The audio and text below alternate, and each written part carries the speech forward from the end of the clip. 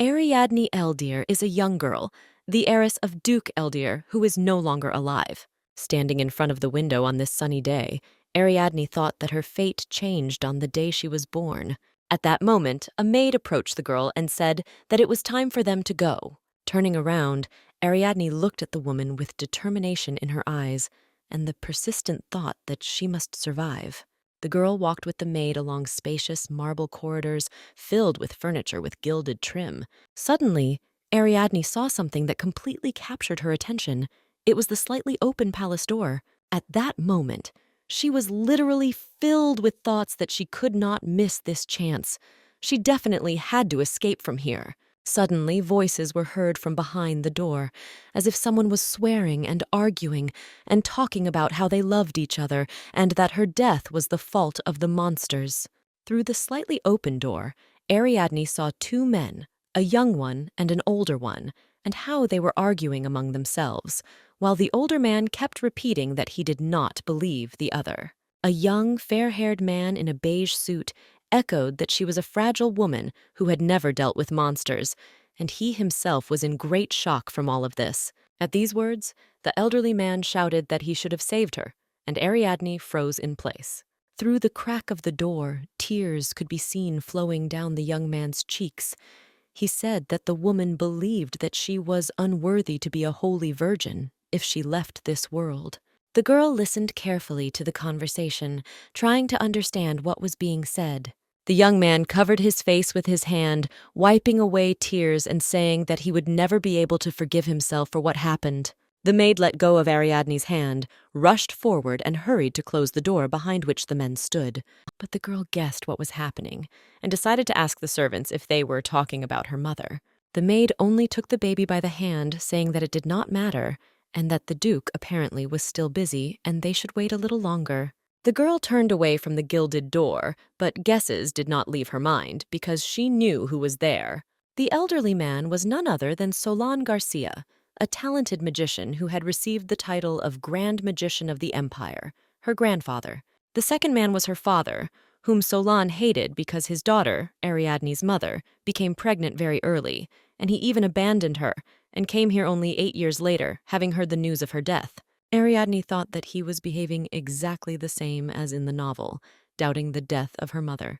The girl clenched the hem of her dress in a small fist as memories came flooding back to her. She remembered how her mother suddenly opened the doors of the hall where Ariadne was sitting and walked inside, shouting her daughter's name. Seeing her, the woman covered her face with her hands in shock, her eyes filled with tears. She ran up to her daughter and began to examine her hands, covered with scars. But the girl did not understand anything because her father said that this is how she should learn. Tears flowed down the woman's cheeks, and she told Ariadne that she should no longer learn such things. She would not allow it. She knelt down in front of her daughter and hugged her tightly, continuing to talk through her tears about how sorry she was. Then Ariadne remembered how her father took her in his arms and told her that her mother had gone on a long journey.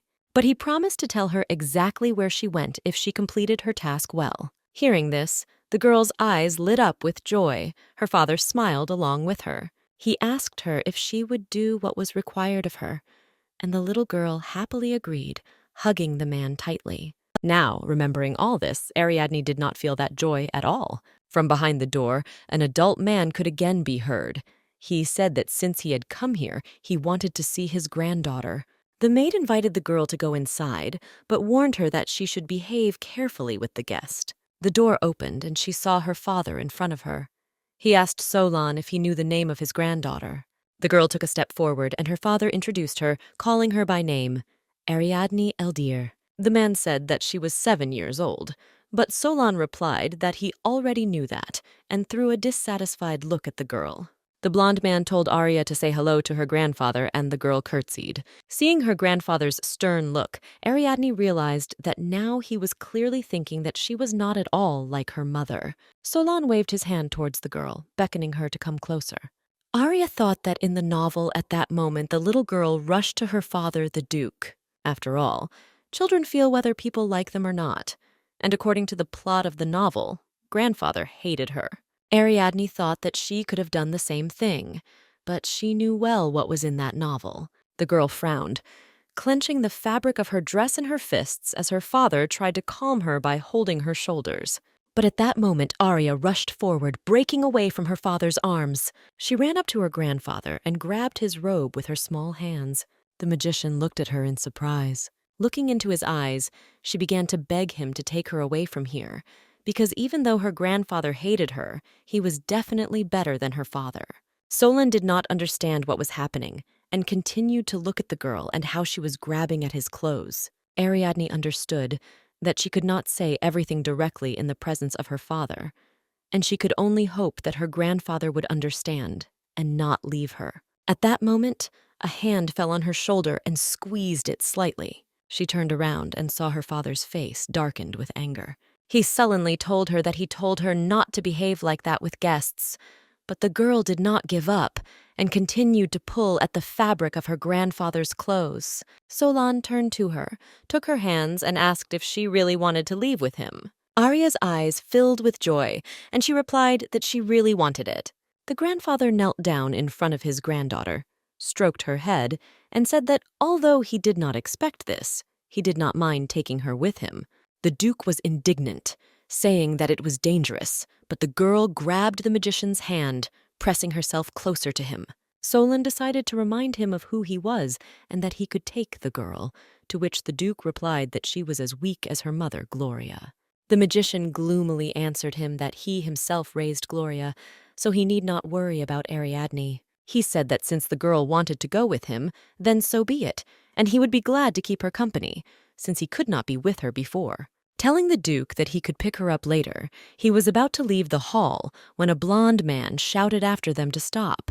Otherwise, he would have to use force. The Duke shouted, ordering Ariadne to return. However, these words did not frighten Solon at all. He turned to the Duke and decided to remind him that it was he who held the title of Great Magician. The Duke's expression immediately changed to one of fear, and he put his hands forward out of fear. He said that this was a kidnapping, to which the magician suggested that he report this to the palace and see what the emperor would answer him.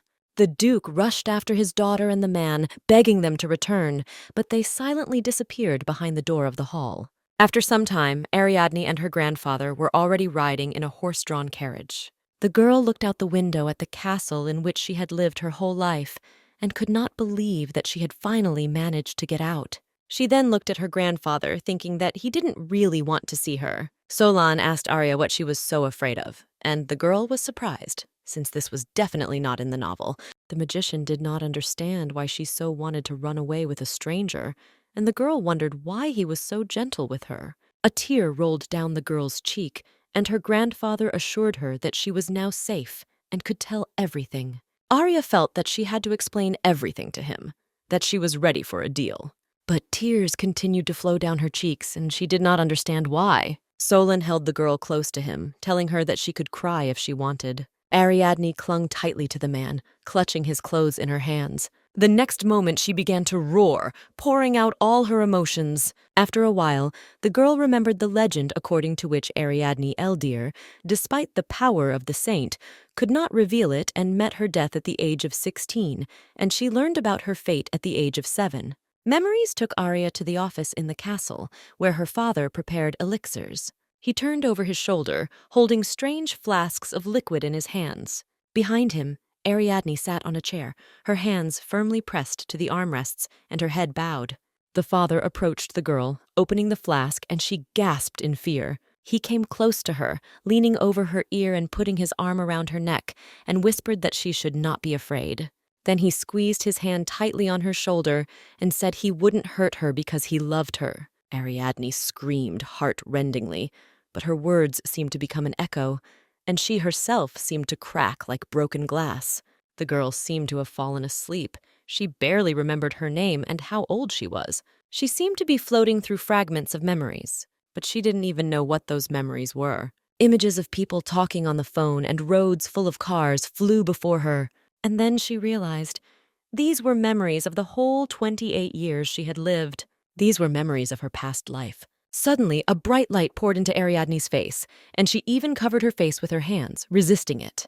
But when she opened her eyes, she found herself in a place unfamiliar to her, which apparently was a library. The girl went to the shelves with books. There were fairy tales, collections of poems, detective novels, and histories. All the shelves were literally filled with books. And then she realized that this place was nothing more than a library of memories. Arya's attention was drawn to a stack of black-bound books on the lowest shelf. There were about 10 such books in total, and the girl took one of them. She placed it on the floor in front of her and opened it, beginning to read. And then she saw something that incredibly surprised her. Among the lines of the book, she saw her name, Ariadne Eldir. The girl understood.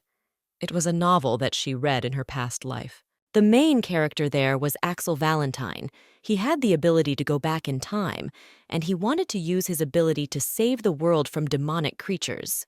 However, despite his best efforts, the world fell and the romance ended. According to the plot, Ariadne Eldir did not live long, and the little girl could only admit that she was the very heroine of the novel. It was said that Duke Franz Eldir had 2 daughters, but his natural daughter Ariadne died at the age of 16, and he recognized his adopted daughter Helen as heir. Everyone considered her a genius, but the power she used did not belong to her. She used the Holy Maiden technique to extract the soul, and thanks to the artifacts that the Duke made, Helen was able to become the Master of Spirits. And despite the fact that Ariadne is practically not mentioned in the novel itself, the reason for her death at such a young age was obvious to the girl. A tear of resentment rolled down Arya's cheek. She remembered what her father did to her, how he mocked her. And although she was only 7 years old, remembering her past life, she realized that all this was completely abnormal. Ariadne did not understand how the Duke could do this to his own daughter and at the same time say that he loved her. She remembered his words that her mother had simply gone on a trip. And at that moment, it dawned on her. Perhaps he himself killed her mother. But if he killed her, then nothing will stop him from killing Ariadne herself. At that moment, the girl realized that her father, Franz Eldir, was a dangerous man, but she was determined. She would definitely find out the truth and change the ending of this novel. But in reality, she was still unconscious, her grandfather hugging her. He shouted to the coachman to hurry up. The man whipped the reins and the carriage moved faster. Soon, a huge, rich mansion with a beautiful garden appeared on the horizon, with snowy mountains rising behind it. The carriage drove inside through the black wrought iron gates. One of the servants who was inside the castle saw guests arriving through the window. He hastened to report to his master, a gray-haired, middle-aged man, that the magician had returned, to which he replied that he had not expected his arrival so early. The man in the gold-embroidered uniform added that even though Gloria's death is now being investigated, Solon continues to insist on conducting a personal investigation. The servant hastened to add that the magician most likely did not come alone. At the same moment, the men heard Solon, who was shouting that his granddaughter was dying. The servant did not know that the great magician had a granddaughter, but his master guessed that it was Ariadne Eldir, but still did not believe that he could bring her, because his father did not care about anyone except the master himself. But suddenly he thought that his father could simply kidnap the girl from her palace. Quickly throwing on a white fur coat, the man hurried out into the street, swearing at the top of his voice that the old man was completely crazy. Time passed, and Ariadne finally woke up, and through her blurred vision she saw high ceilings and walls with gold trim directly above her. And then she realized that she was in some strange place. Did she lose consciousness on the way? At that moment, the door of the room opened and a maid appeared on the threshold. Her face lit up with joy when she saw that her lady had woken up, and she went inside to put out fresh linen for her. At this moment, Arya, trying to get out of bed, staggered. The maid instantly rushed to the girl, saving her from falling. The girl helped Ariadne to her feet and warned her that it might still be difficult for her to move on her own. She sat the girl back on the bed, covered her with a blanket, and offered to light a fire in her room so that she would not catch a cold. Ariadne turned to the girl, and she smiled sweetly in response. The girl looked at her in surprise and at the same time fascinated because she no longer remembered the last time someone smiled at her. The servants working for her father, the Duke, did not even look her in the eyes. Arya asked the maid what her name was, and she answered that her name was Lucy. They smiled, looking at each other, and the girl was very happy about this. It was very pleasant for her. Lucy said that she was glad to see Arya in a good mood, because she had been worried about her all this time. And then the girl tensed, still not understanding how long she had been unconscious. At that moment, a gray-haired man burst into the room, pushing away everyone in his path. A young man in a green frock coat, trying to squeeze into the room, was unhappy that the gentleman decided to come in before the doctor. The man apologized and let the boy inside. He adjusted his glasses and smiled as he greeted the little lady. Without removing the smile from his face, the young man approached Ariadne's bed and asked if he could examine her. And then Arya saw something that scared her very much. It was the doctor's clothes. The memory of how a male doctor in exactly the same clothes said that she was healthy flashed before her eyes again. In response to this, her father only grinned and said that in that case he would continue his business. She remembered that a doctor in the same clothes examined her every time before her so-called lessons. Ariadne realized that she did not like this man and grabbed Lucy's sleeve, seeking her support. And although the maid told her that it was just a doctor, the girl completely refused to let him near her. She thought that if she turned out to be healthy, she would have to start those ill-fated lessons again. And then the young man leaned towards her. He introduced himself as Jalen Brown, the Weaver family doctor, and then Ariadne timidly greeted him back, beginning to realize that she was most likely at the Weaver house now. Jalen extended his hand towards the girl, once again asking if he could examine her. Ariadne was told that she had been unconscious for more than 10 days, and that during this time her muscles had become a little unaccustomed to movement. But the girl thought that her father must now be worried about her. Arya was still a little nervous, despite the fact that the doctor looked very friendly. But she still extended her hand to him, and Jalen was surprised because the girl extended her left hand. He asked if she was right-handed, to which Ariadne answered in the affirmative. And then the young man began the examination, promising that he would do everything quickly. When the examination was completed, Jalen left the room and turned to the gray-haired man, not understanding why the girl was afraid of him, to which the man said that this was most likely due to her weakness due to loss of consciousness, and added that her mother Gloria also didn't like doctors as a child. But the doctor understood that something didn't add up, and it was something more than just a fear of doctors, especially since she also had other injuries. Seeing the question in the master's eyes, Jalen said that even though Ariadne was right-handed, she reflexively extended her left hand, which meant that she never showed her right hand to the doctors.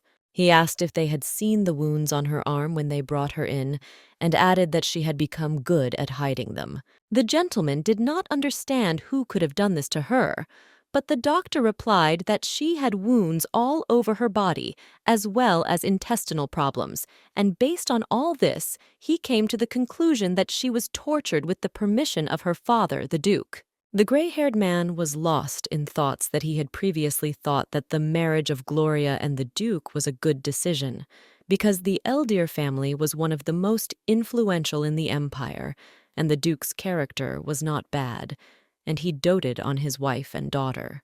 He thought that Gloria would be truly happy with him, but that hope was shattered. Throwing away his thoughts, the man knocked and entered Arya's room, asking the maid to leave them alone. Arya thought that this man seemed to be her uncle. She looked at him and decided that he was angry with her, and began to think about what might have happened if, after becoming pregnant, her mother had decided to stay with her family. The girl timidly greeted her uncle, knowing that his name was Ernest Weaver, and asked forgiveness for the trouble, promising to thank the man for accepting her. Ernest was surprised that she was acting so maturely for a little girl, for which Ariadne apologized, deciding that she had behaved too impudently, and now she could be sent back to her father. But the man sat down on her bed and said that she was not what to apologize. He gently placed his hand on her head, saying that it was his own fault for not being able to help her in difficult times, but assured her that now everything would be fine. Ariadne was surprised at how warmly he treated her and was about to ask why when Ernest interrupted her, saying that she could call him uncle. He said that this was her room now, and she could stay here as long as she wanted, but Arya was surprised, deciding that it was too much for her alone. She said that her last room was nothing like this one. It was much smaller and didn't even have windows. Ernest thought that the Duke was only pretending to be a loving father, but in fact he not only beat the girl, but also did not allow her to live in good conditions. The man swore under his breath at the Duke, and a blizzard seemed to swirl around him. Arya felt cold, And then she realized that Sir Weaver was an elemental knight, and it was his spiritual power that she had read about in the novel. But in real life, everything was even more exciting. The girl was worried by her uncle's silence, since spiritual power began to break out if the knight was agitated. Noticing Arya's frightened look, Ernest hurried to cover her with a blanket and said that he was very glad that she liked her new room. He then got up from the bed and headed towards the door, adding that now the girl needed to rest. But Ariadne still didn't understand why he didn't ask her anything. Ernest smiled kindly back at her, saying that there was no need to stir up difficult memories, and that she could tell about everything herself when she was ready. But Arya doubted his good intentions, since in the novel, the great magician and Sir Weaver were also not indifferent to her because of her noble blood.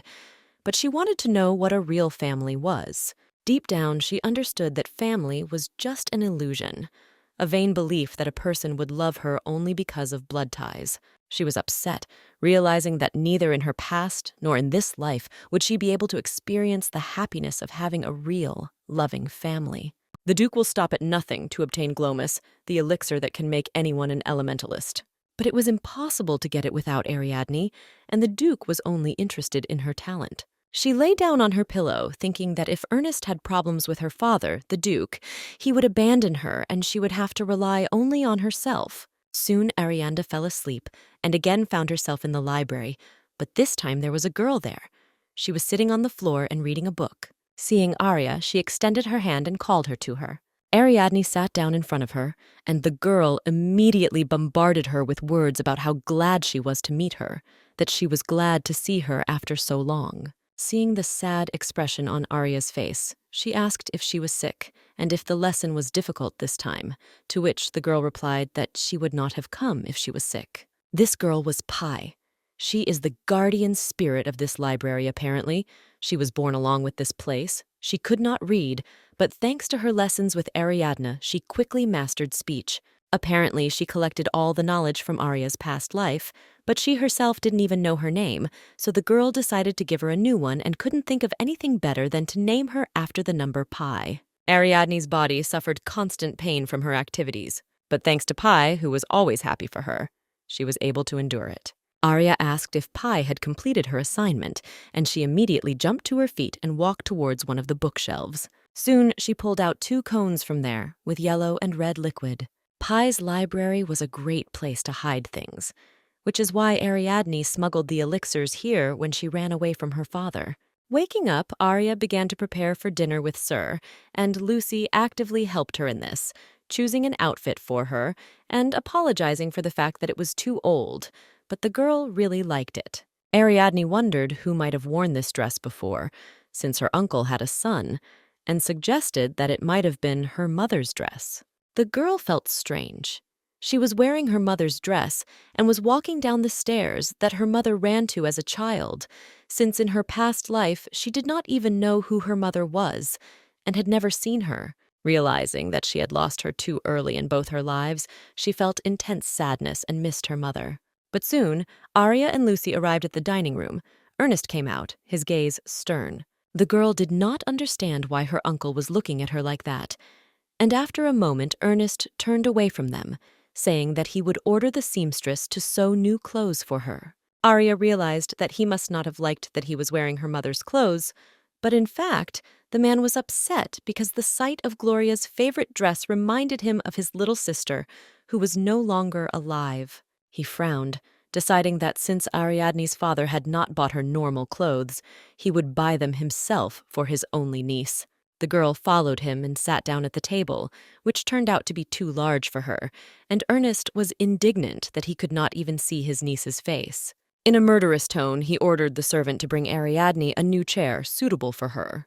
When everything was ready, the man sat the girl down next to him and said that she could eat whatever she wanted. Ariadne frowned, thinking that she would need to chew her food thoroughly so as not to inconvenience her uncle, and decided that they would need to talk after dinner. The girl was haunted by disturbing thoughts, and Ernest silently watched her eat. He couldn't believe that he could eat so nicely, but the servant hastened to correct him. At that moment, the man collected his thoughts and decided that since his niece was so alarmed, he had to protect her. Obviously, he was not watching his expression at that moment, and when Ariadne looked up at him, she froze in horror. Ernest glared at her, his eyes blazing with bright blue fire, and the servant again hurried to pull the man down. At that moment, another servant approached the girl, putting another plate of food for her, and smiled sweetly. Arya looked up at the servants and realized that they were all looking at her and smiling. They were not like the servants in Eldir. Only her father, the Duke, smiled at her there. Remembering her past life, the girl realized that she had never been favored, but she just wanted to be loved. So now the only right decision for her was to make a deal with her uncle. She turned to Ernest, saying that she had something to show him. The man leaned over to wipe her face with a handkerchief and said that she had eaten too little. Thinking that she had violated etiquette in this way, Arya lowered her head and timidly apologized, adding that she would not make such a mistake again. Ernest smiled kindly at her and said that she was only 7 years old and she did not have to act like an adult. But the girl was still afraid that she might simply be kicked out of here and asked her uncle to call the great magician. She added that he should take a look at what she wanted to show, and Ernest decided to clarify exactly what it would be. Arya said that she wanted to tell what her father did to her. The man's eyes filled with surprise and anger. He ordered the butler to call the magician. The servant replied that the old man had not left the western tower for several days, but Ernest asked to be told that if he did not come, he would send Ariadne back to the Duke. Literally 5 minutes later, an angry magician flew into the hall, shouting at Ernest. He grabbed him by the chest, asking if he really wanted to die at his hands for such words about Ariadne. Then the magician turned around and saw that Ariadne was sitting on the couch, safe and sound, and looking questioningly at the men. Ernest displeasedly asked his father how long he was going to hide in the tower, and whether he really didn't want to see his granddaughter. Arya understood that the great magician hated her, and therefore asked him to tolerate her presence for just a little while, since she wanted to show something. And as soon as the old man said that this was not so, the girl handed the men the cones with elixirs that she had hidden in Pai's library. Looking determined, she said that she would show them how to get rid of the impurities. The men were horrified and immediately rushed to the girl. It was urgent to take these elixirs far away from her. But they didn't have time, and Ariadne poured the red liquid right onto her hand. The girl's skin was burned with black flames, an ominous aura began to creep around her. Arya's hand was covered in terrible bruises, blood dripping from her fingers. Ernest knew he had to cut off the infected hand before the contamination spread throughout his body. However, the girl said that everything would be fine with her, that she would not die. And the man did not even understand why she was saying this. Ariadne took a bottle of yellow liquid and poured it onto her affected arm, and in a moment her skin looked healthy again, without a single wound. The men could not believe their eyes, and the girl explained that this was a special elixir that allowed them to get rid of impurities. Her voice filled with sadness, and she added that this was exactly the experiment her father, the Duke, had performed on her. Solon knelt down in front of the girl, examining her hand, and Ernest still could not believe that the Duke dared to mock his own daughter like that. Arya said that he often carried out such experiments, and the scars on her arms served as proof of this, and then the man remembered Jalen's words that the little lady's poor condition could very well be caused by pollution. Ernest knew that if she was infected, she wouldn't have long to live. The men were in complete despair, because they hoped that in reality, everything was not so. Arya said Duke started doing this to her when she was 4 years old, when he realized the girl had good compatibility with the elements. Solon pressed the girl's hands to his face. He was shaking with sadness. He thought that it was all his fault.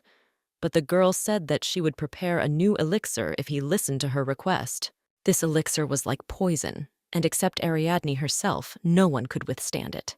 The girl was willing to complete the elixir, as long as she was given the right ingredients and protected until she became an adult. She bowed her head and added that she did not want to return to Eldir. The men remained silent, and this reaction frightened the girl. She was about to add that they should not rush into a decision, when Ernest handed her the flask and asked if it was all the contaminated essence. Arya decided that the men wanted to watch her action again, but Ernest hastened to stop her because the girl was experiencing severe pain from the effects of this elixir. Ariadne didn't understand why the men were so upset. because she showed them how the essence worked. Ernest and Solon hastened to assure the girl that they were not afraid of the Duke and would definitely help her. The knight left the room, calling the butler to him, and Solon turned to Arya and asked if she hated him because he could not save her from this nightmare. The girl replied that she did not hate him at all, because he did not know what was happening, but the old man himself continued to reproach himself for this. And although Ariadne assured him that this was not his fault, the magician hated himself for not being able to protect his only granddaughter. For the girl, all this was incomprehensible, because in the novel, Ariadne was only a child for Solon, because of whom his daughter died. Sometime later, Ernest returned to the room with a contract that guaranteed Arya all the protection she needed. The girl could only sign it, but she didn't understand. Didn't she also need to write down her responsibilities to them? After all, there is no benefit for men to protect her just like that, but Ernest assured the little lady that they didn't need her. Ariadne insisted that thanks to this elixir, they could get a lot of money, and they should take advantage of this opportunity. But Ernest didn't need all this, because the only thing he really wanted was to become a real family for Arya. Having signed the contract, the girl left the room, and the men were very pleased that everything turned out that way. They noticed that as soon as the contract was concluded, real relief appeared on the girl's face, because she finally felt protected. But Solon still couldn't come to his senses. He remembered their first meeting with Arya and how she grabbed onto him, begging him to take her. He had never heard such a desperate plea. It seemed to him that if he had come earlier, perhaps he could have saved Gloria. But Ernest had a different mindset. He had to prepare for battle because he wanted to make the Duke of Eldir pay for everything. It was necessary to gather the Snow Leopard Knights, who were in many ways superior to the Eldir Knights. However, Solon told his son that he should not get involved in politics, and the man was perplexed by this answer. The old man decided to remind him that he was still the Grand Mage of the Magic Tower, as well as a member of the continent's magical consulate, and he knew what he was talking about. Through a logical chain, he proved to his son that if the subjugation of the labyrinth ceases, then Ernest's wife, Ciliana Kiselas, may suffer. The magician was very angry that such obvious things were so difficult for his son to understand. He advised him to investigate, and he would take care of Ariadne himself. He also asked him to find out about Gloria's accident. Ernest thought about it, because last year there was an accident in a horse grave, not far from the Duchy of Eldir. The horse grave was a low-level labyrinth, so the Knights of the Golden Horn should be able to handle it with ease. Gloria led the pollution cleanup team and was the first to enter the danger zone, but this time the group was a little larger than usual. Clearing the low-level area was not dangerous since there were no monsters there, but as soon as Gloria entered there, she showed signs of contamination and died. This was the generally accepted version, but did Solon really not find anything strange in it? The magician replied that everything was clean, but nevertheless, the essence that Ariadne brought would be enough to test for poisons. If she was poisoned, then even a drop would be enough to cause infection, and thus the Duke could get rid of Gloria. With this conclusion, Solon headed for the exit, once again advising his son not to get involved in politics. Meanwhile, Arya was rereading the contract in her room, and now she felt truly calm. She did not expect that the men would decide to take this step, but she was glad that everything turned out differently than in the novel. Things were not at all as they should have been. But were their intentions sincere? The way they looked at Arya was similar to the look of her mother, who tried to save her from the experiments until the end. Her uncle and grandfather looked at her with the same loving and warm gaze. Ariadne really hoped that they would truly become a real family for her. Time passed, and Arya and her uncle went for a walk in the greenhouse, and the man was so filled with thoughts of protecting the girl that he even decided to carry her in his arms, not allowing her to walk on her own. He said his grandfather built this place for his grandmother, and she, in turn, bewitched this greenhouse so that little Ernest could walk here. Suddenly, Ariadne noticed her grandfather, who was hiding behind one of the trees and spying on them. Realizing that he had been noticed, the old man hastened to retreat. Arya and her uncle approached the window, and the girl wondered when the blizzard would end, to which Ernest replied that it would happen in the spring, when her aunt and cousin returned. Ariadne's cousin was Eric Weaver, a friend of Axel Valentine, the main character of the novel, a brilliant magician who became an archmage. And most importantly, he was the one who could change the end of history. Arya thought that she needed to gain his trust at any cost, and the man assured that her relatives would definitely be happy to see her. Soon they returned back to the castle, and the servants were frankly perplexed to see their strict master acting so carefree with the little girl. Ernest carried Arya to her room, and then the butler burst into them, announcing that a guest had arrived at the castle. Arya decided to eavesdrop on the conversation between the knight and his servant. She was also wondering who could arrive at such an hour. It turned out that the guest came without warning, and then they mentioned the last name, Eldir. Ariadne couldn't believe it. Had her father, Duke Eldir, really come for her? She didn't expect it to happen so soon, but nevertheless she had a contract, and that calmed her down a little. A young man entered Ernest's office and introduced himself as Rictus Belbarta, a knight of the Golden Horn. But Ernest himself was clearly not happy with the guest. Rictus handed him a letter, saying that it was sent by Duke Eldir, who is very worried about his daughter. But Ernest only crumpled the letter and threw it at the knight's feet. Rictus grinned, saying that his master ordered him not to leave the lady a single step. However, the man flatly refused to give him the girl, saying that she was resting. The young man grinned. Was the lady really in captivity?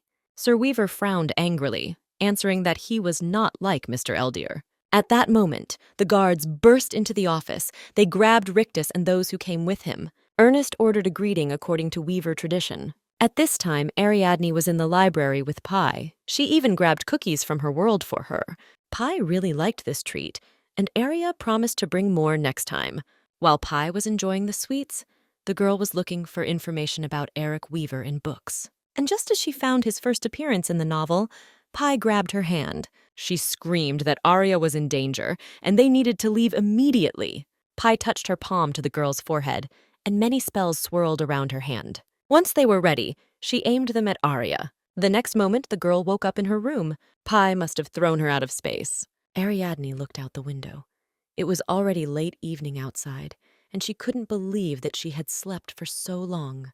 And then she realized that in fact it was not evening, but before she even had time to step aside, an ominous clawed shadow appeared on the window. A moment passed and the window was already broken. A huge ice bird flew into the room with a rider on top of it. Ariadne recognized him as a knight of the Golden Horn, one of those who arrived today. But what was he doing here? The man dismounted from the bird and called the girl to him, saying that he intended to return her home. Ariadne was terrified. She definitely didn't want to go back. The knight realized that apparently he would not be allowed to do everything in a good way, and he reached out his hands to the girl. At that moment, a bright blue lightning appeared between them. A moment later, Solon appeared there. He was furious that this bastard dared to touch Ariadne. The horseman retreated, not wanting to fight the great magician, but still hoped to take the girl with him. Solon told him that he would let him go alive if he left in an amicable way, but the man clearly did not want to be underestimated. He took a flask of red elixir from his pocket and threw it up. As soon as she was above the magician and the girl, he smashed her with a beam directly from his palm. Arya realized that it was the essence of pollution and could not be stopped by ordinary magic, so she rushed forward. She closed her eyes, preparing to feel incredible pain, and the knight did not understand what was happening here. However, Solon arrived in time and covered the girl with his cloak. The essence dripped onto him, burning through the blue fabric.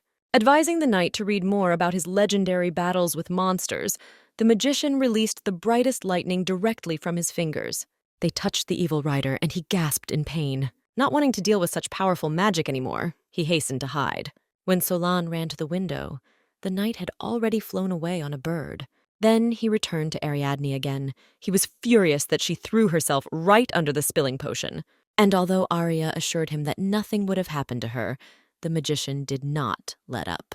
He hugged her tightly, telling her that he should be the one protecting her, not the other way around. Ariadne realized that it was incredibly warm in the arms of the great magician. Having calmed down, Solon took the girl in his arms and carried her for a walk around the castle, saying that her uncle had already dealt with the uninvited guests. He said there was only one of them left. He was left so that he could take care of his wounded comrades and bring them home alive.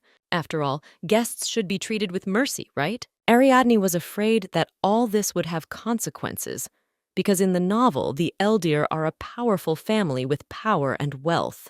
But her grandfather assured her that the Duke could be angry as much as he wanted. There was nothing wrong with that. Suddenly, Ernest came out to meet them. Solon immediately attacked him with questions about how these scoundrels were able to enter the estate, and began to complain that he could not wait for the return of his daughter-in-law, Celiana. Ernest was outraged that his father trusted her more than his own son, but he reminded him of the 289 battles that the knight lost to his wife. Quickly changing the subject, Ernest extended his arms towards Arya, intending to take her. But Solon hit him on the palm, saying that he was constantly dragging it around anyway. He picked the girl up in his arms, telling her to just be a child and not be sad about anything. And then Ariadne remembered how the elderly woman told her that she was disgusting and did not look like a child at all. Ernest previously said that she is only 7 years old and does not have to act like an adult. In the novel, Ariadne is a child who is destined to die, but she remembers her past life. And now she has the opportunity to survive. Her reluctance to give up gave her these memories. But now she definitely couldn't be a simple child. She would always have to act carefully, and her constant wariness made her hate herself. Arya apologized to the men for not acting like a normal child. Ernest put his hand on her cheek and said that she had been through a lot more than a normal child, and she had the right to act more maturely. It was not her fault. It was sad that Arya's childhood was taken away from her, but no one was going to blame her for it. Solon added that he was sad to see her relying only on herself. After all, they are family. Ariadne just wanted to hear from them that they could rely on them and behave like a child, that they would be there for her and protect her. And then maybe she won't have to suffer alone. Tears rolled down the girl's cheeks, and she asked the men if she could really trust them. Solon hugged her tightly, and Ernest squeezed her hand, telling her that she could not doubt it. The magician also said that she could call him grandfather, and then Arya could not stand it, and roared at the top of her voice.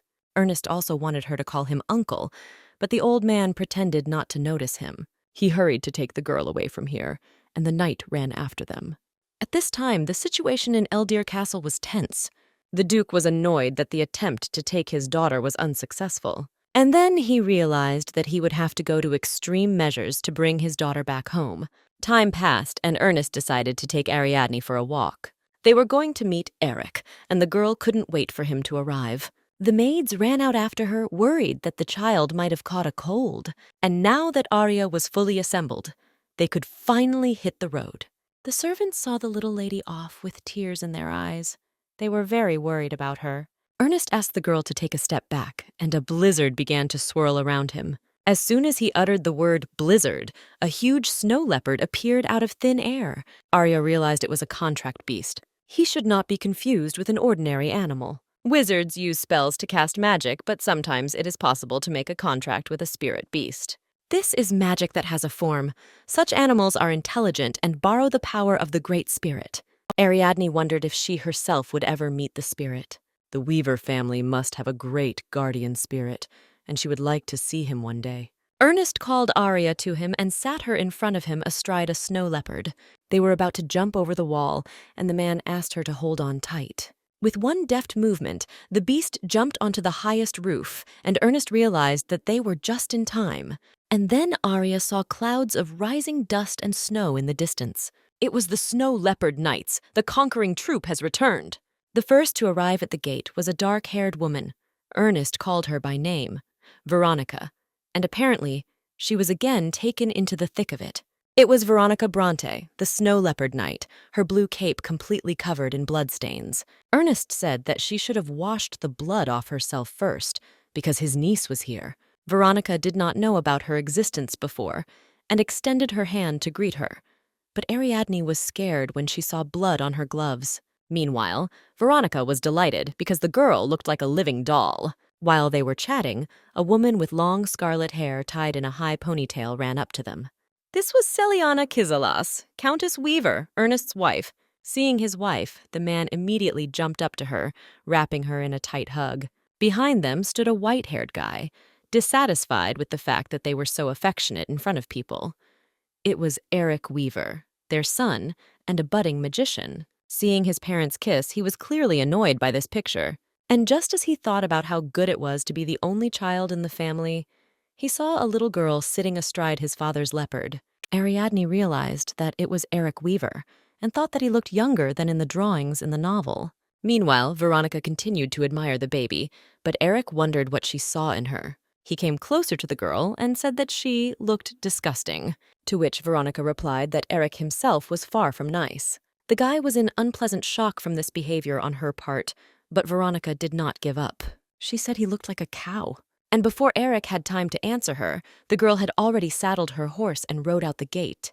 Then he turned to Ariadne again and began to shout that she had no right to sit on his father's snow leopard. He approached her and began to forcefully pull her off the animal. At the same moment, Ernest approached him and pulled his hand. The man approached the girl to check if she was injured, but Eric still did not understand what was happening. Celiana came up next, saying that she would come to meet the girl a little later, and Ernest took Ariadne back to the castle. Arya thought that the boy was still in adolescence, but nevertheless, he seemed even more at ease than in the novel, so she decided to talk to him later.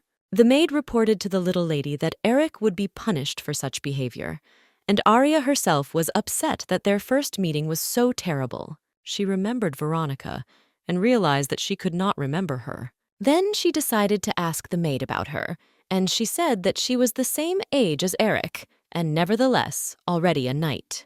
The novel's protagonist, Axel Valentine, became an elemental knight at the age of 12. And although Veronica was not the main character, she was clearly a genius. But Arya didn't understand why she wasn't mentioned at all in the novel. Perhaps she died at the very beginning? And then it dawned on Ariadne. She remembered how Veronica said that she would leave here if Eric became a count, and every time in the novel Eric got drunk until he lost consciousness, he repeated these words. Is Veronica really his dead lover? The legend said that for a long time, labyrinths inhabited by monsters appeared everywhere, but people did not give up and continued to fight. However, the labyrinth that appeared several decades ago changed everything. He wiped out a powerful empire in the blink of an eye, and at that moment a ray of hope appeared, Axel Valentine. He was the first person to survive in the labyrinth, and his goal was to destroy the Great Labyrinth, and later he created the perfect squad for his mission, consisting of 5 people. These were a warlock, a mage, a witch, a priest, and an elemental knight. But practically nothing was written about the roles of the last 2, and there was no information about Veronica either. But Ariadne was sure that she was the very talent who took the place of the knight, and she decided to find out more about her. Meanwhile, the maid led the girl into the room where the woman was waiting for her.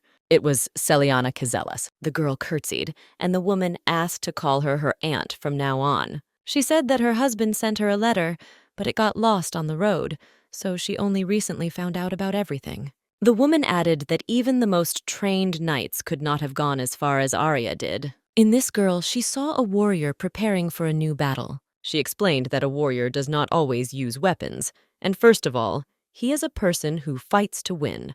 Ernest believed that Ariadne was very fragile, but it seemed to Celiana that unprecedented power was hidden in such a small body.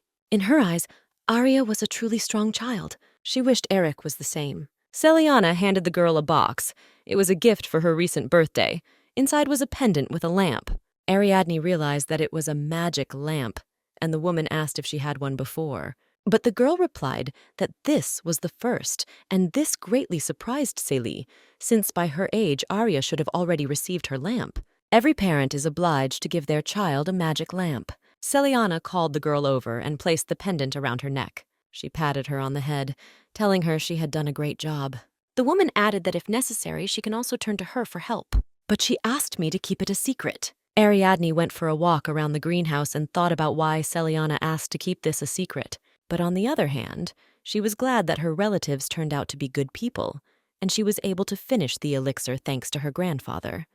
And now she needed to test it. She did not understand why her fate turned out this way, why she was reborn in the body of the Duke's child, and considered this whole story with the novel absurd. But still, she caught herself thinking that she needed to find a test subject for her experiment, and then she noticed a plant. A desecrated plant that used to be a daffodil. The girl poured the elixir onto the withered leaves. A moment later, it seemed to be reborn, again taking on the appearance of beautiful daffodils. At that moment, someone approached her from behind. It was Eric, and Ariadne wanted to meet him, but not now. However, she turned to curtsy and greeted him, calling him brother. Eric was not happy about this, and told her that even though she was his cousin, he did not intend to treat her well. Arya didn't understand why he was so negative, but the guy remained adamant and told her to leave here since this place was not intended for games. But Ariadne replied that her grandfather allowed her. Eric couldn't believe his ears. Was she really learning magic from him? He began to accuse her that she wanted to find out all his secrets and steal his magic techniques. Ariadne understood that she should behave politely, but still asked Eric to be more polite towards her. Eric was surprised because this girl really scolded him, telling him that she was higher than him on the aristocratic ladder. He grabbed his shoulder, his hand shaking nervously. And then he burst out, screaming for Arya to stop making fun of him. Ariadne decided to calm him down, saying that she was only here for the experiment. And this interested Eric. He decided to find out what kind of experiment it was. He looked at the shelf with plants and was quite surprised. The once withered flowers were now blooming again, as if nothing had happened. Meanwhile, Ariadne trudged around the greenhouse. Her health had deteriorated greatly. She really wanted to rest. Eric caught up with her and, grabbing her by the shoulder, began to ask what she had done with the desecrated daffodils. When the girl turned to him, he saw that blood was coming from her nose. Eric was surprised and did not know what to do. Ariadne wiped away the blood and hastened to calm the guy down, saying that it was not his fault. But the blood didn't stop, and a moment later the girl almost fell, but Eric managed to catch her. He touched her forehead. She was literally on fire. And then he realized that at this rate she could die. Ariadne woke up, at first not understanding where she was, but she soon realized that she was in the library with Pi. The girl was very surprised when she realized that Pi had dragged her here on purpose because she was in pain, but Pi herself was very happy to see Arya. Suddenly, the baby felt that she was about to fall asleep. Pi stroked her head and told her to rest. When Arya opened her eyes, she realized that she was now in her room. Ernest, Celiana, and Lucy stood by her bed, almost crying with excitement for the little lady. Jalen soon entered the room to examine Ariadne, and all other visitors were ushered away from her bed. The doctor said that the girl had almost recovered, and when Arya moved her hand, she felt an unusual lightness in her body. And then Ernest rushed at the girl in a beige raincoat, intending to hug her and shouting words of gratitude. Arya noticed that the girl had yellow eyes. All priests have them, because if a person is endowed with divine power, his eyes turn yellow over time. The man walked out the door with the priest to discuss the details, and Celiana approached Ariadne's bed, offering her a snack after her 2-day sleep. She grinned, and Lucy immediately ran to set the table. However, Jalen had something he wanted to say. He said he had doubts at first, but is now confident. The fact is that Ariadne has lost her sense of pain. The girl didn't understand what the problem was, because it's good not to feel pain, isn't it? But the doctor explained that her body would still suffer from the wounds, and this was not normal. She didn't even feel anything wrong before she fainted. Pain is a warning of danger, but Ariadne's body is now unaware of these warnings, and this is very bad. Jalen strongly recommended that she monitor the condition of her body, and added that thanks to divine power, most of the negative consequences disappeared. And while Arya can walk around the estate again, she shouldn't overdo it. The doctor left, and Celiana sat down with the girl, hugging her and telling her that she would soon make a full recovery. She fed the girl with a spoon. They say that Eric is sorry that this happened to you and offered to assign knights to the baby to protect her. At that moment, they entered the room. It was Veronica Bronte. Ariadne didn't expect to see her here. Celiana assured that despite Veronica's age, her abilities are amazing. The woman said that if Eric offends Arya, Veronica can beat him, but only without breaking bones. Ariadne was surprised. What if Eric was scolded for what happened to her, even though it was not his fault? Celiana said he immediately ran to Jalen, but said it was because of him. Meanwhile, Veronica fell asleep while standing up. But Arya hastened to say that she was just overexerted and Eric was not to blame. However, the woman said that Eric would still stick to his guns. Ariadne was very surprised that the guy did this. When the girl fully recovered, she began to work with elixirs. She distributed them among close people: grandfather, uncle, Eric, Veronica, and Pi. although she doubted whether it would be useful to give it to Pi since she is always in the library. Ariadne sat down on the rocking chair, thinking that she wanted to ask Pi how she managed to drag her into the library last time. The girl closed her eyes and fell asleep a few moments later. She found herself back in the library, but Pi was nowhere to be found. And then she heard a voice behind her. Pi stood behind her, but it was as if some kind of glass wall separated them. However, Pi held out the book and her hands went through the wall. She screamed that she had found something interesting. Ariadne asked how the girl could pass through this wall. Pi was very surprised that Arya couldn't do it. She happily jumped through the wall, holding the book in her hands. The girl said something that Ariadne did not hear anything through this wall. Ariadne still didn't understand anything because she didn't know that Pi could do that. She wondered if other parts of the library were similar to the one they were in, because these were other people's memories. However, Pi said that Arya is the only visitor to this library, so the girls went back to the book and it turned out that Pi had found information about Veronica. And then Ariadne saw something in the book that surprised her outright. This was an account of the battle in the labyrinth of La Matcha, located in the domain of Weaver. The defense was destroyed after the defeat, and the monsters caused significant damage to the city. Veronica Bronte, Knight of the Snow Leopard, 24 years old. She died protecting Eric Weaver from a monster called the Blood Hunter. But since Veronica died at 24, then this should happen in the future, but something didn't add up. Pi said that she didn't find any information about Veronica in the original novel, but there should be information about everyone in the books. The Library of Illusions is the place where all the memories of my life are stored, so Pi knows about this world and is not affected by time limits. Perhaps Pi is an entity that has access to any knowledge. This is a real scam! Ariadne decided to ask Pi to find something else. Pi happily agreed, because she was so bored sitting here doing nothing. Arya wanted her to find information about Gloria Weaver's death. Pi rushed into her arms, thanking her for the new task. Arya then handed Pi the elixir, and then the girl noticed that there was an inscription on the ribbon. It was her name. She was very happy and asked Ariadne to tie this ribbon on her hair. A moment later, yellow tissue was already developing among Pi's thick blonde hair. Time passed. Ariadne returned to the real world and went for a walk with Veronica, giving her the elixir and telling her that she could use it when she was injured. But she was a little perplexed why they were on the roof, riding a contract beast, if the girl just wanted to see her brother.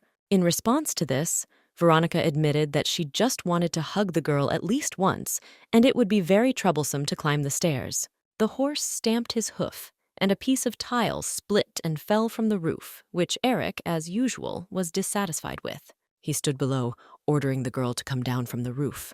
The horse jumped down in one deft movement, ending up literally a few centimeters from the guy. Of course, this made him incredibly angry. He was also extremely unhappy that she brought this girl here, and on her contract beast. Veronica walked up to Eric and grabbed his chest, clearly unhappy with the way he met the little lady. But Ariadne asked the girl to let him go. Eric was shocked how strong this girl was. Arya decided to give him the elixir, saying that he could learn more about it from his grandfather. Moreover, the girl wanted to apologize. She remembered that he took the blame when she fainted and wanted to know why he did that. Doesn't he really hate her at all? Eric wanted to curse, but deciding not to contact Veronica anymore, he walked away. When he left, the girl added that this guy was not worth the little lady's gifts, but Arya was sure that she did everything right. Time passed, and Ernest decided to relax in the greenhouse with his wife and niece. They discussed how the cleansing elixir works. Celiana wondered if the land would be cleansed once they cleared the labyrinth and used the elixir. Ariadne said that the elixir has an effect only on living organisms. But Celiana did not let up. She wanted to know whether it would work on the soil, but Ariadne did not know the answer to this question. It was decided that we needed to conduct a test, and if everything worked out, we would need to make even more elixir. Arya said that she could prepare more potions, but asked that information about it be kept secret. She announced that she wanted the elixir to be sold on the black market. And once word of the potion spreads, they will publicly donate the recipe to the temple. At this time, the male bird brought a message for Solon, which spoke of Ariadne's decision. He asked a woman in a rich suit, trimmed with gold and pearls, what she thought about it. The woman was very intrigued by this decision on Ariadne's part. The woman was Rebecca Garcia, the owner of the Garcia home. After the appearance of the Great Labyrinth, the entire territory of the Garcia house disappeared. Rebecca had difficulty finding a new refuge for her house. She was the second child of Solon Garcia, an heiress who was not interested in money or power. However, she now has unimaginable wealth. Solon and her daughter continued reading the letter, which said that Arya was ready to give the elixir to the whole world for free if it was useful. Rebecca thought that she was going to leave everything in the hands of the temple, but Solon told her that she wanted to make it herself, and the woman was very surprised at this. By donating the recipe to the temple, Arya wanted to gain its favor and also increase her reputation, but at the same time create it in large quantities, thereby capturing the market. It is difficult to buy anything on the black market, and the temple does not approve of his activities. So when the elixir goes on sale, it will be immediately sold out. Rebecca realized that donating to the temple would allow everyone to understand that Ariadne created the recipe, and when the trade began, she would have no competition. The woman called her servant Potern to find out how old this brilliant girl was. Upon learning that she was only 8 years old, Rebecca was so delighted that she wanted to make her successor, but Solon was categorically against it. After all, she was the direct heir of the Duke of Eldir. Rebecca pouted dissatisfiedly and said that she could not give up the distribution of the elixir. But Solon replied that, in any case, only Arya makes the whole decision. However, the woman insisted that one of the adults should supervise this. But Solon knew that she was no ordinary child. He remembered the day when she poured the polluted essence on herself, all in order to receive protection in exchange for the elixir of purification. And at that moment, he began to truly respect her. Rebecca expected nothing less from her daughter Gloria. She tried to escape from the Duke and put all her determination into the moment when she poured the contaminated essence on herself. She added that shortly before her death, Gloria contacted her. She sent Rebecca a small note with the date and place and asked her to keep it a secret. However, the meeting did not take place. Rebecca waited at the appointed place all day, but Gloria never came. And then she found out that her sister died. Rebecca even conducted her own investigation, but everything led to the same thing, an accident. The woman was interested in what Gloria wanted to tell her, but she guessed that it was connected with her husband. She could not tolerate bullying, but if this had been revealed, divorce would have been inevitable. But Ariadne was different. Solon tried to persuade Gloria to give up the child while she had the chance. Moreover, there were rumors that the Duke was a womanizer and made appointments with his mistresses immediately after the wedding, but no one believed it. And then the magician again thought that it was he who was to blame for what happened. For this reason, Rebecca did not talk about the note, and as soon as she wanted to invite the two of them to meet with Ariadne, Solon said that this time she would go to her alone. Rebecca asked him why he didn't go with her, and then he gave her a letter. It was a certificate of custody of Ariadne. But even if they present strong evidence in court, it will be very difficult to challenge the Duke's paternity rights. Solon admitted that he stole the certificate from the Duke's house and will not be punished for this. But in return, he will have to teach some members of the Emperor's family. Rebecca grinned. Duke Eldir turned out to be so insignificant? But after a moment, she became serious again, realizing that even if everything is fine now, no one knows what will happen next. She did not believe that Gloria died by accident. It seemed to her that it was all because of a special poison that leaves no traces. Perhaps this is why Ariadne wants to donate the elixir to the temple, because if everyone knows about its existence, the truth will finally be revealed. Discarding unnecessary thoughts, Rebecca stood up and declared that she wanted to quickly go to her brother and see her brilliant niece. She knew that no child could think like that, and she wanted to personally meet the one who came up with this plan. Rebecca soon arrived at the Weaver estate, but was told that the Weavers themselves were not there. It turned out that they decided to go on a picnic. Rebecca arrived after them, still not believing that Ernest and his wife had finally decided to go out on a picnic. But it was true. They were all sitting right in front of her. She recognized everyone except the dark-haired girl in a blue cloak standing nearby. At first, Veronica thought that Rebecca was the enemy, but Celiana and Ernest quickly introduced the girls to each other and said that they were very glad to see Rebecca here. The girl greeted everyone, and then a little blonde girl came up to her and curtsied. She introduced herself, saying that her name was Ariadne Eldir.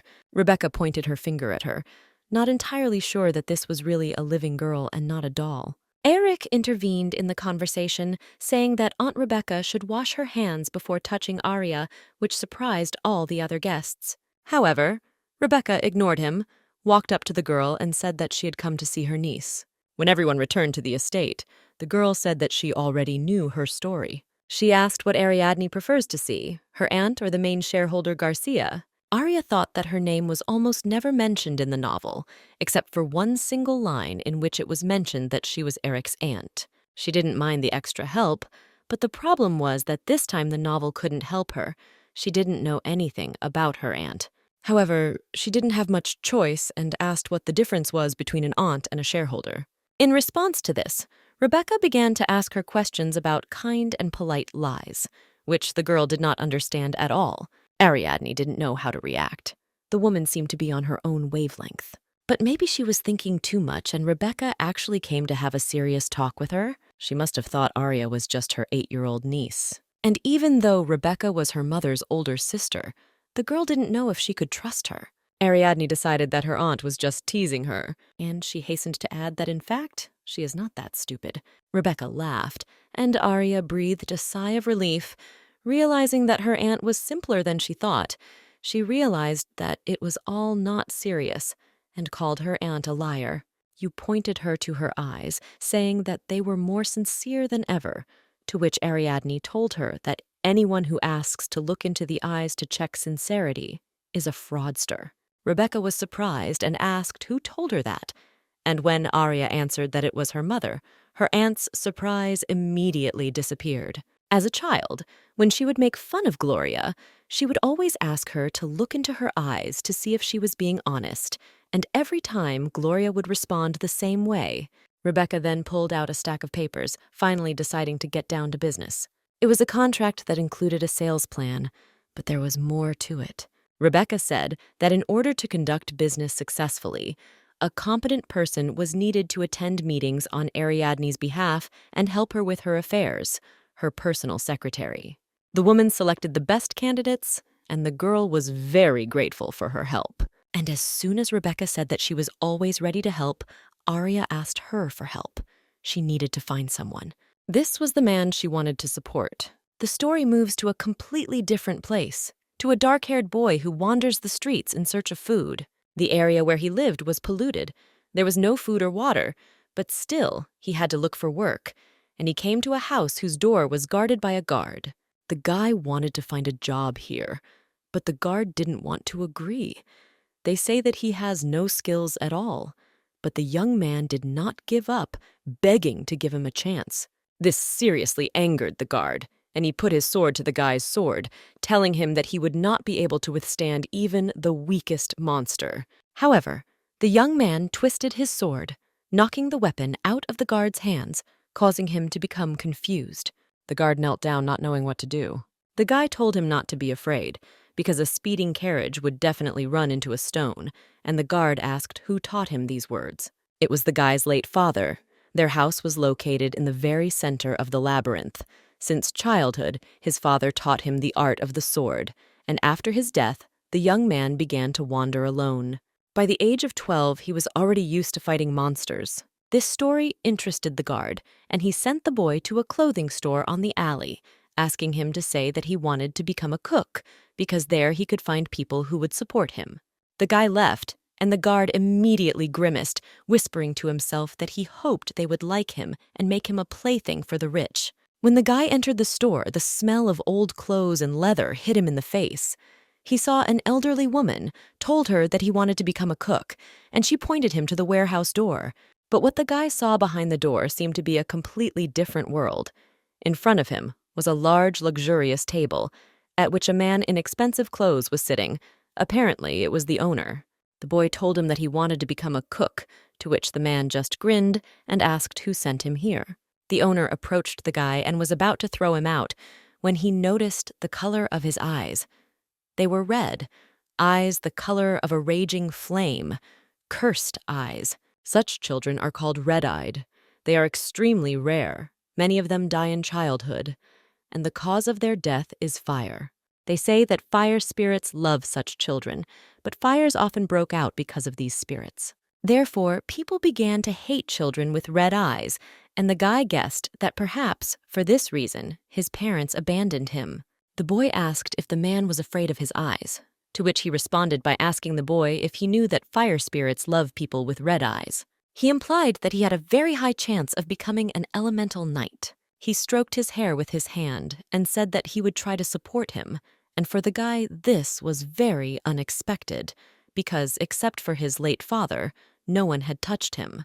The man invited him to stay with him until the boy grew up, and when he agreed, the owner's eyes sparkled slyly. He invited him to sign a contract, and when everything was done, the man welcomed a new member to the chess association, Axel Valentine. Members of the association sponsor promising people as someone's property. Here, talents can be bought up, and in the eyes of others, it is a noble help for young talents. But in reality, it was an ordinary slave trade. Orphans often ended up here. And if someone refused to participate and wanted to leave the association, the owner demanded that he return all the funds spent on him for the entire time. And of course, no one could pay off such a huge debt. The children grew up alone in terrible conditions, and the main character of the novel, Axel Valentine, was a similar talent who lived in the association for a long time. Axel's owner, Robert Black, was a villain who manipulated the boy and made money from him.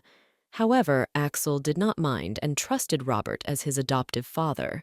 But in return for this devotion, Axel was deceived. As a result, he barely survived and escaped, and in the future he took revenge on the association and killed Robert. That's what the novel was like. Ariadne wanted to help the main character, save him from association, because if everything goes according to the original plot, the world will be destroyed and everyone will die, including Ariadne herself. But the main character can save the world. He had the ability to return to the past, which he could activate at a moment of extreme danger. Axel returned numerous times and eventually became distraught and therefore unable to correct the ending. While Ariadne was working out a plan to rescue Axel, there was a knock on her room. It was Simon Denay, the secretary whom Rebecca had found. Judging by the documents, he was reliable and unusually loyal to money, but Ariadne was glad that she chose him. His work was done perfectly, as always. It turns out that in order to make the hero strong, but not harm him, it was necessary to steal the role of Robert Black. It was necessary to become the person who led Axel and then betrayed him. To fill this role, Ariadne ordered Simon to buy out Robert's share in the association, and as a result, she was able to see a list of everyone who was under his protection, and Axel's contract was also among the papers. Now Ariadne needed to provide Axel with the best, give him tasks, and even betray him, because that was the only way he could awaken, and she didn't want to do that. But it was the only way out.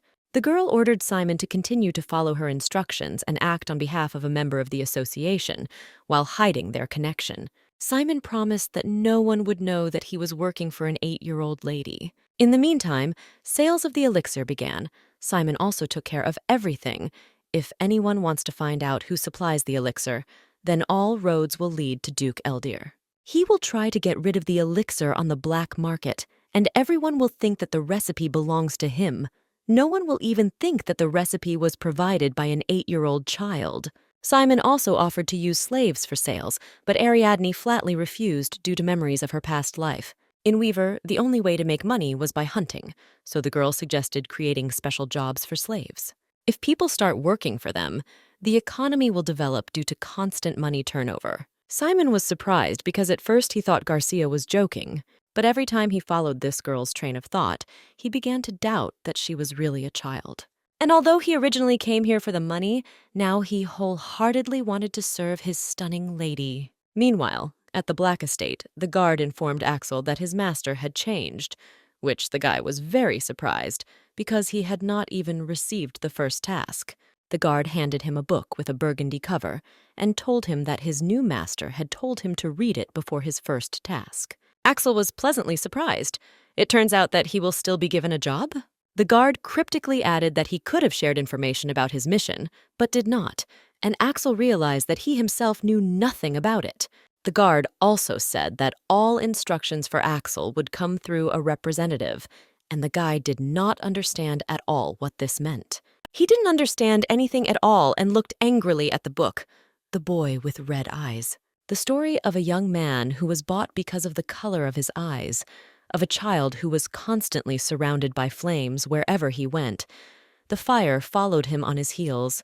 It was quite a sad story. His eyes were yellow in the center and scarlet at the edges, like tongues of flame, and spirits born of fire always haunted him because of them. Axel read this book as a child and did not understand why he needed this book. Suddenly, a fair-haired man approached the guy and said that he would be his teacher, who had been hired by Adrian Black. He led Axel along, saying that he had a lot to learn, and for the boy this was completely illogical because only nobles received such training. He could not understand what his new master was trying to achieve. During his lessons, he was told legends that spirits are usually born from the earth and the sun, but after fires, fire spirits can appear. Unlike the spirits of the earth and the sun, they are weak and die as soon as the flame goes out. But one day, these weak spirits surpassed the ordinary ones, and hundreds of fire spirits followed one, and then everything plunged into chaos. People named their leader Nightmare. Axel looked carefully at the images of spirits. It was a wolf with golden horns. Many tried to tame him, but no one succeeded. So the teacher advised the boy to run as far as possible if he suddenly saw him. After all, Axel had red eyes, and fire spirits love people with such eyes. Suddenly, Simon burst into the classroom. He was in a hurry. He handed Axel a small envelope containing his first assignment. According to it, the guy needed to collect 7 colored crystals from Crystal Lake in the Great Desert, and at the bottom there was a signature, Adrian Black. Axel immediately set out to carry out the task, noting that his owner had equipped him with the best quality tools. He had heard about the crystals he needed to find in class, so they were still useful. He also discovered that the envelope contained another small letter on black paper, which Axel should only open as a last resort, and while he was looking at it, suddenly he heard a strange sound behind him. It was Nightmare, that same fiery spirit along with his flock. Axel rushed forward, wondering what to do as he ran, when suddenly he saw a mountain in front of him. He climbed it, but realized that the spirits were still pursuing him and he had nowhere to run. The voices echoed the guy that his eyes were like tongues of flame, and they, spirits born of fire, would always haunt him. Meanwhile, Ariadne was thinking that Axel had most likely already set off on his first mission. In the original story, Axel's errands were always burned. The association members wanted to isolate him and placed bets on whether the boy would survive or not. But one day, Robert was forced to use Axel in the fire mission, which was one of the important events in the development of the hero. Axel was a good swordsman, since his adoptive father, a former commander of the Knights, taught him everything he knew, and now the hero only had to survive. The spirits continued to howl. Axel found it hard to breathe, and the voices continued to echo his flame-colored eyes. The guy flew into a rage. He was ready to tear out his eyes and give them to the spirits, if only they would leave him alone. And then he remembered the letter, which needed to be opened only as a last resort. It said that red-eyed children die first, but Axel must not fall. He must aim at the leader. The letter also contained a fairy tale about a red-eyed boy who was tied to a pole in the center of the village, but later everything around was engulfed in flames, and the boy emerged from the fire as if nothing had happened.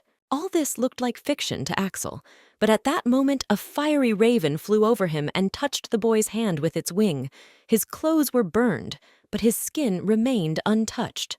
And then Axel realized that thanks to his eyes, he would not burn. He was told to defeat the leader. He grabbed his sword in his hands and jumped into the fiery creatures right from the cliff. He had to conquer their leader. It was so hot that his father's sword simply melted in the boy's hands. It was real hell. But Axel was already standing right in front of Nightmare and realized that he had to overcome his fear. He remembered his father's words that the easiest way to tame a beast is to climb on it and not let go until the beast submits. Axel grabbed the fiery fur of the beast and climbed onto it, but it didn't even move. He had to force him to submit to him, and then the boy grabbed his horn. The beast howled and rushed forward. He was a top-level spirit beast, much stronger than his own kind. Axel grabbed the nightmare's horn, denying his death with all his rage, because he had to fulfill his father's will. Meanwhile, Ariadne was in a carriage near a high tower. She was very worried about Axel. Her grandfathers Solon, Simon, and Veronica were with her. Solon and Rebecca knew that Arya was Axel's patron. And the magic tower where the map stood was located next to the desert, so the girl could see for herself how Axel would cope with the task. Ariadne managed to stay with her grandfather for only a short time. Soon his students arrived, and Solon had to leave with them for classes. Left alone, Arya thought that Axel could not burn, so most likely he was able to tame the spirit. But could the plot have changed due to her intervention? The girl tried to arrange everything in the same way as in the original, but there were many differences. She prepared a letter for him with a little hint. In the original, Axel barely survived, and only then did he realize the peculiarity of his eyes, and the only way to hint him about it was that letter. But did he read it? After all, no matter how strong the main character is, Axel was only 12 years old. Ariadne's thoughts were interrupted by a sudden flash in the sky. A moment later, Axel appeared from there riding Nightmare. A smile lit up Arya's face, but now was not the right time to meet. Simon went to him to find out how he coped with the assignment. Arya remained inside the carriage and asked Veronica not to leave either. A huge, fiery wolf towered over Namsemen, and after a couple of moments, Axel jumped off it. He headed towards Simon and Jalen, intending to see his master. His rage knew no bounds. He shouted Adrian's name, shouted that he knew everything. He was furious that his owner sent him on such a mission, and Ariadne just watched him with sadness in her eyes. No matter how angry the main character was, Arya could not reveal her identity. She did everything for him, but this step was too drastic, and now he is angry. At that moment, Axel fell to the ground, apparently losing consciousness from fatigue. But Ariadne was determined. This time, he would definitely not lose his sight. Simon told the girl that the guy was very dehydrated, but he just needed time, and he would definitely get better. Arya promised the assistant to double his salary if Axel recovered faster, and of course, this gave the man even more motivation to save the boy. But he was concerned that a 12-year-old boy taming Nightmare might attract unwanted attention, but Ariadne assured him that everything would be fine. The necklace, given by the Chess Association, records what happens during the tasks. If the Chess Association does some digging, they will find out everything, and then Axel may become a slave. He will not be allowed to receive the title of knight. However, Axel was able to make the first move. He has a lot to do during further assignments, and Arya can only try to help.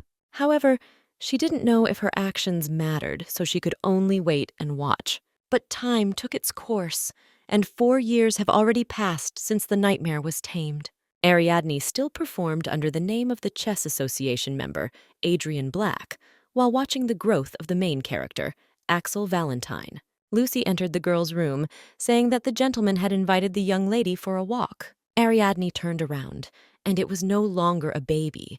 It was already a young 12-year-old girl. But how will her fate develop next? Will she be able to change her fate and save the whole world? Or were 4 years of her efforts in vain? The story continues 4 years after Arya decided to produce the elixir. Things were looking up in the kingdom because the potion was very effective in cleaning polluted areas, and soon they would disappear altogether. And it was all thanks to the greatest development of a 12-year-old girl. A lot has changed over these 4 years. Firstly, the elixir was completely completed. When it first appeared on the black market, everyone decided that it was a lie, a dummy, and there were many rumors. But the people who tried it changed public opinion, and everyone realized that the elixir was real. People began to buy up all the supplies like crazy. Along with demand, the price also grew, but there were still many buyers. The elixir became a treasure that everyone sought to obtain, be it the temple or the royal family, and then no one doubted the effect of the elixir. One day, Arya and her grandfather, the great magician, visited the temple. On that day, they donated not food or money, but a recipe for a miraculous elixir. The temple appreciated their donation, and Arya was given the title of saint. A workshop for the production of the elixir opened around the same time, and sales began on behalf of the temple, and so, thanks to the miraculous potion, almost everyone learned about Arya. Also, during this time, there were many changes in the girl's environment. Her health returned to normal. Sudden nosebleeds practically stopped. Eric, her cousin, turned 20, and although they still made fun of each other, their relationship became much warmer. On the day when the girl came to his greenhouse, he handed her a letter. It was Duke Eldir. He did not stop sending letters to his daughter. After donating the elixir recipe to the temple, he was furious. He was unable to quell rumors of abuse of his daughter, and his reputation collapsed overnight. And then he began to send letters to Arya.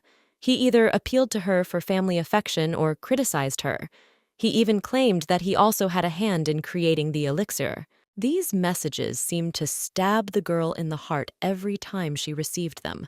But Eric did not want her to carry this burden alone, so he suggested reading the letter together. He looked at his sister caringly. The last thing he wanted was for her to break down after everything she had been through. The biggest change in Arya's life was that she got used to Weaver. They became a real family. They were different from the Duke of Eldir. They were loving and caring. Arya decided to trust them completely, so these letters no longer frightened her. However, from the stack of envelopes that the girl was holding in her hands, a suspicious paper covered with strange letters fell out. Eric managed to catch it before it fell to the floor and handed it to his sister. And when she saw what it was, her eyes widened in surprise. It was a wedding invitation! The girl tensed. The Duke's remarriage was briefly described in the novel. It said that many years after the loss of his wife and daughter, he fell in love again.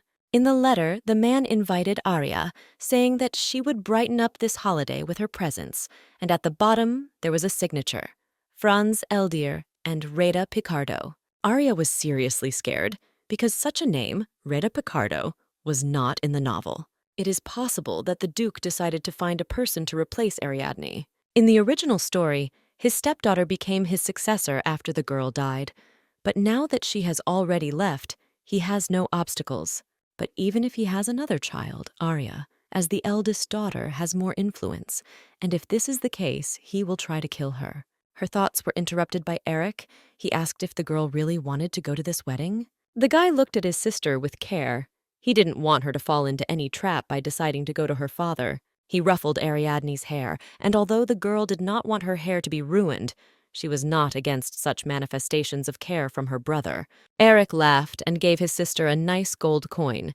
She liked little shows of affection, even though she pretended not to, and even now she wasn't particularly happy with the coin, but she was still glad he gave her a gift. And if Ariadne liked having her hair stroked, Eric was ready to do it every day, all to make her happy. Meanwhile, evening came. Arya prepared a whole basket of cookies and was ready to go to where she could find answers to her questions. Pi was incredibly happy to see the girl in the Library of Memories. She loved it when Arya came to her, including because of the delicious cookies that you brought with you. Pi herself had not grown a bit in all these 4 years, but now she began to speak much better, and Ariadne even gave her her old clothes. Perhaps the girl will forever remain as she is. However, Arya was interested in the question of whether there was a character named Reda Picardo in the novel, but Pi had never seen such a name in any book.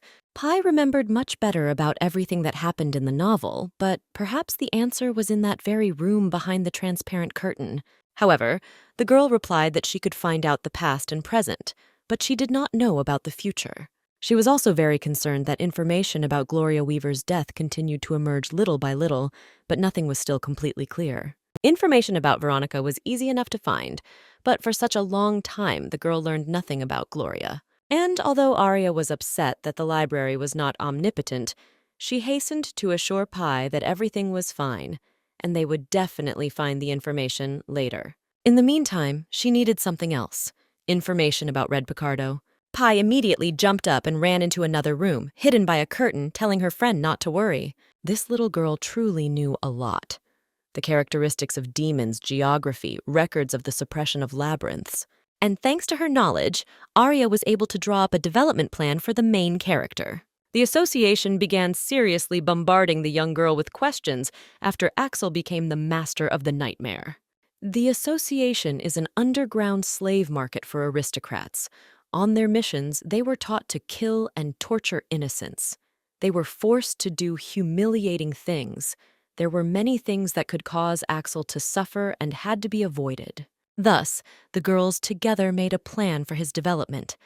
But even if they themselves gave him instructions, there was always the possibility that the workload would be too great. Arya couldn't do anything about it because it was necessary for his growth, but she was worried that it would only ruin the path of the main character. Although she was disappointed that she didn't find a better way, she was glad that the main character was developing in the same way as in the original. The chess association had a certain division by rank, and the main character became the youngest member to receive the rank of knight. The day Arya betrays Axel and rids him of the chess association, Adrian Black's role will disappear. After that, everything would depend on the protagonist, and Arya needed to be careful until that day. Meanwhile, 5 days passed. Duke Eldir got married. Ariadne was not at the celebration, and the nobles, who knew that Franz had lost custody of his daughter, took it for granted. All the Duke did was send letters of complaint to Arya. He did not take any serious action until one day. That day, a servant arrived at Ernest Weaver's with important news. Duchess Eldir arrived at the palace. She came here in a hurry, but the man did not fully believe that it was really her. Apparently, she came because of a sent refusal to attend the wedding. There was no doubt. It was definitely Retta Picardo. The servant reported that her behavior was strange because she had not even really packed her things, and there was a bloody bandage on her right hand. Ernest couldn't believe his ears. Did she really have the same wounds as Arya? The knight had previously demanded that everyone who came here from the Duke be turned away, but he could not refuse the guest in such a snowstorm, so he asked that a room be prepared for her. Soon the woman was already in the palace. Ernest with his wife, Celiana, and the Dr. Jalen came to meet her, but the woman herself looked incredibly depressed. With grief in her eyes, she told the Weavers her story. He said that she really loved Franz. She knew that due to the abuse of his daughter, he lost custody of her. But when she saw his crying face, when she heard him talk about the unfair decision, she gave in to him and believed him. But she soon realized that she had done something stupid. He said that if she didn't like it, he would let her go, and then Rada said she wanted to leave. But Franz actually had no intention of letting her go. Rada burst into tears, covering her face with her hands. She was very sorry because she thought that this was true love. When Jalen examined the woman's bandaged hand, he, like the Weavers, was in shock. She had the same wound as Arya. Has this madman Franz really decided to repeat everything he did to his daughter? Meanwhile, Ariadne was visiting the library, and although Retta Picardo herself was not in the novel, Pi provided her with information about the woman's family, which was collected in an almanac about the kingdom of Abi. The Picardo family was located near the lands of the Duke of Eldir. The aristocratic families formed an alliance to prevent the emergence of labyrinths, but they could not afford the construction of magical towers. And because of this, half of their lands were destroyed by pollution. It was at that time that Duke Eldir received Baron Picardo and his wife, who had lost their home, and then Rada, his only daughter, met Franz for the first time, and 5 years later, they got married. That was all that Pi managed to find out. After a while, Aunt Celiana invited Ariadne to a tea party to meet Retta, and at first, the girl wanted to say that she was not feeling well and decline the invitation. But then she decided that they would meet sooner or later if the woman stayed, so she greeted her with due respect. Rada was very glad to meet the girl, but literally a moment later, tears appeared in her eyes again. She did not understand how Franz could mock such a wonderful child. She was very sorry that she had not noticed his cruelty earlier. Arya thought about it. Red was about 25 years old. It turns out that her father again chose a young girl and fooled her just like her mother, Gloria. According to the woman, the Duke put the same tests on her as on Ariadne.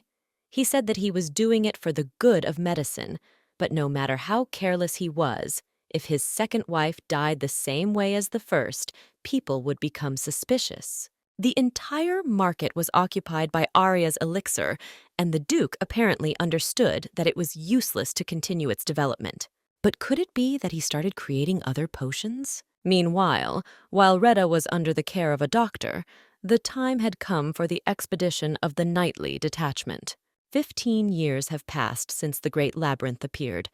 Then labyrinths and demons began to appear more and more often, and to make matters worse, people were faced with a cursed land that even the elixir could not cleanse. The Luoma Mountains suffered first. People were saved, but the ridge itself was completely destroyed, after which the demons headed to the Milo Mountains, which were prone to snowstorms. The weavers could not cope with this scourge. The great magician and the countess were afraid that Duke Eldir would come for Ariadne. They did not want to leave her alone. But Veronica and Eric decided to stay with her, and then the snow leopard knights set off. 10 days had passed since their departure, and when Ariadne was walking around the castle with her brother, she was called out. It was Retta. She wanted to give Arya something. In the small blue bag there was a small gift, a magic lamp. Retta said that she wanted to become a good stepmother for the girl, so she prepared her. But she didn't want to be thanked too much, so she said that she only made the pendant herself. She explained that in the Picardo family, there is a tradition according to which the mother must make a pendant with her own hands. It was a talisman for a long and happy life. Ariadne looked at the gift with surprise, and Retta thought that it was too simple a gift for a lady. But the girl understood that this woman wanted to become a real mother for her. So this gift made her very happy, and she promised that she would treasure it.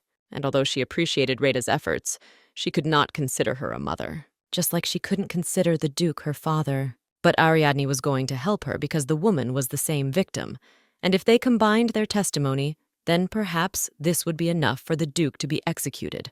But there was no hurry yet. Such a monster did not deserve to live, and the girl wondered if it would be better to watch his death in person. She wanted to grow up as quickly as possible in order to personally get even with the Duke. As night fell, Ariadne was awakened by strange sounds and her magic lamp glowed purple. The girl stood up and, as if spellbound, left her room. Veronica, who was guarding her chambers, called out to her lady, but she didn't even turn around. She continued to walk along the corridor, looking straight ahead, and Veronica was surprised by this, because even though Arya was already an adult and could go wherever she wanted on her own, she looked as if she was obsessed with something. And then the girl realized that it was true. She really was obsessed. She immediately ran after her lady, however. It was too late. Retta Picardo played a melody on the flute, and Ariadne obediently walked straight towards her. The woman realized that a sudden guest had come to her along with the girl, but the job was already done. Veronica was late.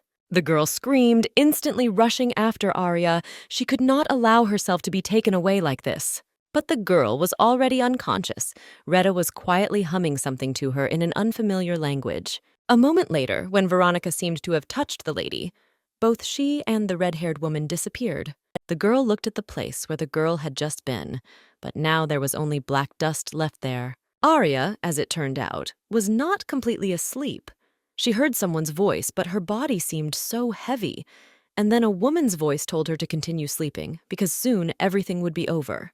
The girl did not want to sleep, but for some reason her eyes did not open, and then she decided to call Pi.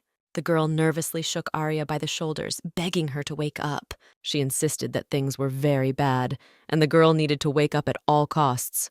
She could not lose consciousness. Ariadne didn't even understand what Pi was talking about, because she remembered exactly how she went to bed.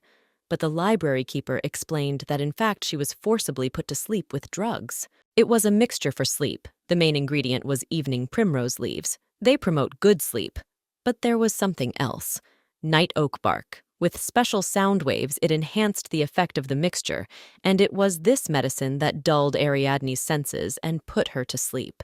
Arya had never seen Pi like this. She talked like a robot. But the girl continued, saying that the mixture was in powder form, so it penetrated through the respiratory tract. Ariadne was shocked. Did Retta really add powder to the magic lamp? The girl seemed frozen in shock. She didn't understand. Could this be the Duke's idea? The thought that everything Retta did was a lie made her feel uneasy somewhere inside her. But now was not the time to think about it. Now she needed to know where she was and what was around her, and she asked Pi to tell her everything she saw.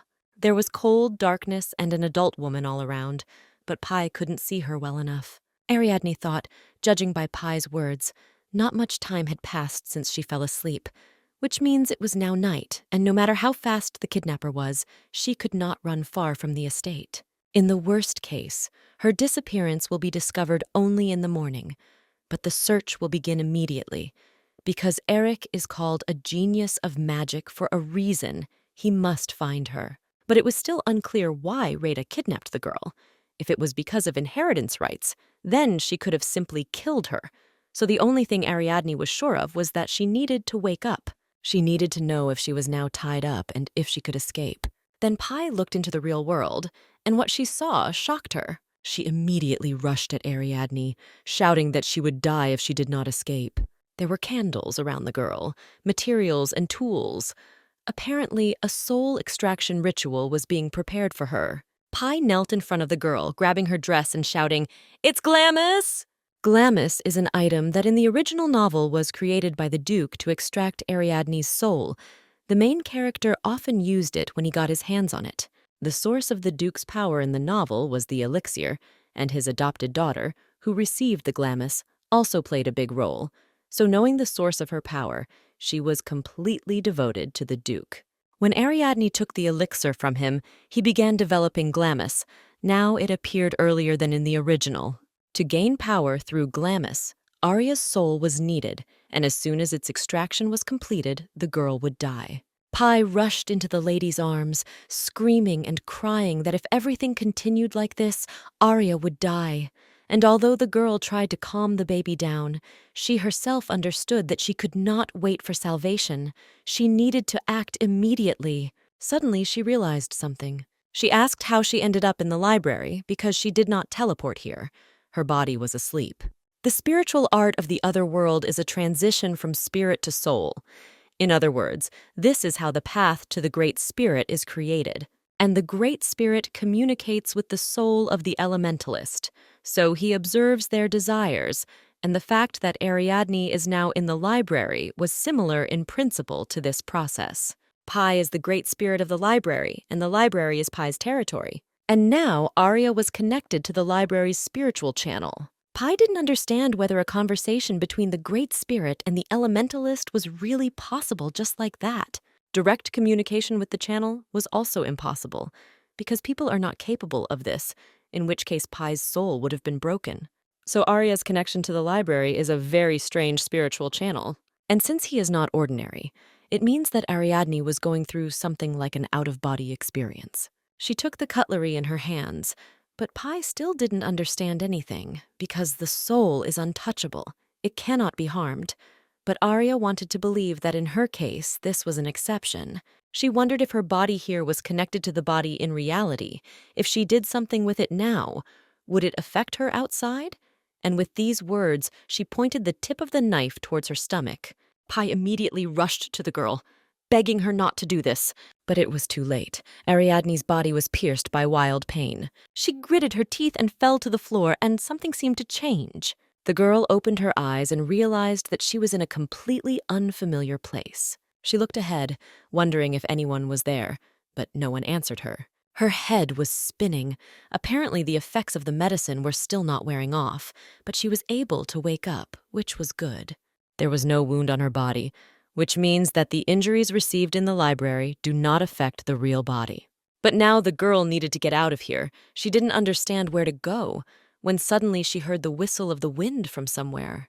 Arya walked forward and found herself outside the cave. There was fresh snow under her feet, and she immediately felt cold. Ahead of her, she saw an endless mountain range, and then she realized that she could not escape from here. That's why Retta left her so carelessly, because if Ariadne goes outside in only her nightgown, she will freeze to death. The girl still had the knife she got from the library, and she wondered if she could sneak up and stab the woman. But what stopped her was that she didn't know how to use the knife. The girl was ready to despair, since she definitely couldn't get out of here. And then she remembered the main character of the novel and how long he lived in the polluted area. He was the same age as her when Arya sent him to meet the nightmare. She gave him such a test, justifying it by changing the ending so that she herself could not just give up. While the girl was collecting her thoughts, a red-haired woman approached her from behind. She was surprised because the girl, according to her forecasts, should have slept for several more days. The woman grabbed Ariadne's hand, causing her to drop the knife and not understanding where she got it from. The girl understood that it was useless to break free now. She would only waste her strength. Firmly grabbing Arya's hand, Rheda dragged her back into the cave, and while they were walking, the girl confirmed her guesses. The woman poured powder into that same magic lamp and then lured her out of the room with a magic melody. The woman expected the girl to understand everything because she was unusually smart. Arya suggested that this was all the tricks of the Duke. Perhaps he was holding the Picardo family hostage and forced his wife to kidnap his daughter. But Rheda replied that Franz didn't ask her for anything. It was exactly the opposite. Ariadne did not understand what the woman was talking about, and then she explained that a man like the Duke could not create the elixir. He was just a rich man, but he didn't even know how to properly treat the first family of the kingdom. He didn't know anything about magic, let alone herbalism or alchemy. Stupid Franz was not capable of such a thing, but Rheda liked the idea of the elixir right away. Based on the results of the experiments, she slightly changed the ingredients and their ratio, and thus the elixir is entirely her work. She explained that Franz was only involved in creating the specific samples needed to prepare the elixir. Rheda needed a child who had a talent for communicating with spirits. She was the one who gave orders to the Duke. And he did them well. He had a beautiful face, money and power. What more could you ask for? Ariadne was not the first child. She had many brothers and sisters, 7 or 8, but every time Rheda and the Duke failed. Arya, who inherited the blood of the great magician, became their only success, and experiments with her went just perfectly. The girl knew that the Duke married her mother, Gloria, not because he loved her, but now that she knew the real reason, she could not believe it. Did they really want to use the child for experiments from the very beginning? The woman rudely threw Arya back into the ritual circle, saying that she was also resistant to drugs. The next moment, the vine wrapped around the girl's legs, not allowing her to move, and she understood that something needed to be done. She asked Rheda, had the Duke really become her puppet and did whatever she wanted? And so it was. Franz was simply a cover for a woman to obtain wealth through the elixir. But how could the Duke trust her? Because Rheda Picardo is just the daughter of a baron who looks about 25 years old. Who was she really? To this, the woman replied that she was Rheda Picardo. She is a magician who received the Black Cup. Ariadne looked at her with surprised eyes, still not believing what was happening. Those who received the Black Cup exchanged their souls for strength in a deal with the devil. They abandoned their human selves and gave up their minds and souls to the world of demons. An ordinary person could not receive the Black Cup. It fell into the hands only of those whose hearts were saturated with malice and rot, and among such people there were many magicians. To distinguish them from other wizards, the apostates were called black magicians, and since Rheda was a black magician, it became clear why the Duke became like this. She has greater knowledge and power than other people. But there was one thing that Aridna could not understand. Why would a black magician create an elixir? Rheda's answer was simple: to gain public recognition. She explained that the world is divided into 3 main forces. In short, these are labyrinths, monsters, and pollution. These are the 3 rulers of this world. Arya did not understand what the woman was talking about, because this did not happen in the novel. The most dangerous of all 3 forces is pollution. People are too careless about it, and if this continues, it will take over most of the world. Rheda herself belonged to the labyrinths. Arya chuckled. Did she really join the enemies for her own gain? But the woman did not consider this weak world her enemy. For her, it was just a little entertainment. She explained that she was telling all this to Ariadne because she would soon die anyway. She was ahead of the woman with the elixir, and therefore she would have to start all over again, and the girl would become new material for her. And then Arya realized, Glamis. Rheda turned around and left. She needed to finish the preparations and let the girl live a little longer. Sitting in the center of the ritual circle, entangled in a vine, Ariadne thought, she needed to remain calm, because her life depended on it. She had been betrayed, but now the enemy belonged to the world of demons. In recent years, she has not experienced fear and lived surrounded by kind people, and has completely forgotten about what the world really is like. The girl sighed tiredly. How did she not realize earlier that her father was connected with the world of demons? This means that the elixir is connected with demons, and Rheda simply fooled the Duke around her finger. In the original, the Duke, when he was struck down by Axel, was an ordinary person. If he had been a black magician, he would have carried out a brutal massacre. But why was there no mention of Red Picardo? Such an incompetent duke would not have been able to hire a black magician, so most likely, having received Glamis, Rada left him. Soul magic is the enemy of pollution, as soul magicians are able to create an area around themselves. This is to prevent contamination in some areas. Without soul mages, the pollution would be impossible to stop, which is why such a mage is needed to clear the labyrinth. Maybe Glamis was created to prevent pollution. But Ariadne could not allow this. She would not be some kind of ingredient for Reda.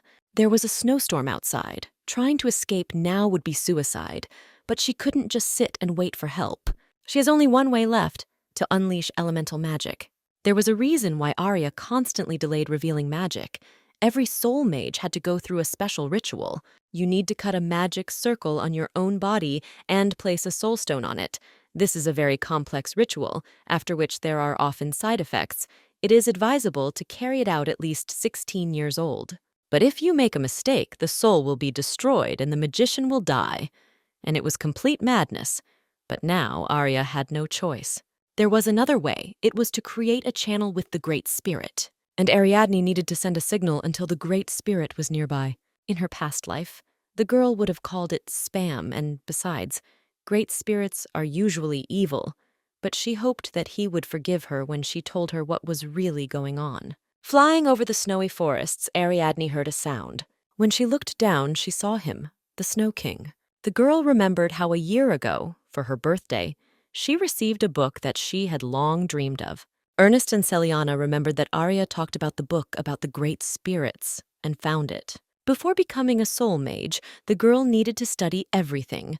There is also a Great Spirit in Weaver County, and she would like to conclude a contract with him. This was the 1,000-year Snow King, the Great Spirit residing in the Weaver Mountains. If the contract with him was made by chance, then it should be broken immediately. Several times the Great Spirit contacted the magician through a spiritual channel and killed him. This spirit despises people and hates being associated with them. But Arya had no choice. It was the only spirit with such a disgusting character, but now it could become her salvation. Communication with another spirit carried risks, but communication with the Ice King meant instant death. Arya tried to find traces of other spirits in the forest, but in vain. But there was no one here except the 1,000-year Snow King. However, the girl could not wait. Reda could return at any moment. She had to try to survive. The first soul mage begged to be saved at a critical moment. He hoped that the Great Spirit would answer him, because they say that the spirit destined for you will save your life. This is how elemental magic was born. What Arya was trying to do now was a typical ritual for making a contract with the Great Spirit. She called out to the Snow King, begging him to come to her call. Then the spirit noticed her, and she stretched her hands towards him. The channel opened, but when she looked at her palms, she was stunned. Her skin was covered with an icy crust and turned purple. The girl sank to the ground, hugging herself with her arms. She was freezing and could not control the power. In order to escape, she needed to remove the vines from her feet, because from that moment on, she was a conductor of the power of the Great Spirit. At that moment, Rada returned. She screamed, either from anger or from a lack of understanding of what this girl was doing. The girl just grinned. She would have died anyway if she hadn't tried to escape. So why did she just sit and wait for her end? Rada was indignant because a spirit cannot be summoned without guidance, but Arya did not care how exactly she died. She could not control this power. The Great Spirit seemed to be very angry, and the girl did not understand what to do. The manual is a collection of various magical techniques. It is interpreted by the Great Spirit associated with a person, and the person already uses the techniques that he has learned. The powers of the Great Spirit are regulated automatically. This is the highest magic. In other words, a magician who is not really connected with the spirit has no power. But Arya could temporarily transfer her body to the Great Spirit and decided to take advantage of this. Reda began to draw runes, calling a spell. After all, Arya is just a child. How can you be afraid of her? The spell hung over the girl. It was barrier magic, but it was useless against Ariadne because she could adjust the power to the state of her body. She had to entrust this to the Snow King. Reda would not be able to hold the Great Spirit for long. The woman could no longer maintain the spell. It took so much strength that she had already lost consciousness when suddenly she saw the Great Spirit himself in front of her. He towered behind Ariadne. The girl greeted the king and told Reda to run away if she did not want to die right there. The next moment, the spirit screamed, releasing a stream of deafening, frosty force outward. Reda's barriers cracked, followed by the cave walls, and she had no choice but to give up. After a while, everything calmed down. The strength of the spirit no longer raged, and only a light blizzard could be heard among the mountains. Ariadne looked around worriedly. She realized that the spirit had destroyed the cave with its roar. Reda apparently managed to escape because even the black magician was unable to cope with the great spirit. Now Arya needed to close the channel, but she no longer had the strength to do so. The spirit addressed the girl. Apparently, he asked her a question, but she did not understand what he was saying. She did not know this language. Then the king, with one wave of his hand, imprisoned Ariadne in icy roots, not allowing her to even move. Is this really the end and she will die like this? However, the next moment, Arya suddenly heard someone opening a channel. A familiar voice announced the synchronization of the state and the beginning of the translation. It was Pai. She joyfully turned to Arya, checking if she could hear her. The girl answered Pai, still not understanding how she could reach her. Then the Snow King tightened his grip, wrapping the ice vine even tighter around Arya, and Pai hastened to say that the spirit was now very angry and was asking how old the girl was. Arya screamed with all her might, telling the spirit her age, 12 years old. Suddenly the spirit stopped. Pai said that it was the first time he had seen such a small magician. The next moment, the king broke the ice shackles, releasing the girl. Based on Pai's analysis, the Great Spirit was experiencing discomfort, anger, and disappointment. But to Ariadne's surprise, he said that he would forgive the girl since she was still a child. At this point, the 1,000-year Snow King severed the spiritual channel and evaporated. The cold also went away with it. Arya's hands were no longer shackled by an icy crust. She rose to her feet, but still couldn't figure out if Pai had entered her spiritual channel, just like the Great Spirit. Pai herself also didn't really understand how she did it. She was just able to join in, and that's it. And now she could watch the girl and analyze the situation. The library keeper was incredibly happy, because now she could contact Ariadne whenever she wanted. The girl herself noted that Pai's voice had changed, became calmer, but she couldn't indulge in thoughts for long. She needed to get out of here. But before going, Arya thanked her friend because she saved her life. However, the next moment, a sharp pain pierced her body and she closed her eyes. She touched her stomach with her hand and saw that her palm was very bloody and there were wounds on her body. The girl couldn't feel her legs. If she fainted, she would simply freeze to death. And now she could only hope that the search party would notice the destroyed mountain. Suddenly, Arya heard a voice saying that the Great Spirit, Greenleaf Saint, was trying to form a spiritual channel. When contact was established, the girl realized that she knew this Great Spirit. It was he who had once connected her to her mother's spiritual channel, and now he was worried about the girl's condition. He was willing to transfer energy to her through a spiritual channel, and Arya happily agreed. The Great Spirit transferred part of its energy to her, and the cold immediately disappeared, and the girl became warm around her, like in summer. He also changed the territory. Trees grew around, grass and bushes with flowers covered the ground. The Great Spirit was happy. He empathized with the girl, but was glad that she was saved. He knew who she was from the very beginning. Arya sat down on the grass near the tree. Flowers surrounded her everywhere, and finally she felt very warm. And although the Great Spirit's special skill could keep her condition normal, now the girl needed to rest. Meanwhile, Veronica was in full search of her lady. She understood that if the kidnapper escaped with the help of magic, then he could not go far. Eric also joined the search. He told the girl that the Snow Leopard Knights had already gone to the neighboring village, and Veronica should have waited until they finished the search. But the girl didn't understand how she could wait, because she was her personal knight. Ariadne gave her her first elixir. Veronica was there when the girl received the title of saint. Every year they exchanged gifts. The lady became a new, real family for her. If she lost everything again, it would be like going back to her childhood. If Ariadne gets hurt, She definitely won't be able to forgive herself. Suddenly, while Veronica was riding her horse to personally find her lady, a voice came from her earring. He said that the search was over. He also added that due to interference, they took a little longer, but the girl did not understand what kind of interference she was talking about. Eric spoke to her. He was flying astride a large snow eagle, reporting that black magic had taken place in Arya's abduction, and later they would need to find out more about it. The young man said that the girl should be somewhere on the southeastern slope, and now they were heading there. But Veronica was going to get there before them, especially since she was not far from this place, and even though there could be a black magician there, she was not going to wait for reinforcements. As the girl approached her destination, she saw a green grove in the middle of the snow-capped mountains.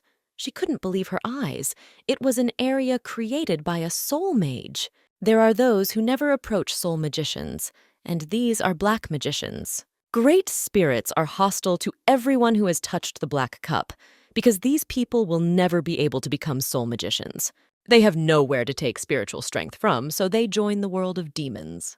If there is a soul mage here, then most likely there was a fight going on with a black mage right now.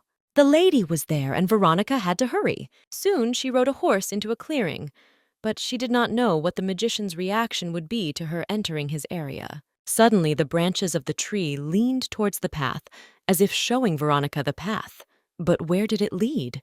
The girl decided to go where the trees pointed her, and soon she came out onto a small green field, bathed in the sun, in the middle of which lay Ariadne. Veronica immediately rushed to her lady. She did not understand where the black magician was, why he left her. The girl was horrified to see that Arya's clothes were covered in blood and began to shake her, trying to bring her to consciousness. But the girl seemed to be in a deep sleep. Her eyelids were very heavy, and when she managed to open her eyes a little, she saw the silhouette of Pi in front of her.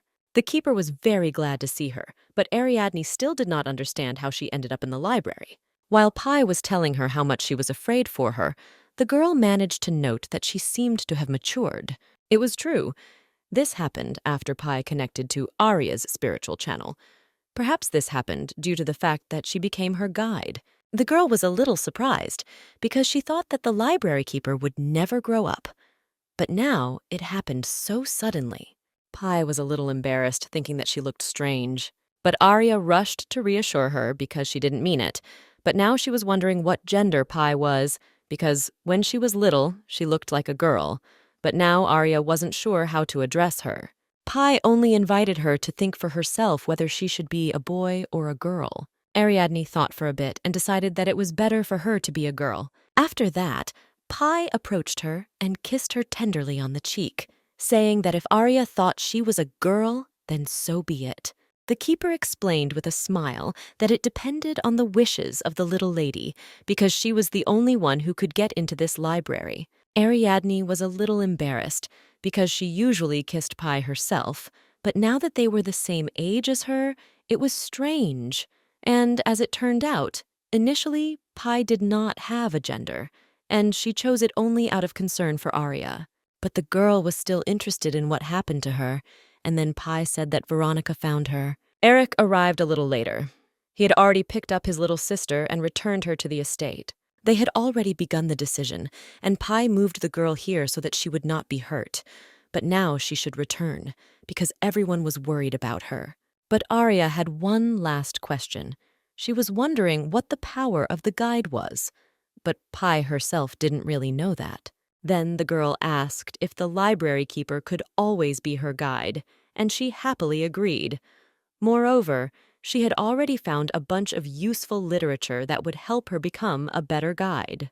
Ariadne thought that Pi would be too overzealous, but the girl said that she still had nothing to do here. Then Arya remembered that Pi couldn't even leave the library. She didn't need sleep. Reading was her only entertainment, and so day after day, the girl could not imagine how bored she was, so she decided to figure out how to keep her friend busy.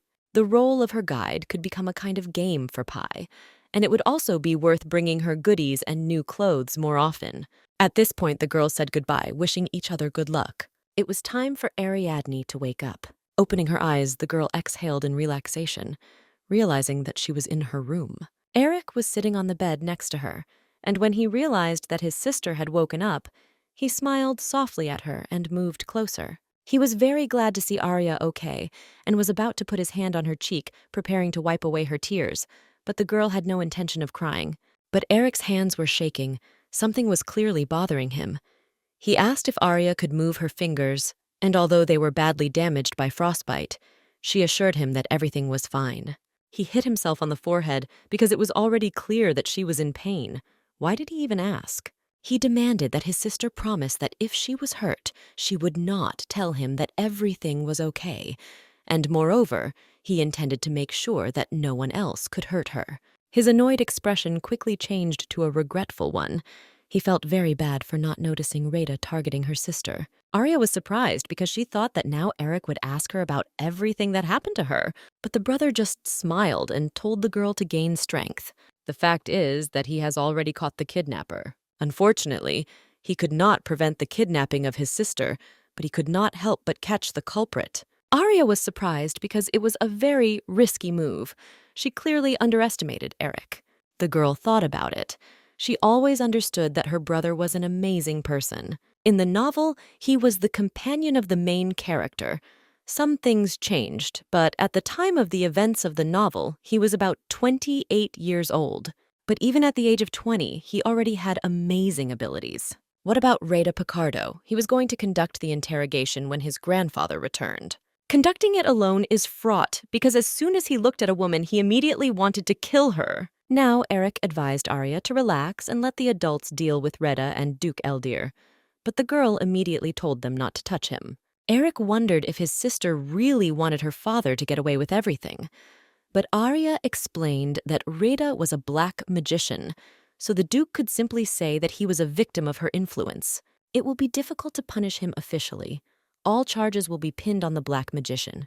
The goal of black magicians is the destruction of the world, not its conquest, since demons do not touch only those who have received the black cup. In other words, they kill all the loved ones of the one who received the cup, but Duke Eldir remained alive, which is very strange.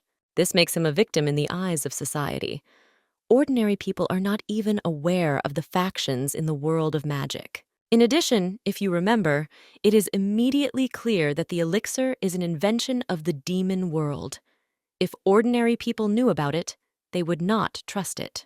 But Ariadne was more bothered by the fact that this woman killed so many children for the sake of this potion. She once again asked to leave the Duke alone, explaining that this would cause them unnecessary stress trying to deal with her problems. Eric was about to argue that there was no point in belittling them when Arya immediately interrupted him. She wanted to deal with him herself when the time came. Ariadne had to turn 18 before she could inherit the title, and until then she needed the Duke to live quietly. If they prove that Duke Eldir is connected with black magicians, then he will be called a traitor to humanity. The sooner he is executed, the better, and everything he has will disappear.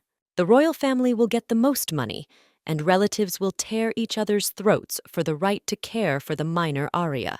But in order for Arya to seize the dukedom, he must remain alive until the girl officially inherits the title. Eric was pleasantly surprised at such a young age his sister had already learned not to give in to emotions, and the more he watched her, the more he liked her, so he promised to convey her words to his parents and grandfather.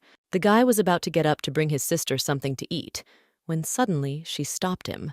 She stated that she could now communicate with spirits. The girl had heard that her mother used the Greenleaf Saint for training, and now she needed to do the same. Eric chuckled. He still couldn't get used to how incredible his sister was. After eating, Arya broke the lamp that Rada gave her. It contained medicine. It was taken away for study without telling the girl anything. The rope was indeed tied according to the Picardo tradition, but all her words were a lie. That day, Arya was delighted and even believed Rada for a moment. But she shouldn't have done this. She was too used to what a wonderful weaver family was. For a long time, she was surrounded only by loving people. But she needed to stop trusting others. She wouldn't allow herself to be hurt again. Looking at the pendant burning in the fireplace, she wondered if she would succeed. At that moment, Veronica entered her room. Ariadne was informed that she had fallen during training. The girl hastened to explain, attributing everything to simple overwork. The lady could not believe that ordinary fatigue had such an effect on her, an elemental knight. In fact, Veronica thought she wasn't strong enough. Although Arya considered her the strongest of the knights, the girl only cared about the fact that she could not protect her lady. The girl did not blame her at all for her abduction, but Veronica stood her ground. She realized too late that Arya was being controlled and could not even hurt Rhaeda. She wouldn't be able to compete with a black mage, but she still considered herself useless because since she became a spiritual knight, she had not had any serious injuries. So she thought that she would be able to handle a lot. But she failed to protect Ariadne.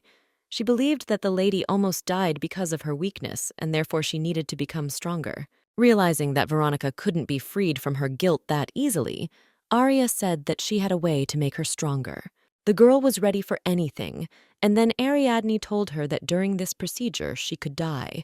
Veronica didn't understand what her lady meant, but Ariadne only told her that if she really wanted to become strong, she needed to trust the girl, and she would show her the way. Meanwhile, time passed. Arya made a fortune from the elixir, and then she and Simon had a lot of work.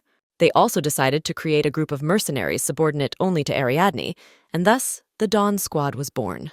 Arya ordered them to go in search of useful items and information that appeared in the novel.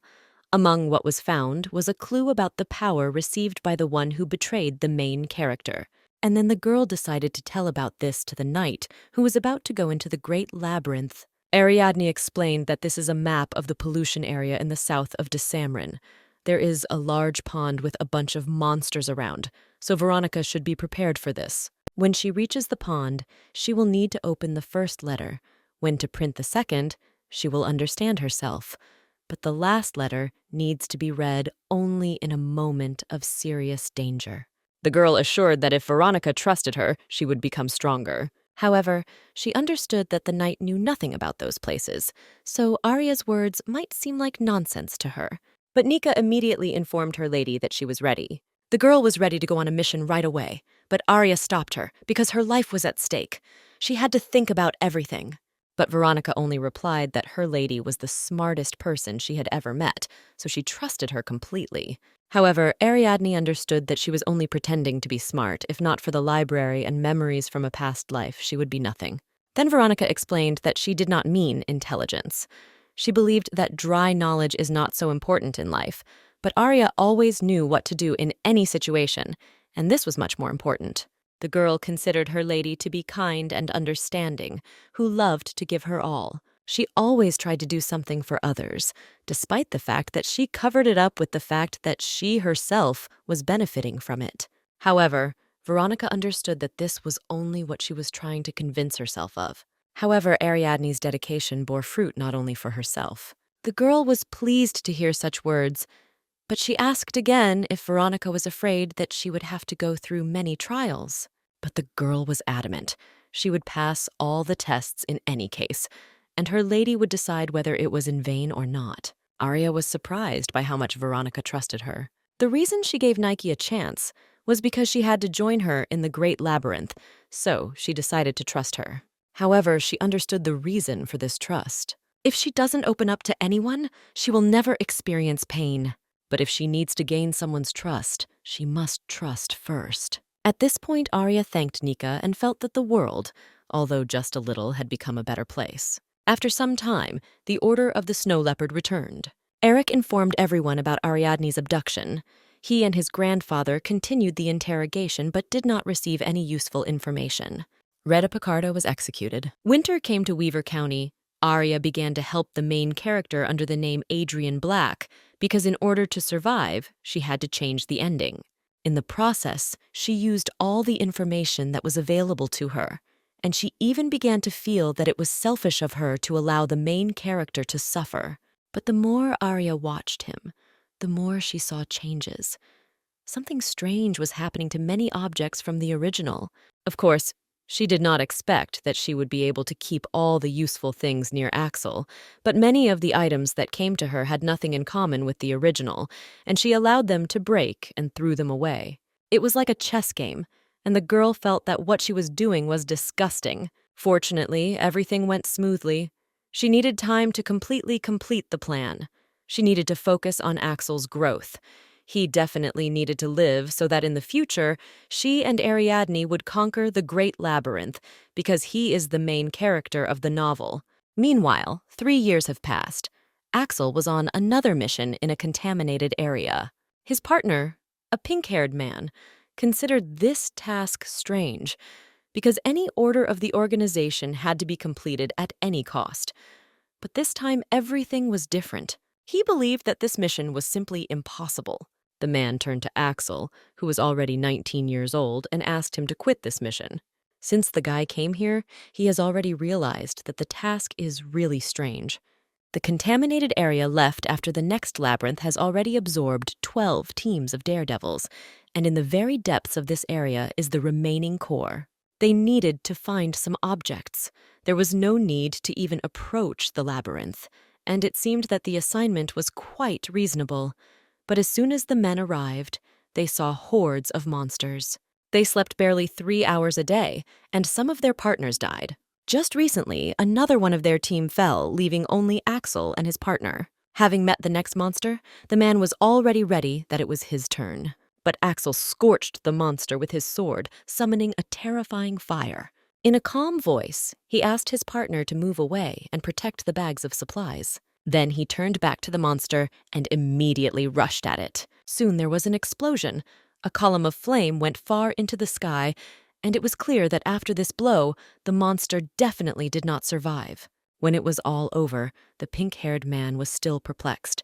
This task meant inevitable death, and if he had known this at first, he would definitely have refused. Why weren't they warned that it would be so terrible? Axel was sure that the owner had a reason to give him such a task.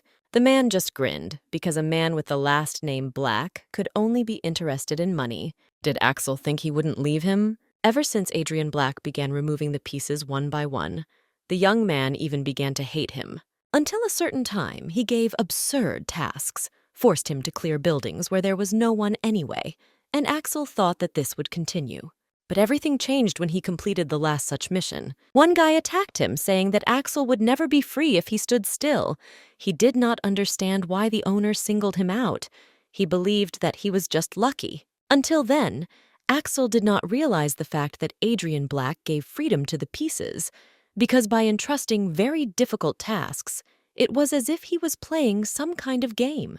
He carefully and skillfully removed the organization's pieces from the board, and as a result of this delicate work and Adrian's constant support, after 6 years, Axel remained his only piece. He had his tough days, but he always wanted to achieve more. He studied geography, history, languages, and everything else that could be useful to him in the future.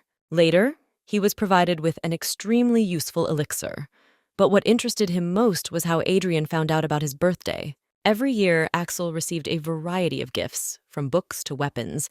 He could not understand the reason for such kindness and care. For each task, Adrian gave him a letter containing advice in case of unforeseen circumstances. They helped him every time, so he was sure of one thing for sure. The owner would not have sent him to certain death. This mission definitely meant something. Axel's partner once again asked him to go back, but the young man did not seem to listen. Black's goal is not to make money with it. He is trying to achieve something more complex. If Axel ever became free, it would be only by Adrian's goodwill, and he was sure that the owner would not demand anything in return. But he did not want to go against his father's words. He told him that no matter what your relationship with a person is, whether he is your enemy or your friend, always return to him what you owe. But if he becomes free, will he be able to return to Adrian everything that he gave him? Axel didn't understand why he was pouring his soul into this, but didn't even come to see him. As he walked across the polluted ground, he couldn't stop wondering about his master's personality and motives. When the men stopped for a short rest, Axel's partner again suggested that he abandon the task, but he was categorically against it.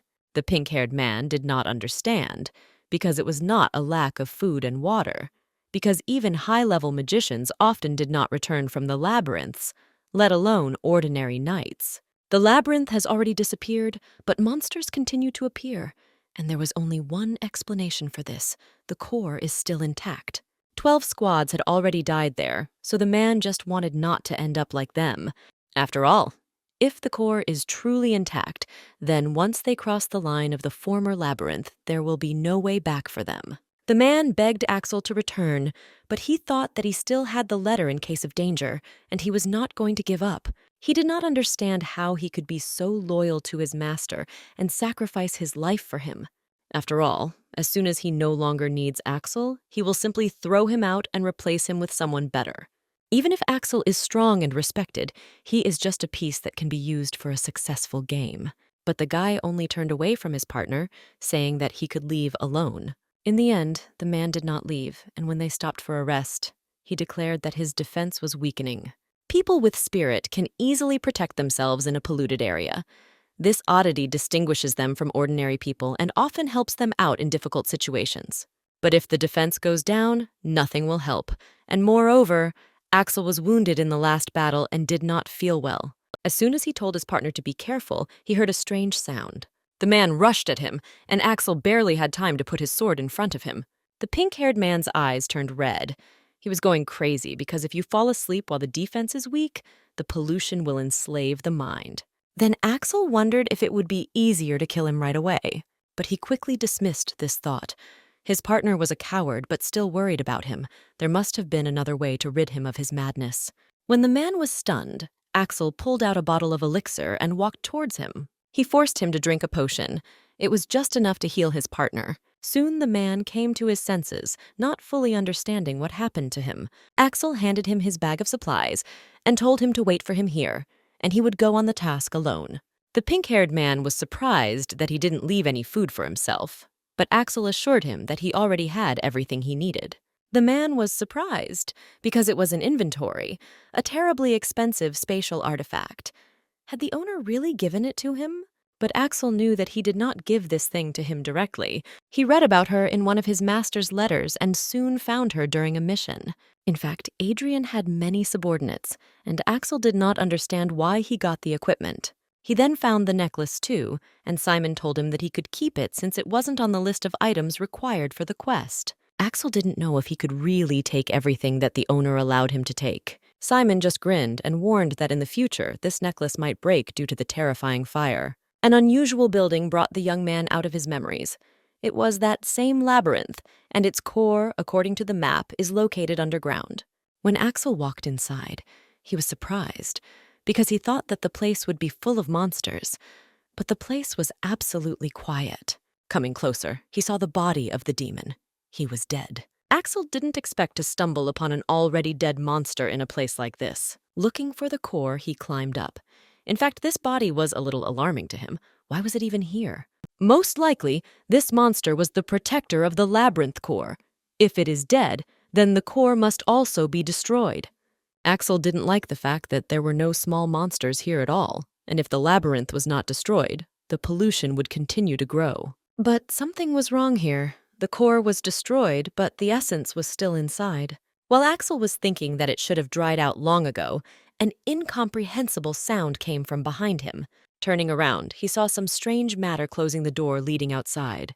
The same guy threw his sword at her, trying to stop the matter, whatever it was. He knew that everything was not so simple. No one had looked into the destroyed labyrinth for so long. But now, when the path to escape was blocked, the long-awaited victim was driven into a trap, and the powerful demon, who has been starving for a long time, will finally taste food. Axel realized this labyrinth was a trap. He was lured here to be eaten by a demon, but who could have known that he would encounter him here? Seeing the monster's dismembered body, he decided that the previous troops had done it, but it must have been the work of the demon himself. It was an insect demon. Small demons like these pose no danger, but once they start feeding and growing, they become bloodthirsty creatures. Given the amount of mucus, Axel's fire spells won't help here, and his sword is stuck and rendered useless. Now he had to think of something before the demon swallowed him, and then he remembered the letter. It was supposed to help in a difficult situation. But when Axel unfolded it, his soul seemed to fall into his heels. Only one phrase was written on the black paper: "Don't come back alive." The guy clenched his teeth in anger. He had come so far, and his master wanted him dead? He immediately remembered his partner's words that this task meant certain death, and how he did not believe him then. Axel furiously crumpled the black paper of the letter in his hands. All this time, he was grateful to Adrian Black. He did not even think that he would wish him death. But the guy was not going to die here at his behest. He fought against a monster that even the strongest elementalists could not defeat. However, he did not know how to defeat him because the demon had grown to such a size due to polluted water. But if you lure him into a trap, he will be able to surround him with flames, and then the monster will burn, because even the most agile demon will not be able to get out of such a cage. Axel thought, if there was no mockery in this letter, if it were similar to the previous ones, what would be written there? After all, Adrian always used his sharp mind. He told Axel how to turn the situation to his advantage. His words were like a prediction. The guy once again read the phrase written in the letter. And then images of the elixir flashed through his mind. At that moment, he understood everything. His owner really had a gift. At the moment, Axel has a huge supply of elixir. He was given more flasks than usual when he was sent on this mission. The elixir is a magical cure for pollution, but will it work on an infected demon? If Adrian was able to foresee this and provided Axel with the elixir for this reason, then the letter was not needed to make him give up. This was another test prepared for Axel, and perhaps if he passed it, he would be worthy of meeting his master. Meanwhile, in a clearing on the top floor of the labyrinth, Ariadne settled down with Veronica. Axel had been inside the labyrinth for several hours. In order to secretly observe his test, Arya infiltrated the contaminated area of the labyrinth with the help of Veronica's shadow butterfly. She found it 3 years ago when she agreed to take the test. The butterfly became her second elemental spirit. Now Veronica is different from the rest because she has 2 spirits in her power at once. Such a miracle could only happen if a person had exorbitant talent and determination. According to the plot of the original novel, the main character will defeat the monster in 4 hours, so Pai mentally suggested that Arya take a break and eat. But the girl couldn't even think about food, because in the original, Axel barely survived, and she also gave him such a nasty letter. She already wanted to help him, but Pai, who had grown up over all these years, warned her that in this case, the probability that the protagonist would understand her was 95%. But Arya was still worried that he might make some mistake. She was only reassured by the thought that she had prepared a plan in case the hero failed. When she was deciding how to develop Axel, she tried to stray as far from the original as possible, but she had a backup plan. In case Axel Valentine goes overboard, if he strays too far from his original version. But this plan was very dangerous, so Ariadne hoped that everything would go as expected. She was pulled out of her thoughts by sounds coming from the forest. It was Axel's partner. He was wandering around the clearing in search of a way out. And this was surprising, because in the original, by that moment, everyone was dead. Pai confirmed that by dawn there were only 5 people left. Later, 1 was ambushed, 2 died from the flames, 2 more went crazy, and Axel killed them. Arya didn't know how he was able to survive, but it was good. Veronica also noted that 1 person would not affect the development of the story in any way, and he had to be pulled out before the main character returned. However, at this moment, Pai reported that something unexpected had happened. The main character moved. Apparently, he was leaving the labyrinth. Axel himself, walking along the cave corridors, thought that the battle was so easy that he almost fell asleep. The idea of attacking with the elixir worked. The insect's body began to melt as soon as the elixir touched it. The monster got smaller and smaller and eventually became very tiny. And then it's time to crush him. Axel also managed to get his sword back. As he emerged from the maze, he reflected on the fact that he had finally completed this task. At that moment, a blade flew towards his face. The guy barely had time to dodge, receiving only a scratch on his cheek. It was his partner, apparently. He went crazy again, deciding to attack Axel. But something was wrong.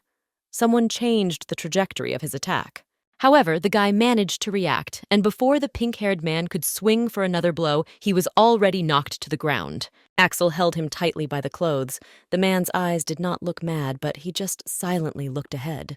Then Axel summoned the spirit. His hands lit up with fire. Perhaps this will make the man speak. He couldn't call the spirit back because that way he wouldn't be able to protect his body. But apparently he wasn't going to respond in a good way. But before Axel had time to increase the flow of power, the man screamed. It was all about the young man's inventory. He wanted to sell it, and then he could live in luxury. There would be no dirty work. But now he tried to turn it into a joke, saying that the boy simply shouldn't have shown such expensive things to everyone, and that this situation was just a warning. Axel just grinned. Did he really look so soft-hearted because he allowed his partner to live only because he cared about him? But as soon as the advantage appeared, he immediately decided to kill the guy, so he had no reason to leave him alive. Soon, all that was left of the man was ashes, and then a golden-haired stranger in a mask appeared in front of the guy. He didn't know who she was, but he realized that she was a short girl. Morning glory bloomed under her feet, thus revealing the elementalist's territory. He suddenly remembered how his former partner suddenly redirected his attacks. It could very well have been the work of this girl, but Axel did not sense any hostility in her. Then he asked the stranger who she was, but Arya herself at that moment was overcome by strange thoughts. For the first time, she saw a person burning alive. But now she was not alone. Pai always kept the channels active, so the great spirits were watching her. She changed her voice with a special drug, so now she needed to calm down and do what she had to do. Then she mustered all her will to put on a cold face and told Axel that she told him not to come back alive. The guy was very surprised. Could it really be Adrian Black, his master? Arya asked him again why he came back. The girl had to say Robert Black's line correctly. She had to make Axel feel betrayed. Then the girl said that she simply did not want to kill him with her own hands, and he should have understood this and died. The next moment, she waved her hand, and a space of water formed under Axel's feet. She called upon the great spirit White Purity. He was interested in this action, so he allowed the use of its power. White Purity is the spirit of the North Sea. As soon as a person falls within the range of his attack, he begins to suffocate and his blood freezes. When Axel realizes that Adrian Black is really trying to kill him, he decides to use terrifying fire. Then Arya will suppress the flames and bring him to the brink between life and death. This was the scenario of betrayal and the reason why she came here. As in the original, Ariadne used several figures for this, the first being Axel's comrades. The girl could use a clever technique with which she could combine the powers of two great spirits. It was impossible to defend and attack at the same time, so it was difficult for Axel to resist. But Arya understood that the hero needed to become stronger. Now he was slowly suffocating. Unable to move, however, Pai reported that he was not trying to move at all. Arya didn't understand what was happening, but she hoped that he would understand what needed to be done in the water, because he had trained many times in conditions where it was necessary to use fire. But time passed and Axel did nothing. Then Pai reported that he had reached the limit of time for which a person can hold his breath. Axel needed to attack Ariadne immediately. Otherwise, if things continue like this, he will die in 1 minute. The girl hoped for a better outcome. Because he is an elemental knight, his body must withstand more than the body of an ordinary person. But Pai said that the remaining time had already been calculated, taking into account the fact that he was an elemental knight, and the protection of the fire spirit was not very helpful in breathing in water. Arya didn't understand why he gave up. Would he really die like this? If Axel dies now, he will not be able to regress. He will gain the ability to manipulate time only after visiting Labyrinthos, the old capital of Crete. But there was less and less time left. 10 seconds. The girl's hands were shaking. She mentally begged the young man to do something. There were 4 seconds left, but the surface of the water was still calm. No one was swimming out. With only 1 second left, Arya canceled the spell, removing the water in which Axel was drowning. The guy suddenly found himself in a green clearing. He was coughing, trying to catch his breath, but the effect of the spell was too strong. He lost consciousness and fell limply on the grass, and Ariadne immediately rushed to him. Pai analyzed his vital signs. The main character was now fainting. His body was struck by the active water element. However, his breathing returned to normal, and all his vital signs returned to normal, and then Arya breathed a sigh of relief. A little later, looking at her mask, she wondered why Axel didn't resist, because if he died, she would have to fight alone. He must have believed that the girl wouldn't kill him, and that was very reckless of him. To him, Ariadne had to be the one who gave harsh tasks without ever appearing in person. And even if in his eyes she became his second father and he decided that he could rely on her, he still shouldn't treat her like that. Her. She even sent him a letter in which she wished him death, so why did he still believe her? Ariadne expected that she would receive his trust, because the main character clearly understood that he was treated in a special way. But she didn't think he would trust a man who would try to kill him. The girl gently touched the guy who was lying unconscious, silently noting how much he had grown. She had always imagined him as a gloomy and tired guy, but now that she had met Axel in person, he made a completely different impression on her. It seemed like it was better than seeing him just tired, but Arya felt that she was overprotective of him because she wasn't pretending like Robert when she praised him, so this development seemed quite justified. Robert pretended to be a good-natured man and then sent Axel into the lair of hungry monsters. The guy devoted himself completely to Robert, but the mistrust between them remained. It reminded Ariadne of the times when she blindly followed the Duke of Eldir, thus trying to see her mother again. Plus, even without seeing Axel in person, she always cared about him much more than Robert did in the original.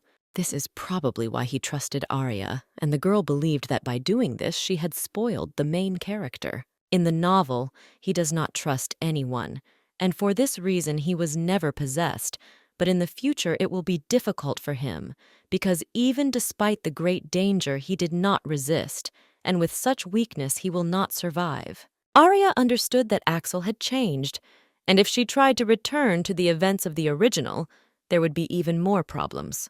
But she had another way.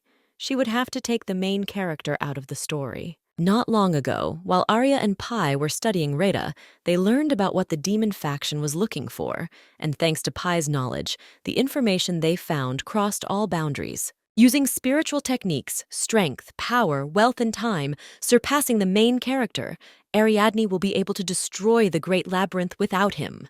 Axel's ability to regress is a dangerous process that destroys the laws of the world, so it is better not to use something like that at all. She understood that she should have moved to another plane.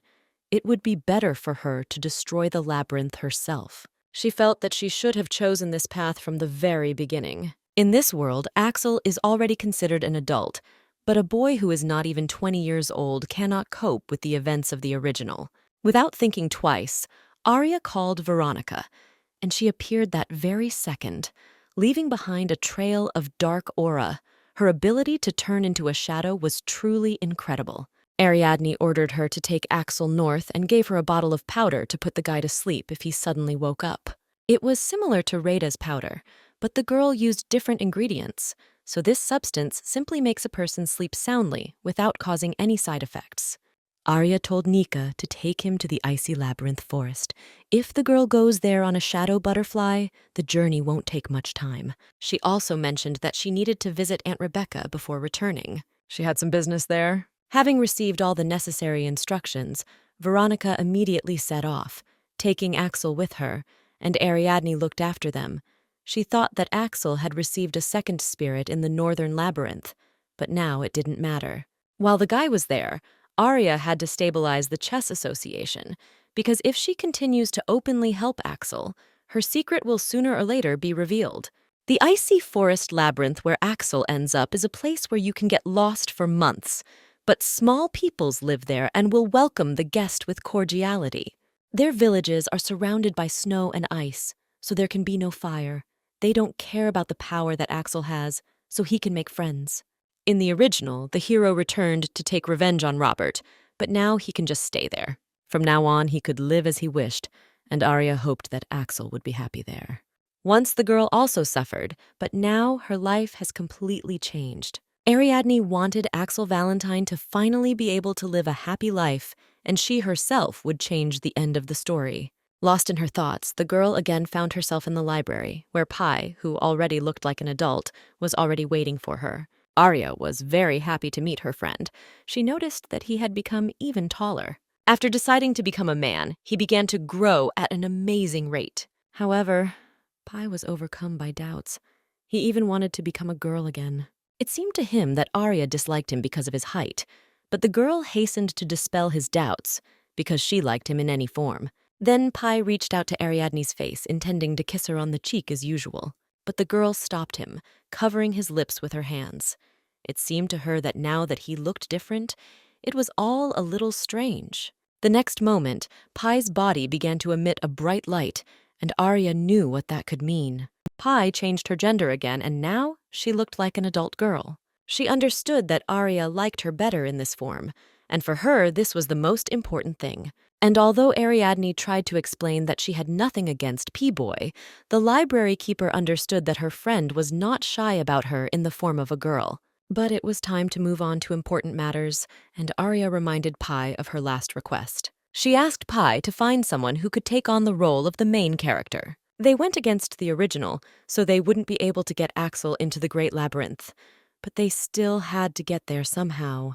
So Arya had to decide who would challenge the Great Labyrinth instead of the main character. She asked Pai to find a candidate for the empty protagonist's position, and she was able to come up with a list using information from the novel and the library archives, so they could check the candidate's future achievements. Among them, there was one. He seemed the best option. He had a lot of experience behind him, as well as useful skills. It was Ludwig Blair, an elemental knight with red eyes, like the main character. In his achievements and career, he was characterized by selfishness, which means that he would not refuse the opportunity to become a hero because it would be easier for a person who does not have feelings in the future, and Ludwig's red eyes would be useful during the conquest of the Great Labyrinth. Arya thought it wasn't in the original, but Pai found it and even provided the exact page with information about it. In the novel, people mocked Ludwig, saying that even a member of the royal family would have been abandoned if he had been born with red eyes. Pai explained that the boy was an abandoned member of the royal family, and many of his traits marked him as an elemental knight. And also, if you follow all the rules, you can use more than one spirit. For the first time in the history of the Elemental Knights, the main character who successfully concluded a contract with the Great Spirit disappears. But in order for the Elemental Knight to be able to go into the Great Labyrinth, he must have at least 3 spirits. The talented Veronica had 2 of them, but Ludwig will be able to subjugate more if he has the right conditions and environment. However, it was unclear whether Ludwig Blair could be trusted at all, since it would be very bad if he decided to betray Arya before she achieved her goal. However, Pai said that there was no need to worry about betrayal and advised the girl to check page 220. The knight mentioned in that part trusts Ludwig. He is not a traitor, and he had experience overcoming a spiritual curse. Arya didn't understand how she could not include him in the list of allies earlier if he was able to lift the curse, and then Pai showed her the assessment of the main character. There was low compatibility. In the original, Axel assessed compatibility with his red-eyed fellow knight, and it turned out to be very low because the main character turned out to be much stronger than him. It turns out that Ludwig would have become a hindrance in the Great Labyrinth, but now he has become the ally they most need. Ludwig himself was currently in the capital. He had received the title of Baron from the royal family for saving the prince's life, but he did not assume any land holdings, so he probably lives in the capital. And Arya understood that this was for the best because they could supposedly accidentally meet him at the event, namely at the girl's debut. Since the advent of the cursed lands, social society has diminished and large banquets have not been possible, but in order to maintain a positive attitude, luxurious gatherings are sometimes held. Therefore, every autumn the royal family gathers children from noble families who celebrate their 16th anniversary. A debut ball is organized for them. All people from noble families who are under 29 years old must also be present there, which means that 22-year-old Ludwig will also appear at the meeting. At this point, Arya thanked Pai, but the Guardian looked depressed. She still couldn't find out anything about Gloria Weaver's death. Just recently, it turned out that Pai could not find any information about the death of Arya's mother. She expected this, but it was still difficult for her to come to terms with it. Nevertheless, she tried not to despair. The girl believed that Pai would one day find some clue. But the fact remained that there were no records of her mother's death, but the Duchess died from pollution, and it was strange that this was not recorded. Then there was another option. Someone could deliberately erase the records about her.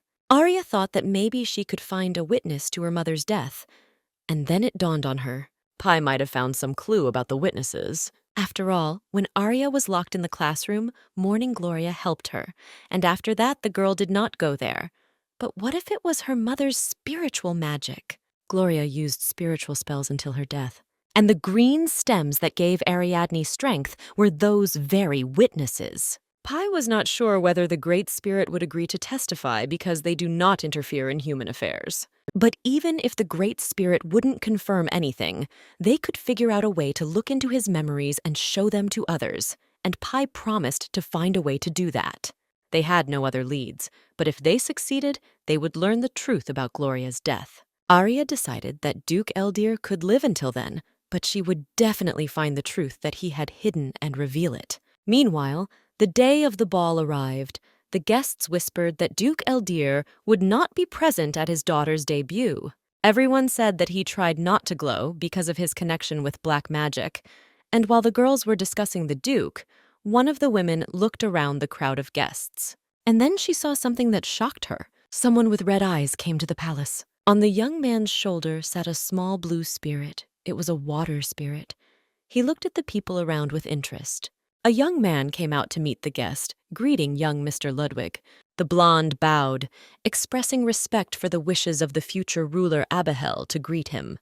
It was indeed him, Baron Ludwig Blair, the Elemental Knight. The dark-haired man was even a little surprised by such a formality because the knight was a real hero who saved people's lives. He noted that today, many extraordinary personalities gathered in the palace, even more than at the debut of Crown Princess Nana, because this year was the debut of the Duke's daughter Eldir. The young man was surprised.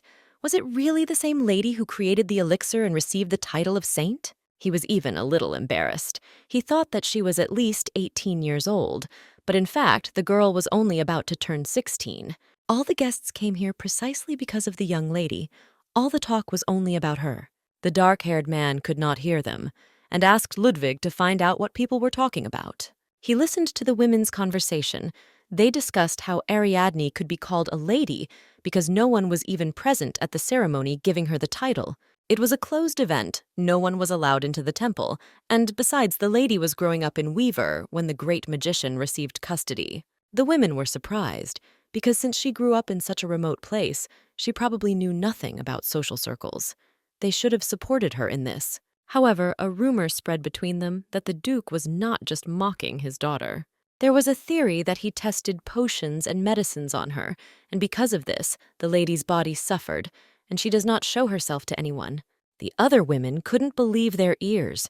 Did he really dare to experiment on his daughter? However, they still did not understand why the ceremony was held secretly. Could these rumors be true? They decided that they shouldn't show surprise if something happened. They needed to be careful with their words. Meanwhile, Ludwig silently watched the women, learning what they were talking about. He shared the information with the dark-haired man, who confirmed that the rumors about the experiments were most likely true. Then Ludwig thought about it, because he knew only 2 things about Lady Eldir. First, she received the title of saint in childhood for creating an elixir, although the girl herself did not possess divine power. And second, it was the Weaver family that supplied the elixir to the market. However, he heard about violence and guardianship rights for the first time, and then he thought that this could be used against the lady. Then she, like Ludwig, would bear the stigma for the rest of her life. A member of the royal family, abandoned due to red eyes, a prince exiled from the kingdom of Durido, and in order to get rid of such a stigma, he needed to perform an incredible feat. Ludwig tried hard to be remembered not as an abandoned prince, but as an honorary elemental knight. But everything turned out to be much more complicated. Most likely, this also put pressure on the lady, because before receiving the title of saint, she was christened a child who was abused by her own father. Ludwig was distracted from his thoughts by the appearance of the debutantes. At the ball, they were presented from the beginning of the hierarchical ladder. They took turns coming out with their accompanying people, and according to this order, the Duke's daughter Eldir was supposed to come out last. And when Ariadne's name was announced, Ludwig froze in surprise. The girl looked simply incredible in her blue dress. She was only 15, but her dazzling beauty instantly captured everyone's attention. Looking at her, the man wondered how a person could be so beautiful. At this moment, Arya glanced at Ludwig, who caught her gaze. He didn't understand why the lady paid attention to him. It must be just an accident. But Ariadne did not look away. Instead, she smiled softly at the young man. Ludwig didn't understand if she was really laughing at him like that, but everyone around was now looking at him. It only lasted a few moments, but those around him were looking at him, not at his brand. And it was incredibly exciting. Looking after the lady, he understood that he would not allow himself to forget these seconds. Meanwhile, Arya went to another part of the hall, where Eric, Solon, and Ernest were already waiting for her. The girl had to choose with whom she would perform the first dance, and her grandfather was just wiping away his tears. He was sad at how quickly his baby had grown, but Eric was sure that the girl would choose her brother. Arya still couldn't decide who to give preference to, but her aunt, Celiana, told her that in any case, someone would be sad, so don't let the girl worry too much. Then Ariadne decided that it was worth choosing the one who would be the saddest to remain on the sidelines. She walked up to her grandfather, the old man's eyes still blurred from tears. Smiling warmly, the girl asked to give her a part and dance with her, and Solon happily agreed. Ernest also found a mate. His wife, Celiana, and then Eric was indignant because he was the only one left without a partner. And then Solon pointed him in the direction where Veronica stood in a festive knight's attire. The young man was even more indignant because they weren't even friends with her, and the magician decided to take his granddaughter far away from her enraged brother. When it was time to dance, Ariadne and her grandfather spun in the very center of the hall, catching the admiring glances of the guests. Soon, most of the guests also joined in the dance, catching the general festive atmosphere. Then Solon decided to ask Arya who was the elemental knight with scarlet eyes that the girl was looking at. Hearing that she liked him, the man seemed to freeze in his tracks. Had his granddaughter really fallen in love? But Arya tried to calm him down. She took his hand, saying that he just stood out from the rest. She understood that her grandfather was worried about her because of what happened to her mother, so she promised to tell him or Celiana if she suddenly liked someone. Solon also asked to report to him if suddenly some narrow-minded young man did something to her. Then he and Ernest would very quietly resolve this issue. And despite all attempts to save her, Ariadne understood that she still needed to secretly meet with Ludwig. When the dance was over, different guests kept coming up to the girl. They asked her different questions, invited her to another dance, or just looked at her in fascination. And Arya knew that in secular society they had heard a lot about her, but she did not expect this. She realized that she needed to find Veronica or her brother, but there seemed to be no trace of them. And then she suddenly saw Eric in the crowd of guests. The young man caught her gaze and immediately went to his sister. She needed help to somehow escape from the crowd that surrounded her, and Eric couldn't think of anything better than to just pick her up, tell everyone that she wasn't feeling well, and carry her away from here. The girl was shocked. This was clearly not the kind of help she expected from her brother. 23-year-old Eric was the youngest student at the academy. He also graduated early and became known as the most brilliant magician of this century. In his thesis, he described how the protective circle could be significantly improved, and this amazed both magicians and ordinary people. Eric even managed to single-handedly deal with a monster that had escaped from the laboratory. He is good at theory and skilled in practical magic. Meanwhile, the young man carried the girl through the crowd, catching both admiring and surprised glances.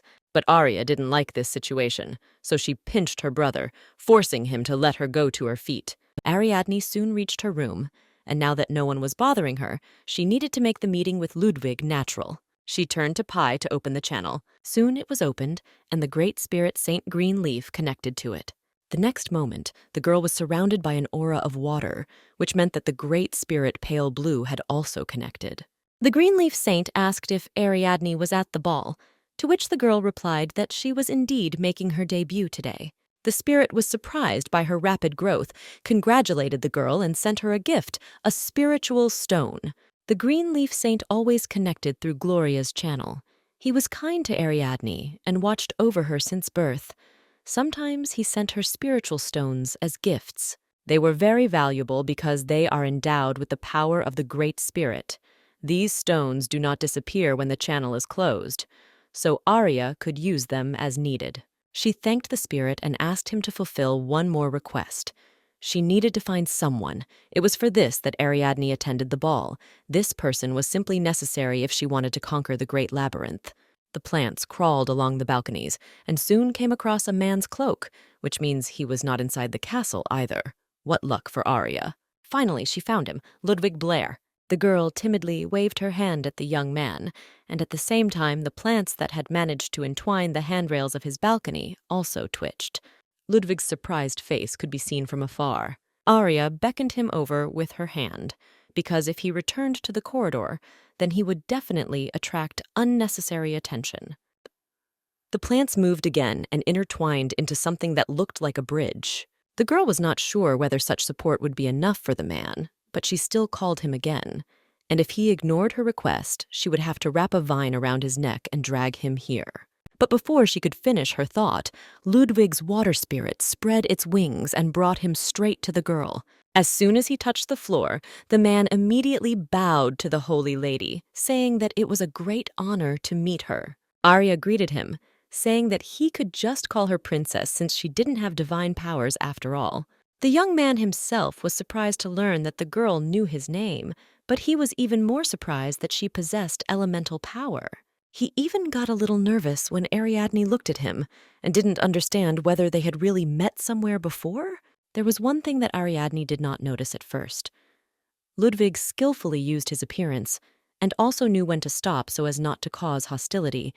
In this, he was very similar to the Duke of Eldir. Now Arya understood the reason for her grandfather's violent reaction. Pai hastened to reassure Arya, saying that she was not at all like either Ludwig or the Duke, so the girl could always turn to her. Ariadne told the young man that today she saw him for the first time, but she had already heard something about him. She had heard rumors about his wonderful abilities, that he was an outstanding elemental knight, but Ludwig said that all this was the merit of his baby spirit. His companion was a water dragon, and although he was very small now, his true form was larger. Ariadne admired the fact that the guy could control the size of the elemental. It turns out that his abilities are as good as they say. And after all these flattering speeches, Ludwig realized that this lady wanted to get something from him. Arya really had a request for him, and the young man was already upset that her praise was not from the heart. But before he could finish speaking, the girl voiced her proposal. She asked if Ludwig Blair wanted to become a hero. She explained that her goal was to seal the great labyrinth, so she was looking for people who could help, and they could become wonderful allies. Ludwig was a little taken aback. He didn't understand what was happening. It seemed to him that the girl was joking, but Arya immediately set boundaries, saying that they were not in a relationship to joke around. And this surprised the young man even more. Was she really seriously suggesting this? Obviously, he thought it was funny that the lady who had just debuted today wanted to seal the great labyrinth. Ludwig really believed that becoming an elementalist at such an age was amazing.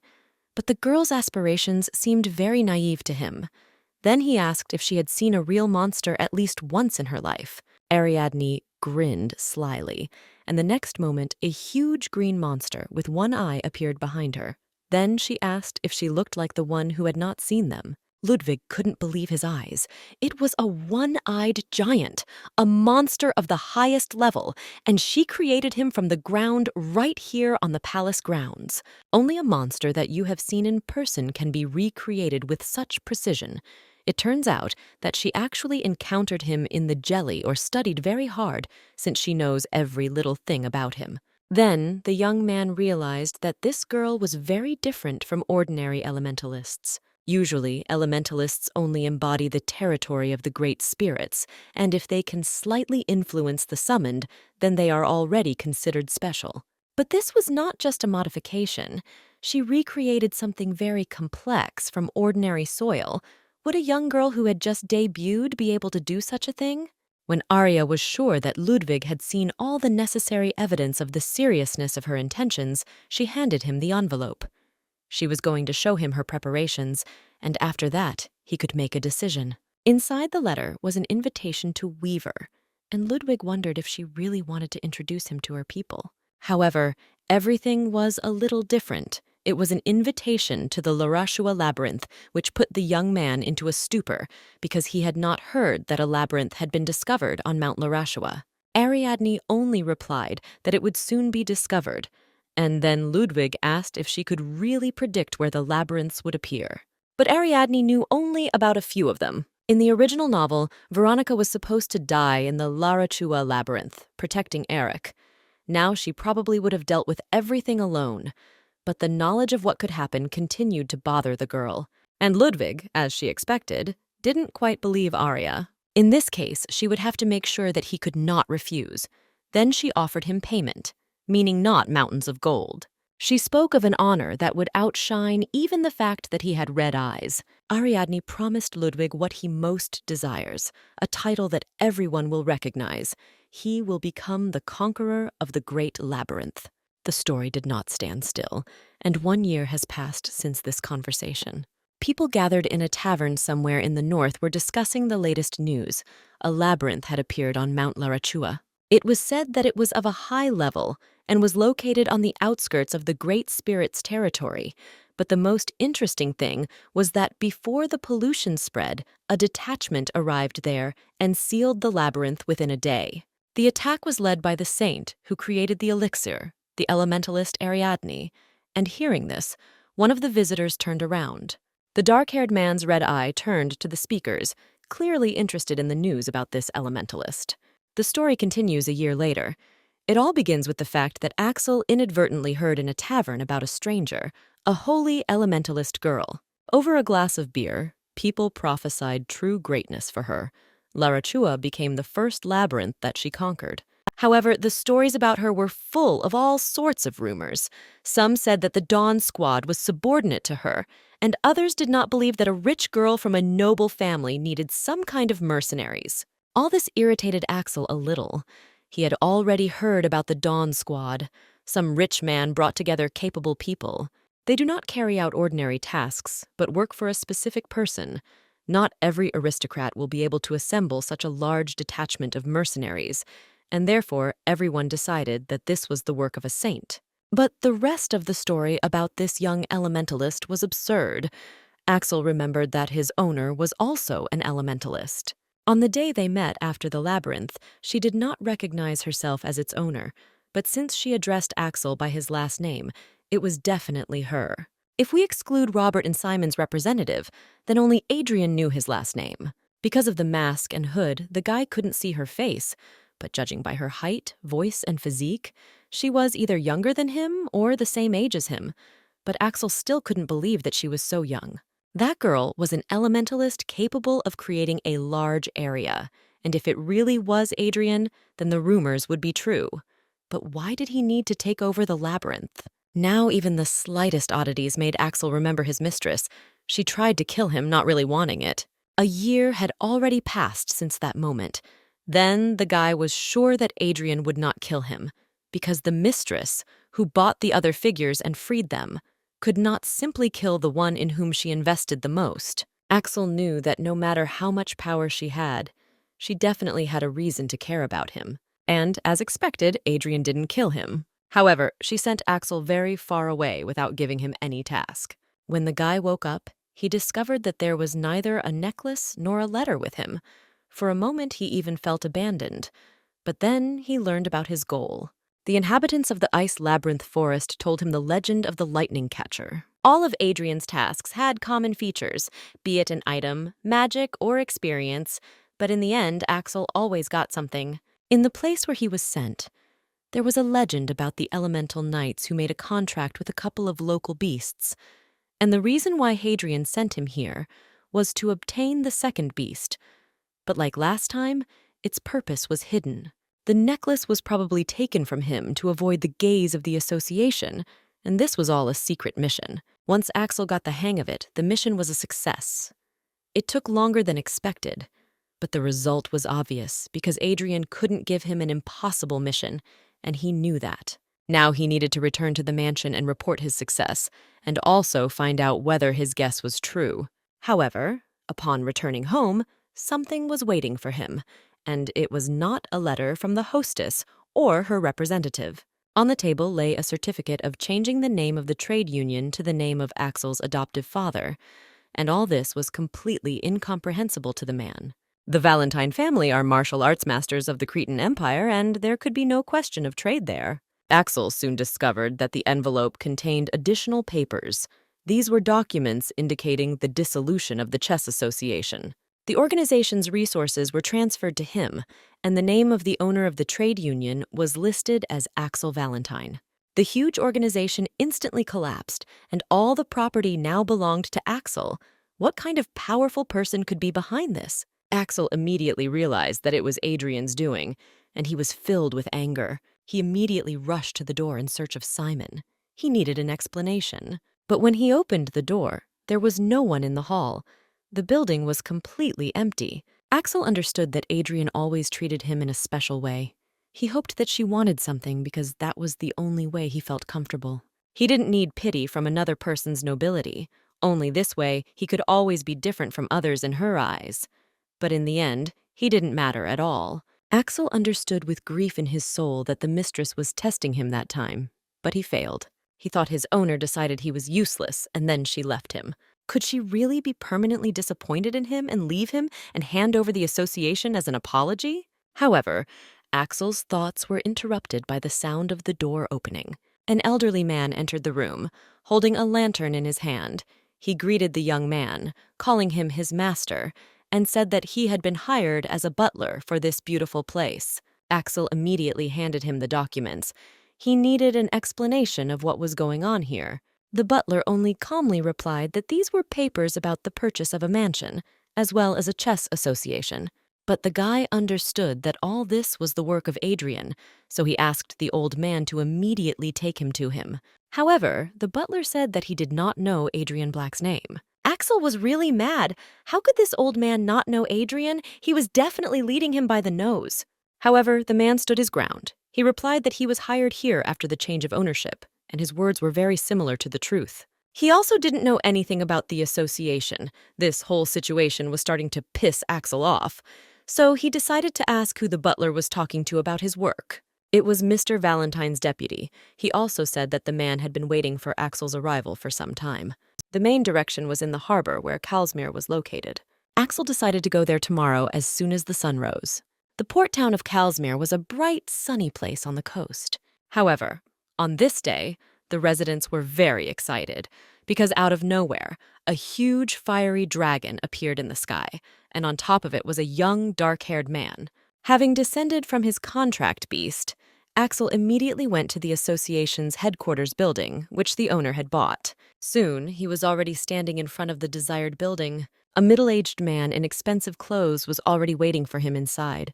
As soon as Axel sat down opposite him, he began to non-stop report to him about how worried he was and that their trading network was expanding. Axel didn't really care what he was saying. His attention was drawn to the young man standing behind the man. It was Horse, one of the figures in the association, the same guy who had once attacked him, considering him unworthy of Adrian's mercy. However, now he was much calmer. He only said that a lot of time had passed since that moment. There were no more chess pieces, and his name from now on was Lloyd. He became the main guard of the trade union. He explained that when Adrian was rebuilding the association, turning it into an honest trading company, his representative hired people who had nowhere to go for security and minor work. And now, among the guards, there were many people from the association. Axel grinned. Adrian was so meticulous, she even took care of the pieces that served other masters. Then he asked Lloyd if he had seen his mistress. But the guy only replied that they were simply told one day that they would be given freedom. But Adrian herself was not there. Axel's deputy did not know this name either. He stated that he only worked with Simon. As it turned out, he also disappeared after handing over the documents along with Adrian. After that, he handed the man a letter. It said that there were no more masters or associations. Axel was now absolutely free and did not have to look for masters, and Adrian would never show his face again. He also received one last gift for all his hard work, and at the very bottom of the letter was a signature, "Live as you wish." Along with the letter in the envelope was a torn contract for Axel's service, which he had concluded with the association. Then the man got angry and crumpled the letter, realizing that all this time his relationship with Adrian had been one-sided, and she put an end to it herself. He didn't need all these gifts and trading company, he just wanted to serve her purpose, but she said not to look for her anymore. No matter how much Axel resisted this thought, he still understood that he really was useless. It was approaching evening. Axel walked along the harbor, still thinking about Adrian. He did not understand whether there was any secret meaning in the fact that she refused the role of mistress. However, he was no longer her figure, and until now he had only one goal, the labyrinth. Axel wanted to get there at the request of his father, but a successful trip to the labyrinth requires strength. The guy lived only according to the decree he received in childhood. But now he has one more goal: to find Adrian Black, tear the mask off her face, and force her to explain why she sent him. Moreover, he was going to become someone she would not want or be able to get rid of. He wanted to make her need him. Meanwhile, Ariadne's team did not sit still. Ludwig, who joined them along with his contract beast, dealt with the monsters with ease. Soon, all the opponents were killed, which Veronica informed others about. A loud, dissatisfied cry immediately rang out in her ear. Someone was clearly lagging behind them and did not want everyone to leave without him. It was Eric. He was clearly inferior in speed to the elemental knights, and this made him incredibly angry. Meanwhile, Pai informed Arya that all the allies scattered throughout the territory were already returning. When everyone was gathered, the girl got ready to check everything before the battle with the boss. There was a newcomer to the team, Priest Leon. He said that he was ready to continue the mission, but Eric was not sure about this. He didn't want the guy to pretend everything was fine and then collapse in the middle of the fight, leaving everyone else unprotected. However, Veronica hastened to stop the argument, because it was not hard for them alone. Indeed, Ariadne was already pretty tired. All this time she was directing the team, not allowing herself to take a break. Strong elementalists could affect territory to give allies an advantage in battle, but creating territory and successfully isolating a boss was something unheard of. Ludwig said that he had not seen such skill until he met Arya 3 years ago. If you hold back the boss, you can deal with other monsters. Battles are quick and safe for the entire team, and the result is 2 times better than that of a clearing squad. However, this was very stressful for Arya's body, because if the boss affects the territory, it will be fully transmitted to the elementalist. At first, she held on, but she already fell a couple of times from fatigue, and even if Arya could hardly endure such trials, then an ordinary person would definitely have died by now. Eric and Veronica hoped that Arya would not continue, but apparently she was not going to give up. However, there was one way to help while she held back the boss, and the guys invited a strong priest who would constantly feed her with divine power. The method turned out to be effective, but it was clearly not easy for the priest, even though he claimed that he was ready to continue the expedition. But apparently, he was not particularly welcome here. Even the 1,000-year-old Snow King offered Arya a deal: 500 spiritual stones for the life of a priest. But the girl could not agree to this, and did not want to. Even Pai himself agreed with such a deal. He also wanted the boy to leave. They were forced to take Leon because of his large supply of divine power. But he did not even have basic skills and was not willing to learn. When Arya asked him to check if all the team members were okay, he replied with a smile on his face that no one was hurt. But Pai's data said otherwise. There was an injury on Ludwig's right hand. Ludwig himself immediately began to make excuses that it was just a trifle, but Arya insisted that he show her. When he lifted his sleeve, everyone saw a bloody abrasion. Then the guy apologized for hiding it and promised that he would not make such a mistake again. Leon looked genuinely surprised, unaware of the hidden wound. Then Ariadne urgently asked him to check for wounds not only with his eyes. Leon began to ask in response, saying that Ludwig hid the abrasion and he had no chance to find out about it. This behavior was absolutely unbearable for the girl. She has already encountered this. Such people are polite to elders, but as soon as someone younger points out their mistake, they immediately throw a tantrum. Arya sent the priest to help Ludwig with the wound, thinking to herself that after this sortie, she would send this boy to hell. The rest of the team was thinking the same thing, and the girl understood that problems were arising due to the absence of someone in the place of the main character. In the original, Axel also separated the boss and dealt with the rest of the monsters, but he was strong enough to fight alone.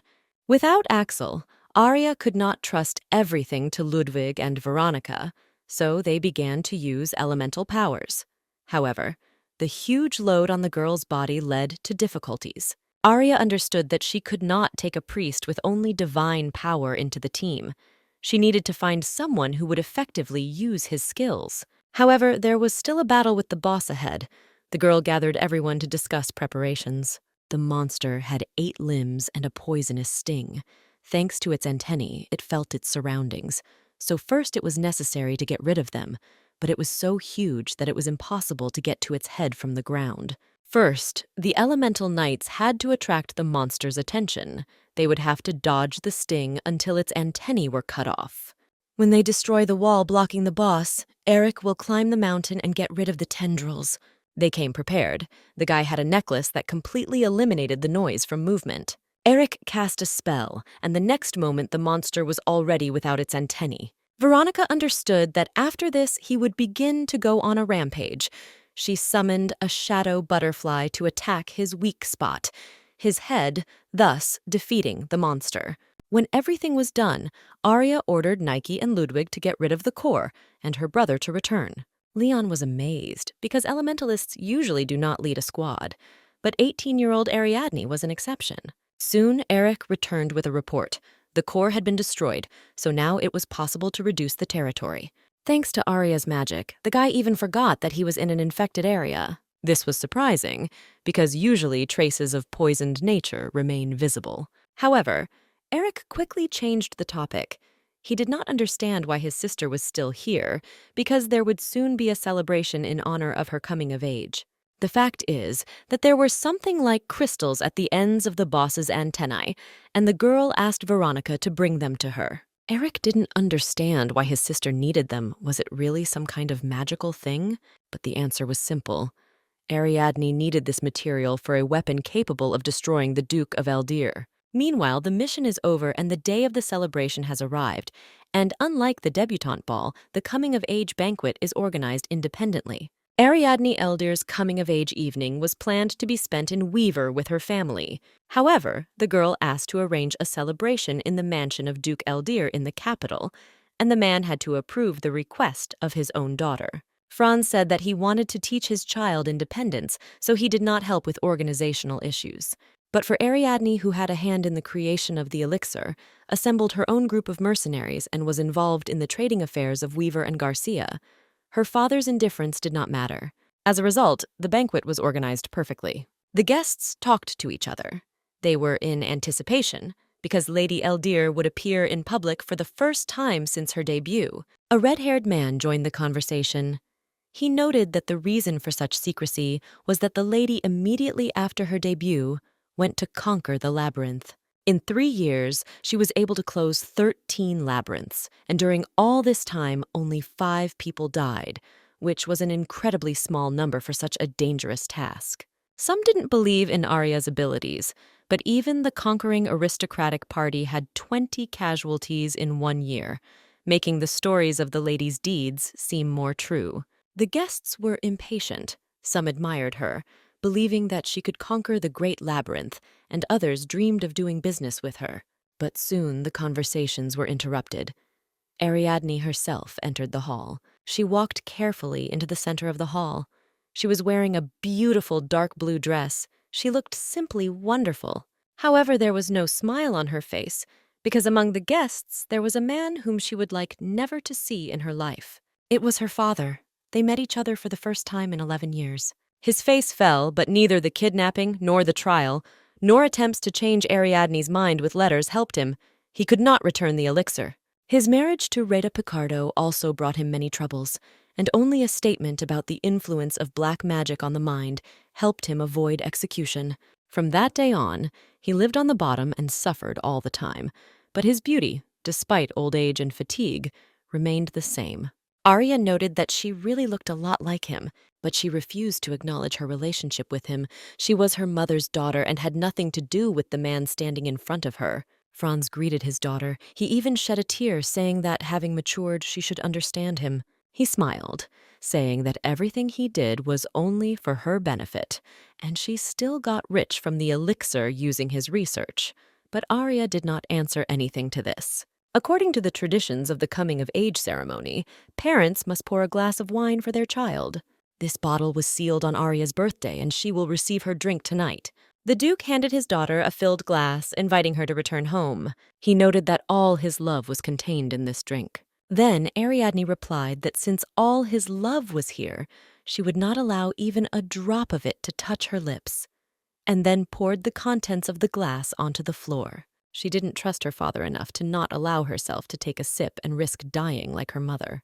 The Duke was taken aback, pointedly trying to pretend that he did not understand what his daughter was talking about. But Arya was an elementalist, like Gloria, her mother. The Great Spirit that had access to Gloria's channel could contact her, and with these words the girl ordered the cover to be removed from the large mirror standing at her side. She made it with her grandfather. If it contacts the Great Spirit, then old memories will be reflected on the glass. Arya said that 11 years ago, when her mother died, she saw the morning glory. The vines died trying to save her from her own father. So this moment was truly a long-awaited one for her. She and Pi learned of Gloria's death before the debut evening. A little later, Pi managed to find a way to show the Great Spirit's memories. Morning Gloria was ready to show the memories of Arya's mother. They had a little trouble finding materials for the crystal mirror, but they managed to find everything they needed in the maze. Everyone, especially the Duke, claimed it was an accident. But if it were an accident, why was there no information about her death? The Duke was taken aback. He did not know how to respond to all these accusations. He tried to explain himself, but no one listened to him. Ariadne was filled with determination. She was going to reveal the truth about what happened to everyone right now. A few moments later, the entire hall was illuminated with a bright light. The mirror was ready to show the whole truth. Soon the outline of a room began to appear. Arya carefully watched what was happening. She could not hold back her tears, although she had been preparing for this moment and had already seen everything herself. The truth was that while the girl was being experimented on, her mother was suffering from infection. The Duke stood over her bed, calmly asking her what she felt like, how bad the pain was. But Gloria's condition did not allow her to say a word. Franz noted that it was very stupid of her to interfere with the creation of the elixir, and now she had to suffer the consequences. He assured her that their daughter's mission was noble. With her help, a miracle cure would be created that would change history, and although the girl would suffer, she would cope with it. Everything would be fine if Gloria had not tried to kidnap her. Then the preparations would have been completed, and the woman herself would not have died from infection. If she had simply not interfered in his affairs, she would have found happiness with her daughter. But her actions forced the Duke to do this to his wife. With these words, he left the room, leaving the dying Gloria alone. The woman could not utter a word.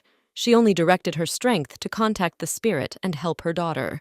The girl was sitting locked in a tower when she saw that the vines belonging to her mother began to wither. At that moment, Arya understood everything.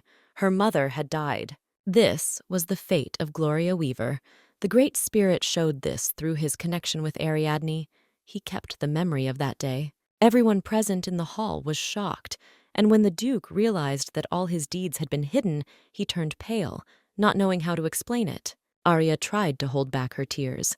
She had been preparing for this day for a long time. Today, they received everyone so that as many guests as possible would come. She also invited the ruler of the kingdom, and for this moment the evening was organized in the capital. Turning to the man, Arya bowed to him. His Majesty the King, the nobility and high society of Abihail. And she realized that the time had come. She accused Duke Franz Elder, Lord of the Golden Horn, of murdering her mother, Gloria Weaver. Ariadne asked that he be punished to the fullest extent of the royal laws, and when the Duke realized that he would not be able to escape, he shouted that it was all a lie. But the king only looked at him with a stern look, saying that he would justify himself in court. By order of the ruler, Franz was taken into custody by the royal guard. The guests continued to whisper. They could not believe that all the rumors about the Duke were true. And now that Ariadne's only surviving parent was taken into custody, no one could pour her a glass of wine, as was customary. It all looked very sad, and then the king took a step forward, intending to pour wine for the girl instead of her parents. But he was stopped by the piercing gaze of her grandfather Solon, and the ruler immediately understood everything. The great magician would do it instead of him. The man walked up to his granddaughter and gently hugged her, telling her that she had done the right thing. Arya was glad to have her grandfather by her side, but she was still sad because she thought that it was all for the best and would eventually bring her relief. But it didn't happen. Solon understood that the girl needed to cry out her grief, so he held her tightly to him, guiding the bottle of wine with his other hand. Ariadne reflected that she had a grandfather, a reliable uncle and aunt, a smart brother, and countless more people on her side. They believed her and were ready to follow her. She was not alone in this world. Meanwhile, the glass was already filled and Solon handed it to his granddaughter, congratulating her on her coming of age. The girl smiled softly and thanked her grandfather, finally stopping crying. Thus the ceremony came to a successful end, and everyone was sure that this celebration would go down in history. When the guests calmed down a little, Arya walked towards the exit from the hall. She really felt better. She had been preparing for this day for a long time and carefully, and now she was even glad that she did not have time to be sad. She needed to meet with Simon, check the condition of the great temple, and then write a report on the mercenary squad. The girl was so immersed in her thoughts that she did not notice how she collided with someone. She almost fell, but the person managed to catch her hand. When Ariadne looked up to thank her guest, she saw someone she did not expect to meet at all. It was Axel Valentine. Because of his powerful jaw and frowning eyebrows, he gave the impression of a monster. He had a straight nose and a sharp gaze. Full of wisdom, he had changed a lot since their last meeting, but it was impossible not to recognize him. Ariadne was so shocked by his appearance that she almost called him by name. However, she still didn't understand why Axel was here. But if he was already here, then she needed to act naturally so that he would not suspect anything. So the girl briefly thanked him for his help. But Axel still did not let go of her hand.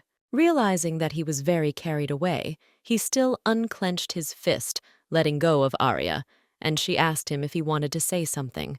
In response to this, Axel silently took her chin, looking intently into her eyes. This act angered Ariadne. She slapped him on the palm, noting how impudent and ill-mannered it was. Then Axel bowed, asking to be excused. He said that he had confused the girl with one of his friends. Ariadne was in a stupor. She did not understand what was wrong with the man. He was not at all like himself from the original. His movements were so graceful. But she was alarmed by the words about a friend. She hoped that he simply confused something, because on the day they met, the girl was wearing a mask. Arya then said that she had never seen him before. She forgave him for his mistake due to Axel catching her, but if he was impolite again, she would be forced to take action. The girl wanted to pass by the man when he blocked her path with his body. Axel apologized again, chalking it all up to excitement, and then decided to ask the girl's name. But Arya thought it would be more correct to tell him her name first. The man then introduced himself as the Viscount of Malexai, Axel Valentine. Arya was shocked, because Malexai was beyond the cursed lands on the right continent. How did it happen that he became a Viscount there? Axel explained that he had recently returned here since he was born on the left continent, and the Marquis of Auburn sent him an invitation to the banquet. About 20 years ago, the central territory of the Cretan Empire became a cursed land, and the continent was split in half. And now, for convenience, the left side is called the left continent, and the right side is called the right. At first, both continents actively did business with each other, but the contaminated area continued to increase, leading to a deterioration in trade relations.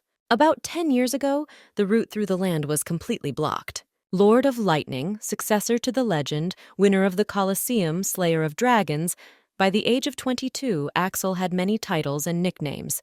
But now Arya knew about him only what was written in the novel, as well as from the news that Valentine's Trade Guild was thriving, and its composition did not change. Is it possible that in Melaksai, the largest state on the right continent, Axel's merits are so recognized that he was even awarded a title? In the original, Axel visited there only after 3 trips back in time. However, the man interrupted Arya's thoughts because now it was her turn to talk about herself. But before Axel had time to ask the question, the girl left, apologizing and citing urgent matters. With a quick step, she reached Simon's office. She nervously slammed the doors behind her. Ariadne asked what tasks Simon had at the moment, and then asked him to give them to Isabel. And she sent the man himself on temporary leave on the right continent. Simon was taken aback. He did not understand what the lady meant and why she was giving such orders.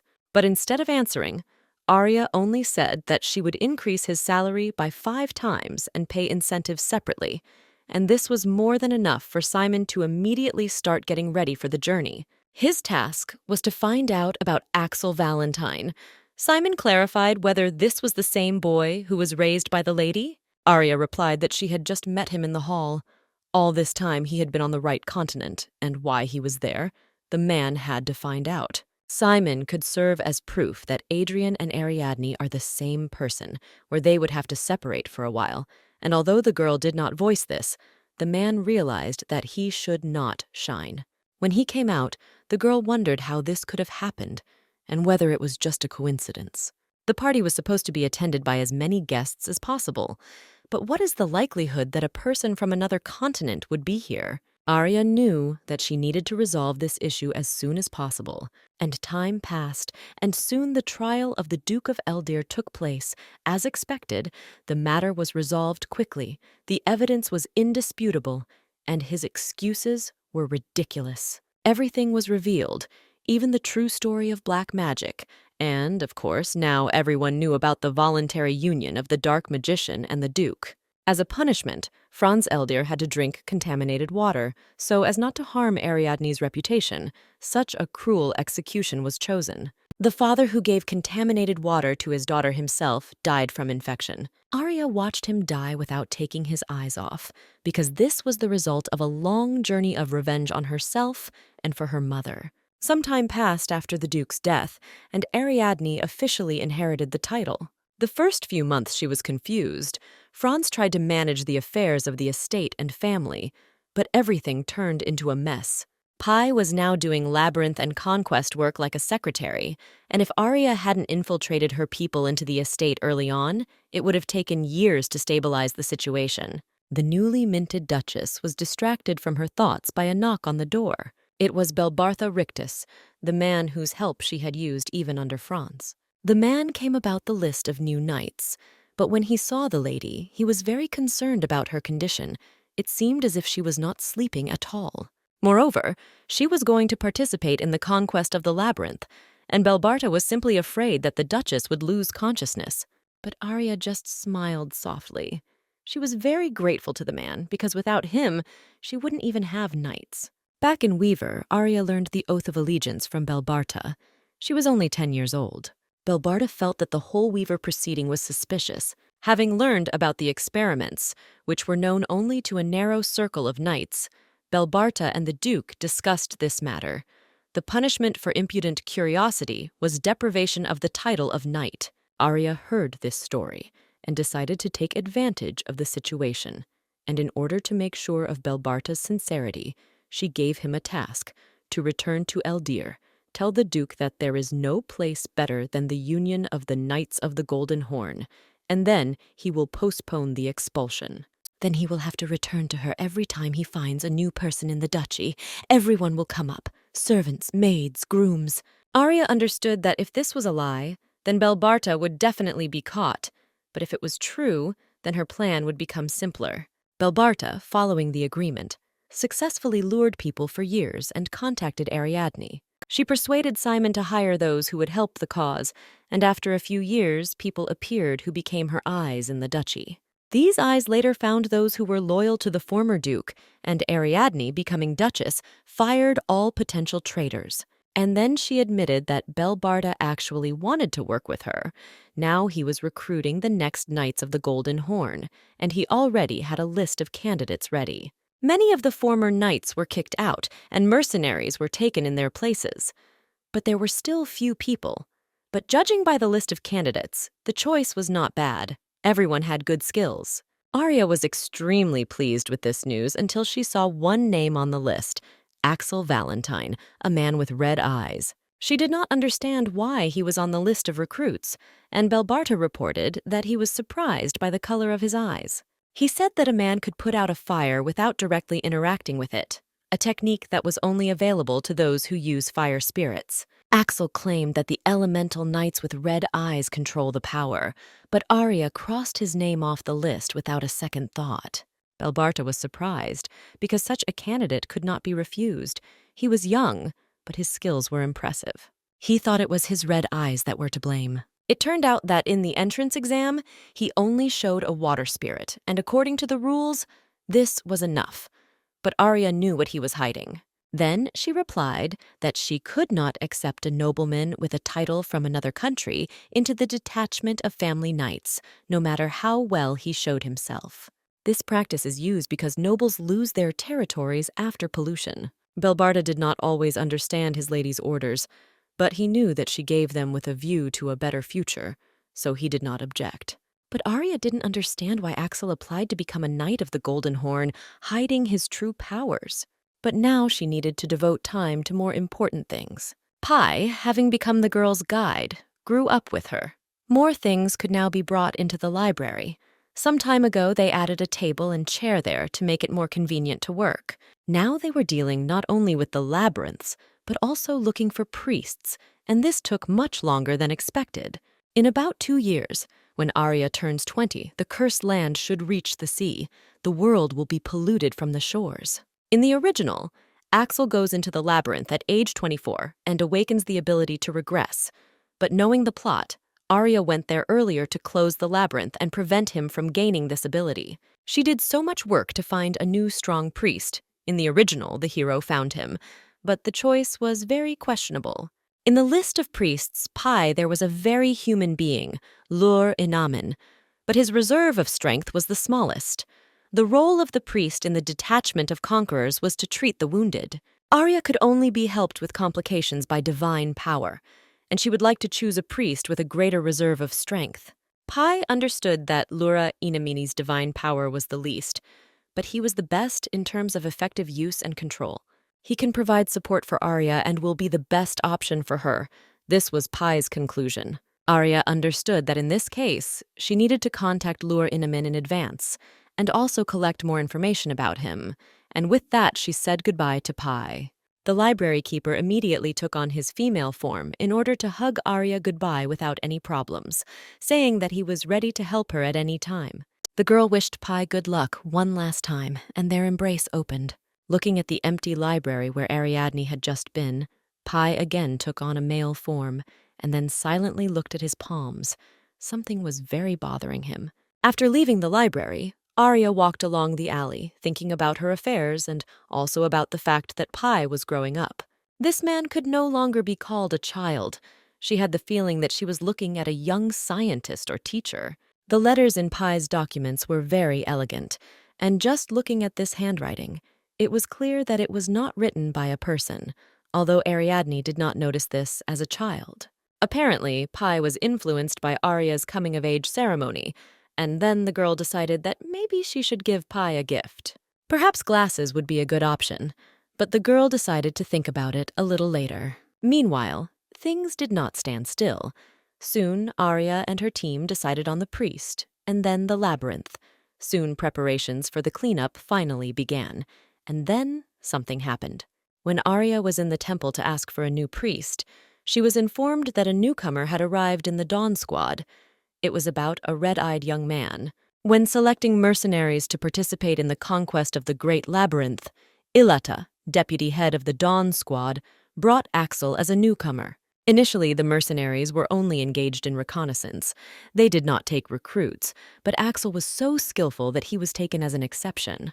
Having learned that it was indeed Valentine, Ariadne asked if he only had the spirit of water at his disposal, and Ilata's answer was in the affirmative. Then Arya realized that he was still hiding his skills. If Axel had guessed that the girl was Adrian Black, he wouldn't have reacted so calmly. Arya had done a lot of work, so she wouldn't have killed him. but she still wasn't going to be friendly towards him. She didn't understand how he could find out the truth, because they only met once.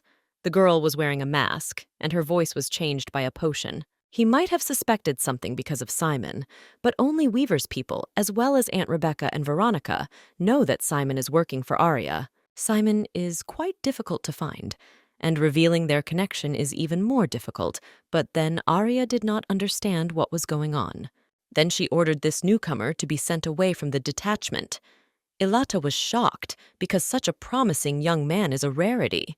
Then he realized, apparently, the reason was that his lady saw the future, because lately the squad had considered her practically a prophet.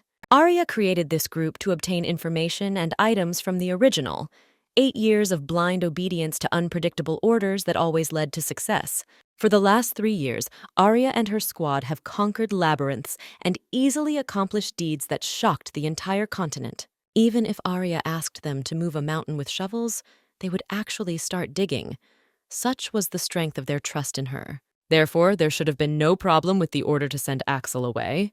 And although Arya hoped that she would not run into him, something told her that this would not end there. A couple of days later, at the estate of the Duchess of Eldir, while she was sipping tea sitting in the garden, a guest showed up to her. When she found out that Axel had arrived, her face immediately darkened with anger. She had expected this outcome, but she definitely didn't want it. Arya was wondering if she should meet him. Simon went to the right continent and has not returned yet, but now a refusal would look even more suspicious. She then asked the butler to let him in, but was still annoyed that he was picking on her. Axel is the main character about whom there are many records in the library, and Ariadne knew how this character thought. But she had no idea what was in the head of the man Axel. She didn't even know what he had been doing for the last 3 years. It seemed to her that she knew him like the back of her hand, so this whole situation was very unusual. Arya closed the doors of the hall behind her, and when she turned around, she was very surprised by what she saw. Axel was already inside.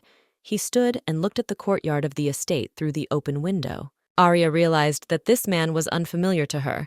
He was completely different from the 22-year-old hero that she imagined herself to be, and he also did not look like her 19-year-old self. Hearing footsteps behind him, Axel turned around.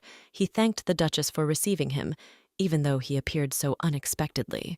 The girl noted that now he looked more like an aristocrat, although in the original he did not know anything about etiquette and culture. But suddenly she remembered that she had once hired him a teacher who taught him everything. Then Axel carefully took Arya's palm and kissed it politely. This was the man to whom she sent a mentor in ethics and culture. She almost raised Axel Valentine. He held the girl's hand as if they were at a ball, but Arya hastened to pull her back and ask what kind of urgency brought Axel here without a single word. The answer was simple. The Duchess rejected him twice, and he came to ask about it directly. He wanted to know the reason. Arya had a counter-question. Why did the nobleman of the right continent and the guest of the Marquis of Auburn submit these applications? Then Axel said that since the reason was his title, he would give it up. Arya was confused. She didn't understand why he would go so far to join the ordinary knights, but Axel still expressed a desire to join the mercenaries, where his abilities would be more needed. But the girl had no use for this information. She needed a reason for his desire. Then Axel said that the reason was the beauty of the Duchess, because he fell in love with the girl at first sight. Ariadne didn't know how to react to this. She could barely contain her laughter. He spoke about love in such an icy voice. She coldly replied that she had no time for jokes, and although Axel insisted that his words were true, the girl did not intend to trust him.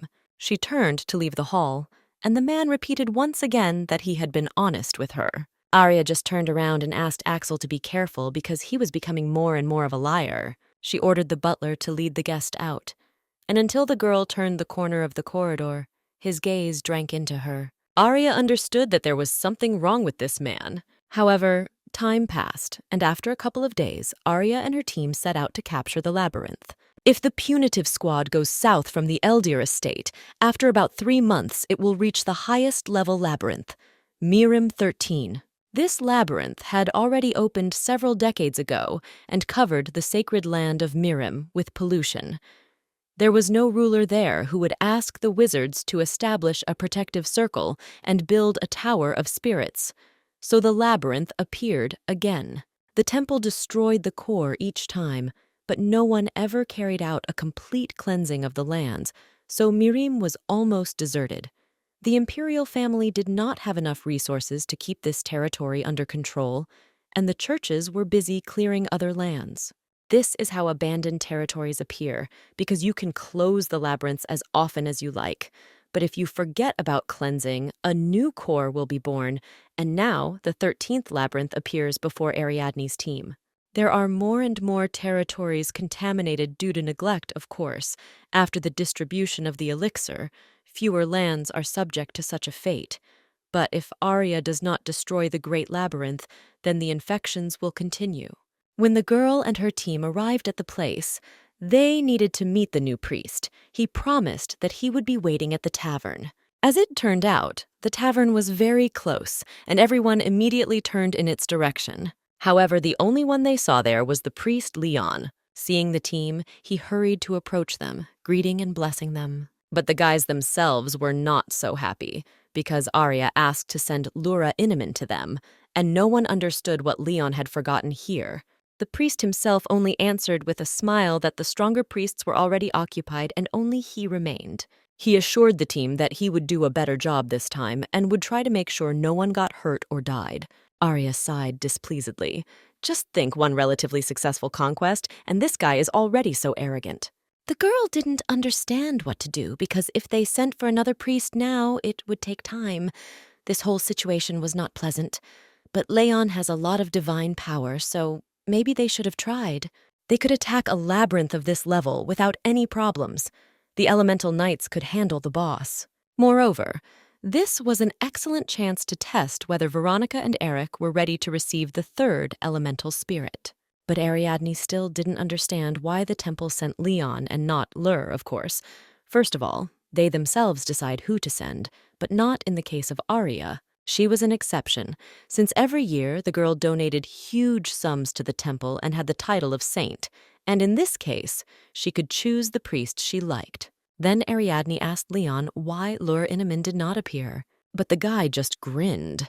It was the first time he had heard this name, apparently. This Lur was some kind of weakling, but the girl didn't understand. Did the temple just take it and silently change the priest? Arya decided that after clearing the labyrinth, she would go there and find out everything. In the meantime, the team decided not to change the priest to clear Mirim 13, but simply put up with Leon.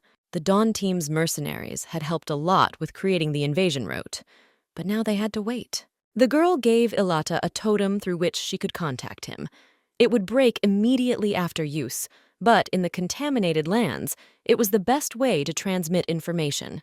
And now the time has come to capture Mirim 13. When everyone gathered in one place, Arya summoned the Greenleaf Saint, creating a favorable area. Pai gave Arya the directions to the next room and added that after the first person entered, the door would disappear, separating the team. Then dozens of monsters will appear outside, and the room will be filled with contaminated water. The person who touches the door handle will be cursed, but Pai had no information about the nature of the curse. Arya thought that the reason they agreed to take Leon was that there were almost no monsters in the labyrinth. But the structure of the territory itself was complicated. Pai believes that the labyrinth has a circular structure and several traps that she already knows about, so capturing it should not cause problems. The curse has a divine basis, so they sent a priest who could easily overcome this spell, but Ariadne did not trust him.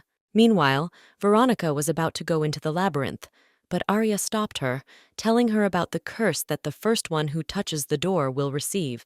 It was necessary to decide who this very first person would be, and Eric, without further hesitation, suggested a priest, because he would definitely have to cope with the curse. But Ariadne interrupted their conversation, saying that she would go there herself. Eric didn't understand because his sister didn't have divine power.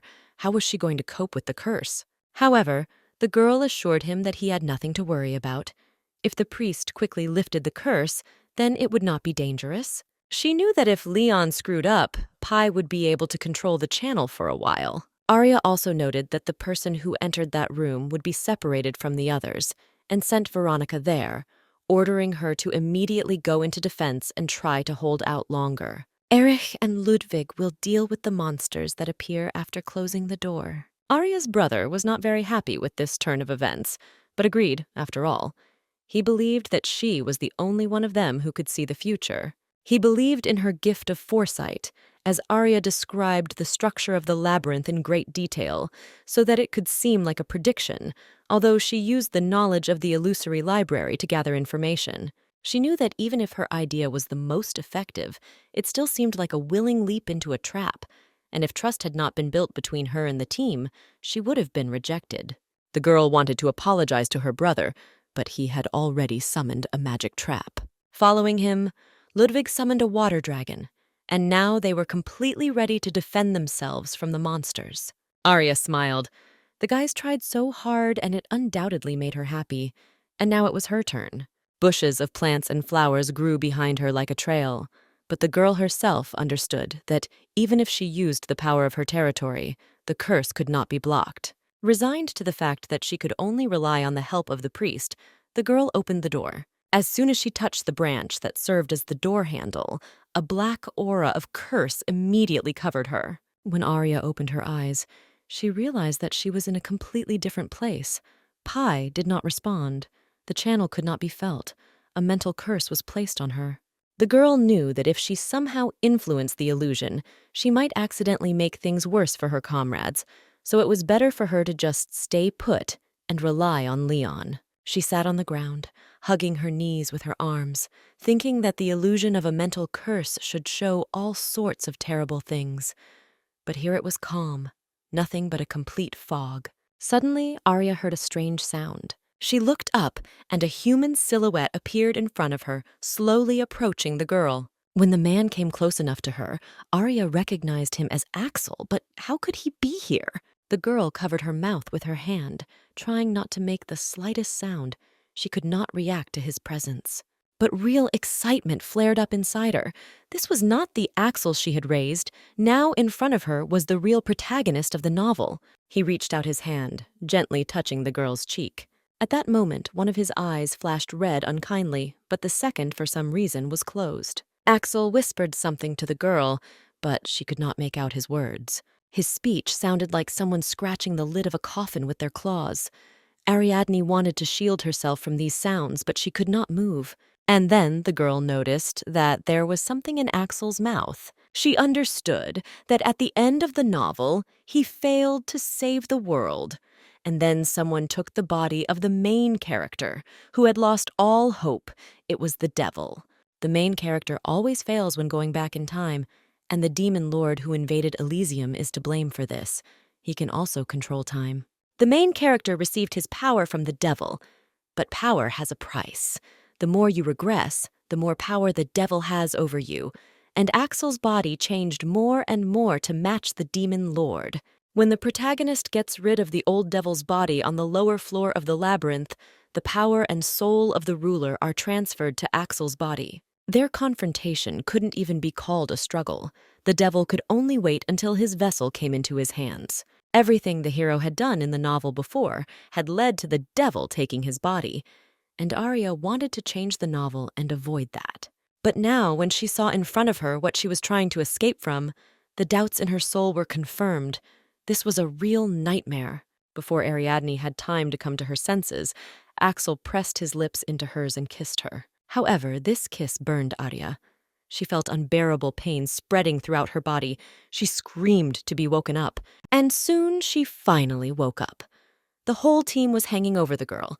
They were concerned about the condition of their lady. Arya didn't know if it was just an illusion because the burning pain was still burning inside her body. It was so strong that the girl could not clear her throat. Her condition only worsened. Then Veronica quickly opened the bottle of elixir and handed it to Arya to drink. After the elixir, the girl's stomach cramped and she could barely catch her breath. When she looked at her hands, she saw that they were covered with something black, and this spoke only of one thing. She was infected. Pi warned that the infection began from the lips. The reaction was the same as after entering contaminated water into the body. He wondered what kind of illusions she saw, because a phantom curse is an extremely rare phenomenon, and Arya said that she saw the consequences of the bad ending of the original. She didn't know whether she should talk about what happened at the end, because she herself didn't really understand anything. It was a terrible kiss with a touch too soft for a curse. Arya did not understand such an illusion, and since she dreamed of a kiss with the main character, it must have subconsciously impressed her even while reading. But in the end, she decided not to fool herself. This was only a consequence of the curse. In the end, that day, at Eric's insistence, the team finished earlier than they had planned. Arya slept for about a quarter of the day, allowing her body to cope with the remnants of the curse. And on the second day, they continued their conquest, and they finally managed to get to the core. Veronica began examining the area, but she did not see the main monster. The room was full of small, cute creatures. Then Arya realized that one of them was probably the main monster they needed. He was simply hiding among his relatives, and if they tried to kill the wrong monster, it would split and increase in size. According to Ariadne, all creatures had 2 eyes, and the boss should have 3. However, it wouldn't be that easy to kill since it has the ability to regenerate itself by absorbing other monsters, so they had to separate the boss from the rest first. The monster will start going on a rampage when it finds itself alone, and this will be the perfect chance to finish it off. Arya had an idea. They would fill the area with water. The monsters would weaken when they got wet, and this would make it easier to find the boss. This idea made the girl sigh sadly, because while they were trying to wet all the monsters, Axel would have already dealt with all this with the power of lightning. But since this was impossible now, the squad set out to deal with the monster on their own. The Great Spirit Heavenly Mirror contacted Arya. He was interested in the mission so that the girl could use his power. It resembled the salt desert of Elysium from Ariadne's past life. And if you forget that the Great Spirit lives here, this land and the clearest sky were very similar to her past life. But in the shallow water, fluffy pink creatures were already waiting for the guys. They looked completely harmless. Leon was sure that these were not monsters at all. They didn't look scary at all. However, now was the perfect moment to go in search of the boss, but it was impossible to injure the creatures because then they would go berserk. While Ludwig and Veronica were doing business, Arya and Leon were watching them from under the barrier, and the priest was frankly bored. He was so frightened by this place, but there was nothing scary here. He didn't understand. These creatures were terrified of one kind of spirits. How could they be dangerous? And then the guy heard a sound from his side. It was one of the monsters. Apparently he got scared and came to the barrier in search of protection. Leon called him over to calm him down. When Arya turned towards him, she saw that the guy was already holding the monster in his arms, and then she immediately ordered him to throw the creature. But Leon only continued to claim that they were absolutely not dangerous. However, a moment later, when the priest looked at the monster again, it was no longer that small, plush creature. Now it was a real monster and a huge mouth full of sharp fangs. A moment later, a scream was heard. It was Leon. He needed help, and then Arya called Ludwig. When the knight turned towards the priest, he saw that the monster was already larger than the man. He grabbed Leon tightly with his tentacles, squeezing his body and leaving bloody wounds on him. Ludwig understood that he needed to somehow get the guy out of there, but he couldn't think of anything. Moreover, the monster's fur had grown back, and he had no choice but to call upon Magma, the power of the second spirit. In one swift motion, he attacked the monster's tentacles and grabbed Leon, carrying him away astride his dragon. Arya watched closely what was happening, noting that Ludwig had previously only used water. Soon the men returned under the protective dome. Leon was saved, but the situation did not improve. The peace of the monsters was broken, and they began to transform. Ariadne didn't understand what they should do now. Suddenly, the howl of the main monster pierced the guys. They clamped their ears tightly. The sound was so strong that their eardrums could barely withstand it. Arya tried to call Veronica through this scream. She asked her to go back under the shield. Without missing a second, the girl immediately rushed towards the team, cutting down the creatures that stood in her way as she went. Ariadne turned to Pi. She needed to know if the great spirit of the 1,000-year Snow King was ready to help them. But, as it turned out, he was angry at Leon's mistake, so it was dangerous for the girl to use the territory of eternal snow. However, another spirit could be connected to the channel, and Arya turned to the great spirit Pale Blue. Judging by Pai's testimony, he was ready to help the girl, and then she channeled his power to hold back the attack of the monsters. The next moment, the protective dome was filled with cold, and then the monsters stopped attacking and began to calm down. The strength of spirit came in handy. One more moment and they would have been bitten. But apparently, the monsters were very weak from the water. Apparently, they do not know how to swim. When everything calmed down, Eric decided to pour out his emotions. He was furious that Leon had reached out to the creatures and thus almost killed everyone. As a result, the only right decision was made: to finish for today and continue the cleanup tomorrow, because fighting with the wounded was risky. When the guys returned to the clearing, Leon came to his senses. He almost cried with frustration, because he came here with help out of the kindness of his heart. But in the end, he almost died. But Eric didn't care about his displeasure. He believed that the priest should apologize, because of his stupidity, the others could have died. However, Leon was in no hurry to apologize. He was sure that he was simply deceived by these monsters. It was not his fault. He decided to seek support from Veronica, because she once said that these creatures are cute, so she should definitely understand him. But Nika was not going to support him, because unlike the unfortunate priest, she understood that monsters always remain monsters and cannot be trusted.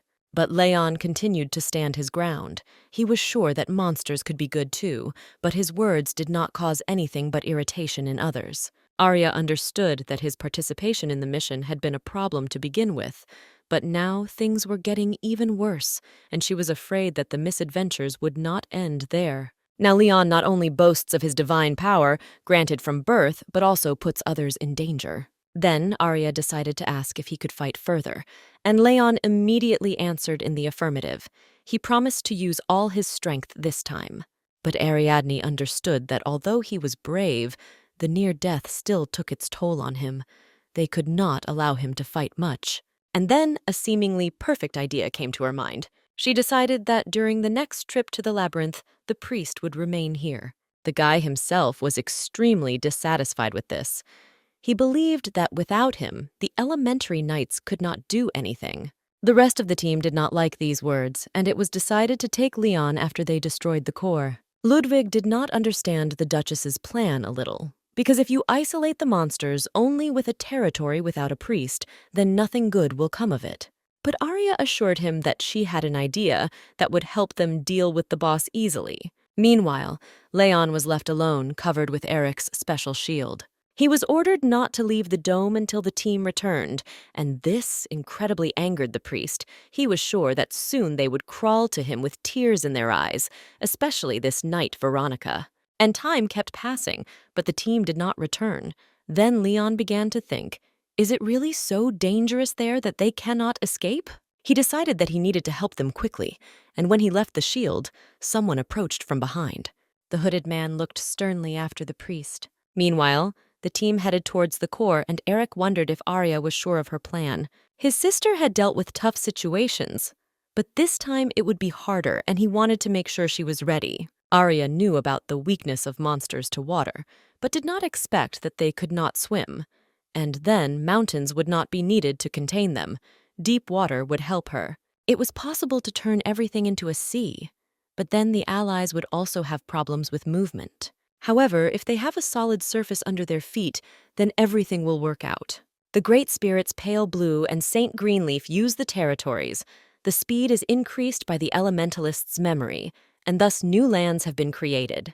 The territory, heated by the sun at all times, becomes a bridge for warriors, and the pale blue northern sea, winding between the forests, turns into a real obstacle for monsters.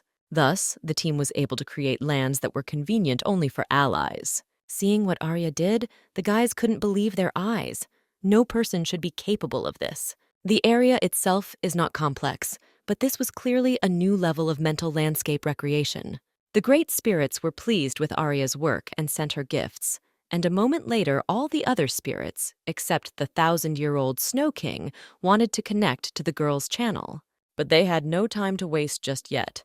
The team still needed to deal with the boss. Arya quickly found the main monster among his relatives.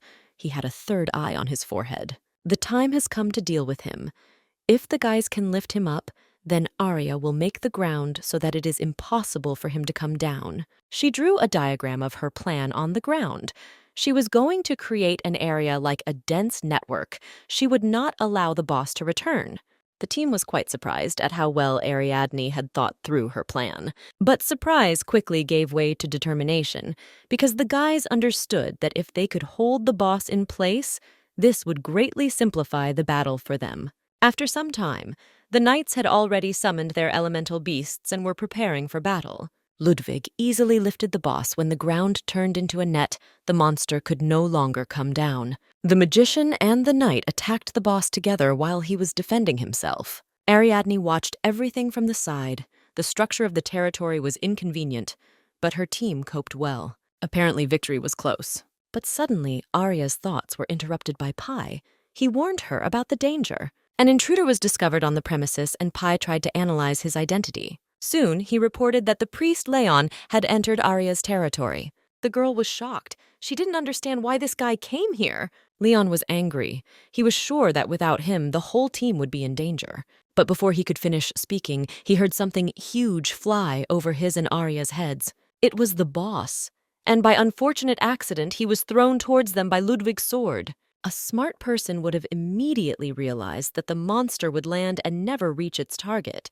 But the priest, whose head was almost bitten off yesterday, was not one, so he was left outside. Seeing a huge, fanged mouth flying straight at him, Leon screamed, grabbed Arya by the shoulders and put it in front of him, covering himself with her like a human shield. A moment later, the girl realized the horror of what was happening. He pushed her and himself to where there was no ground. A moment later, Arya and Leon were flying down the cliff, the priest holding the girl tightly by the sleeve of her robe. Seeing the lady falling down, Veronica and Eric immediately rushed towards her. Pi tried to contact Ariadne, but the girl herself seemed to understand nothing. She didn't believe. Would she really die like this? Suddenly, she felt someone's hand grab her back, preventing her from falling. When she opened her eyes, Pi had just finished analyzing the identity of the intruder who had entered her territory. It was Axel Valentine. He held Leon by the clothes, not believing his eyes. Had Ariadne really abandoned him twice in favor of this garbage? But the girl could not answer anything. She was in real shock. A moment ago, she was on the verge of death, and now she is saved from nowhere by Axel. Maybe this is also an illusion, like that time. The girl called her savior by name, forcing the man to look intently into her eyes. However, he still continued to hold Leon, who had no choice but to beg for salvation. He cried confusedly about how he had to defeat the boss, and these words brought nothing but contempt from Axel. The man released his grip, releasing the priest, and he fell down without any possibility of escape. Arya was horrified. She couldn't believe that Axel had just pushed Leon, but the man only calmly replied that anything can happen in labyrinths. The girl looked down. It was urgent to save the priest while he was still alive, because it was not an accident at all, but Axel wrapped his arms around her, stopping her and saying that most likely the boy had already been eaten by monsters. Ariadne experienced indescribable horror. This man was not pleasant to her, and she was not eager to save him. But he did not die due to an unfortunate coincidence. Someone's death on her territory was strongly felt. Arya's perception increased by 6 times. She was still not used to it, so Pi temporarily turned off the feeling of the presence of people on the territory. Having come to her senses a little, the girl turned to Axel and finally asked how he got here. Veronica, passing by, saw the lady with the man, but did not understand what was going on with them.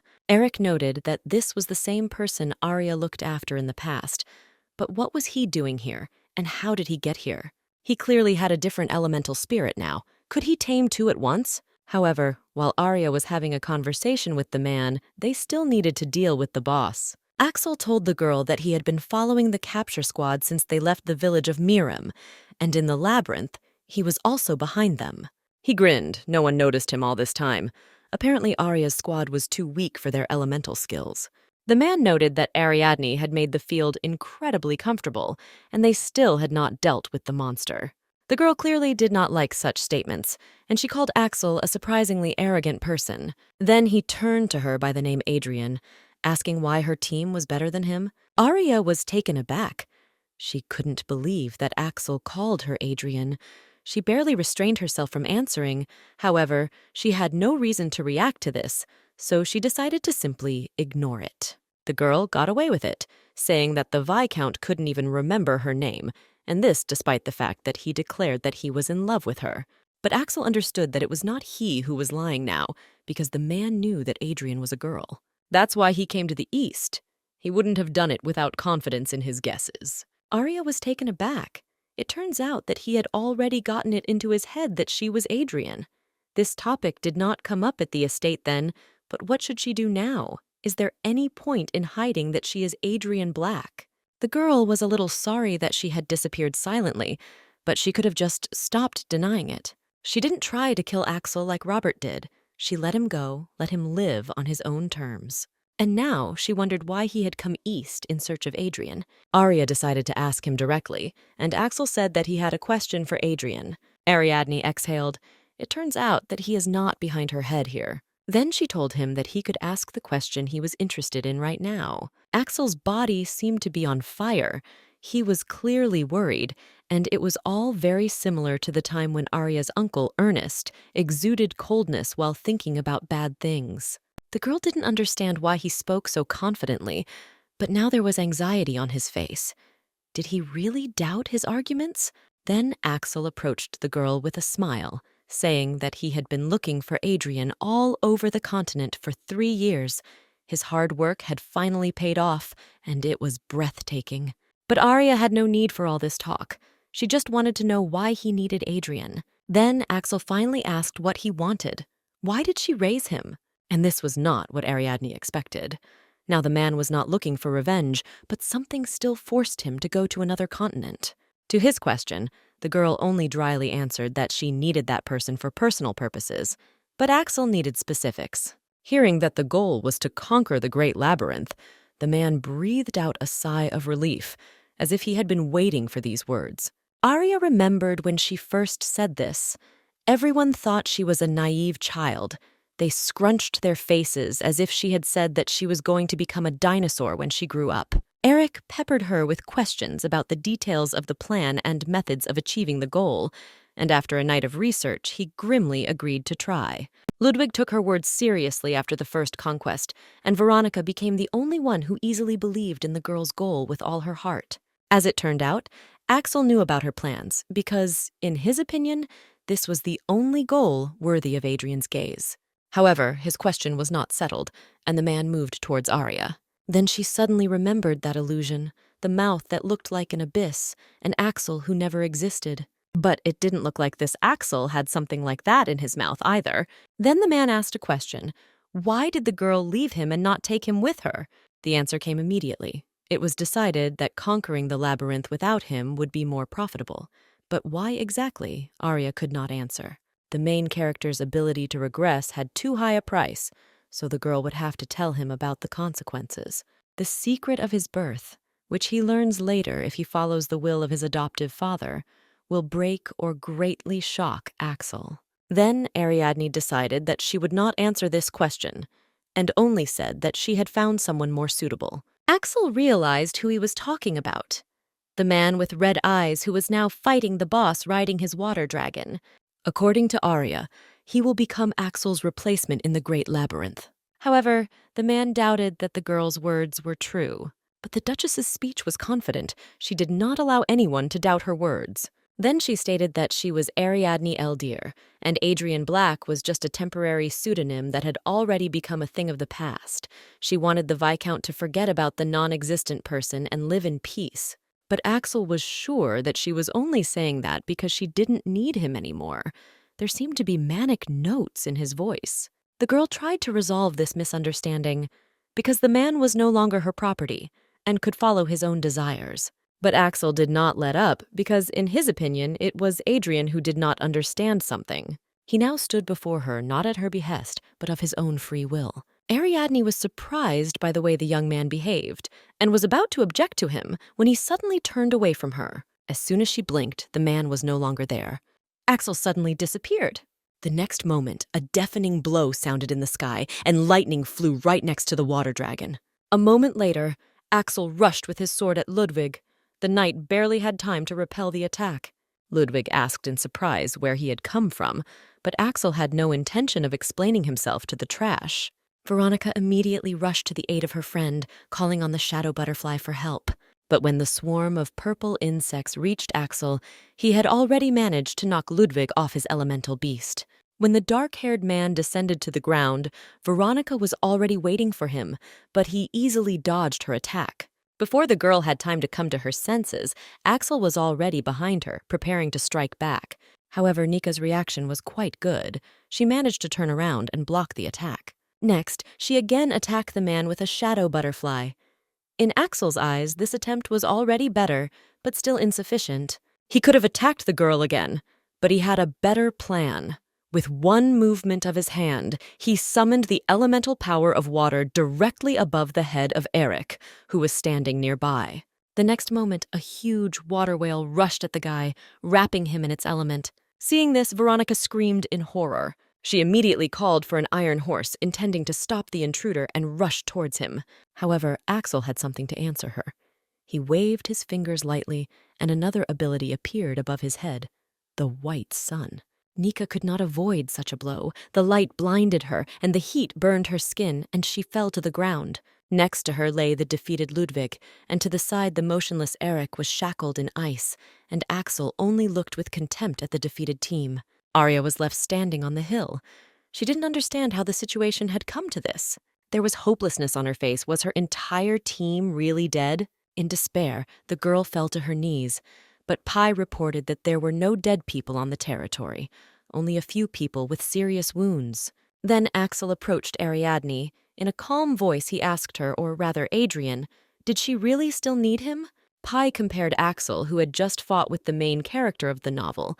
The elemental power of lightning, the power of ice, the power of the dark slayer of the great spirit of the white sun were confirmed. Axel Valentine received many of the spirits that the main character possessed and also took over his powers. Thus, being a 22-year-old young man, he matched the strength of the 24-year-old main character.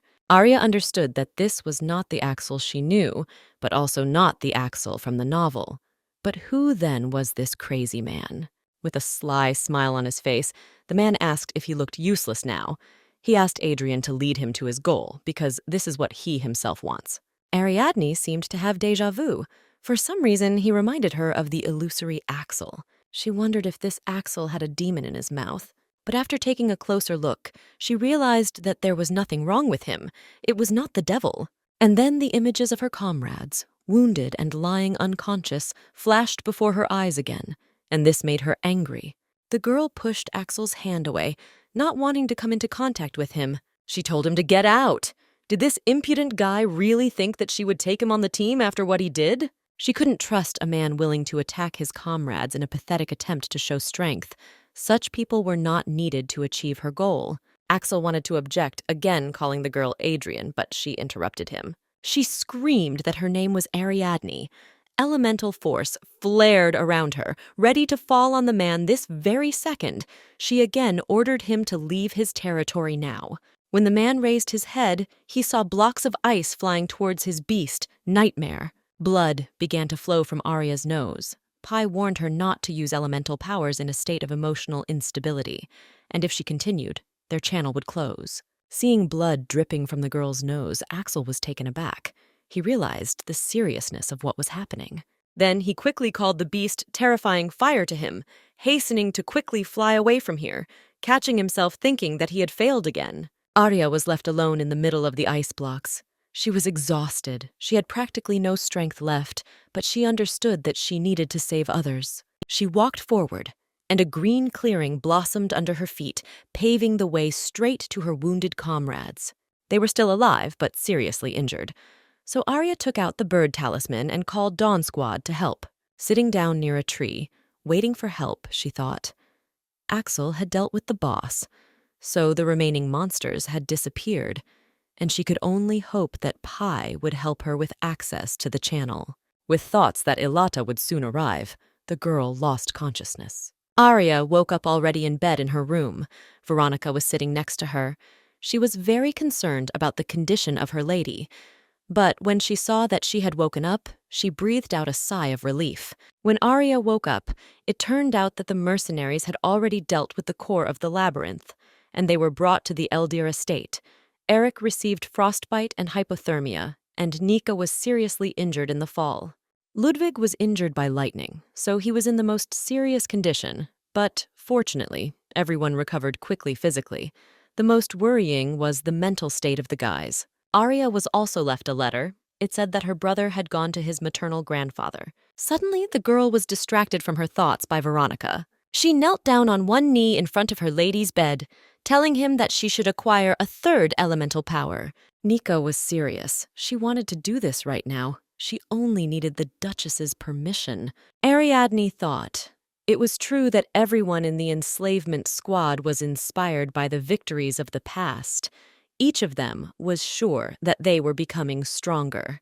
However, in the entire squad, there were no elemental knights equal to Axel. Everyone was shocked. Even the boss battle could not be an excuse for them. Then Arya promised to write a letter, and soon Veronica also left on her own business. Ludwig informed his lady that it was Nike who told him who they had encountered in the labyrinth. It was a child whom the Duchess herself was caring for. He was surprised. Had this place really belonged to him before? Ariadne did not answer, but the man already knew that it was so, and then asked why Axel was replaced, to which the girl replied that he was more suitable for capturing the Great Labyrinth than his predecessor. Ludwig could understand this, because this man was impossible to control. Arya understood that this was not the original reason, but before she could blink an eye, the Axel she knew became a stranger. However, Ludwig did not intend to give up. He stated that he wanted to justify the wishes of the Duchess. He asked to be allowed to become as strong as Veronica. Soon the man left the estate following his partner. Arya approved his request and gave him the third elemental knight clue. The girl was going to send them on their way more prepared. But there was no time for sadness now. She needed to complete the submission as soon as possible. Moreover, she needed to notify the temple about Leon's death. Soon the Duchess arrived at the scene with sad news, and the elder promised that the obituary of the dead priest would be delivered to the temple. Arya was surprised. Leon's death was accepted more calmly than she expected. Maybe it was because her entire team was seriously injured. Then she decided to ask the great priest why Leon was sent to her instead of Lur. The old man replied that Brother Lur retired about 5 years ago and returned to his homeland. Ariadne did not understand whether it was true that one could refuse the work of a priest at will, or was this the consequences of distortion of the original? It turned out that Lur lived in the village of Inamin, but the priest warned her against visiting this place. According to rumors, no one returned from there alive. Arya was quite surprised if this was an infected area, or if it was full of monsters, but either way, it all looked suspicious. Then she decided that she would leave the investigation to the Dawn Squad, and with that, she left the temple. During the ride in her carriage, the girl thought, after the incident in Mirim 13, Axel no longer appeared. She had nothing to worry about, although she doubted that everything would be so simple. If he appeared again, she would have to find out why he had changed. And Simon would have to tell him what Axel was doing in the east. But on the other hand, the girl could not wait that long. Suddenly she remembered Axel's words that he had received an invitation to a banquet in honor of her coming of age from the Marchioness of Auburn. Then Ariadne decided that she should go to the Marquise herself and ask her about it. Soon this happened. The Marchioness of Auburn was glad to welcome the Duchess of Eldir to her estate. Arya knew she couldn't openly say she wanted to find out about Axel, so they talked about other things. The Marquise's city was the only port from which ships departed for the eastern continent, and Arya wanted to know if it was possible to start producing the elixir here in order to later export it. Ariadne also brought with her an assistant, Isabel. She will study all the available information and write a report on the chances of success. This girl is known abroad as a navigator, but she is also well-versed in business management. When this issue was resolved, Arya decided to ask the woman about Axel, saying that she met this noble man of the East at the ceremony. She said that she still could not talk about it due to lack of time, and assumed that the Marchioness was on good terms with the Light of the East. And so it was. Because the woman's father was from Malexai, she had relatives there with whom they sometimes exchanged letters. About 3 years ago, one of her relatives told her about one night. He wrote about the outstanding representative of the left continent, Ariadne Eldir. But there was also a mention of the knight of the right continent, Axel Valentine. One day the Marchioness met him at one of the banquets. Then the conversation turned to the Duchess, and the Viscount said that he would like to meet her. Therefore, the woman invited him as a guest, and this allowed him to attend the Duchess's coming-of-age party. Ariadne expected that their meeting was an accident, but it was not so. Axel came there to see her. His only clue was that the girl was a young knight. After dinner, Arya and Isabel left the estate, and the assistant reported to the lady that the business of the Valentine Trading Company was now being managed by the previous manager. Ariadne was interested in how Axel got to the eastern continent, and apparently he took advantage of the manager's money. Based on the results of the investigation, the only property of Axel that was not destroyed was Black's house in the City of Criminals. If everything had been true to the original, Axel would have destroyed the association and then burned the house to the ground. Ariadne was sad. She did not understand why he became so attached to Adrian. Axel believed Adrian, who tried to kill him, deserved a completely different attitude. But for some reason, he cannot let go of that mistress and continues to look for her. There was trust between them, but they never got close. There was no way to get attached to each other. Arya was never there for him, never consoled him. Even Simon showed more friendliness than her. So what made Axel so obsessed with Adrian? Why does he continue to search for her after gaining freedom? Arya realized that she needed to vent to someone, but she couldn't tell anyone from the team or the Weaver house right now. And then it dawned on her, she had an interlocutor who was ready to listen to her for days on end. It was Pi. Once in the library, Arya immediately received an answer from Pi. He already knew what was happening to Axel's soul. The young man stated that they were similar in some ways, meaning that they both only had Ariadne. Pi remembered one proverb that said that a person is a person if he is among people. After all, only Arya could call him Pi, so Pi doesn't want to let her go no matter what the cost. The library keeper on the move changed his image to a female one and pressed tightly to Ariadne, hugging her and saying that for Pi there is no one but Arya, and approximately the same situation was with Axel.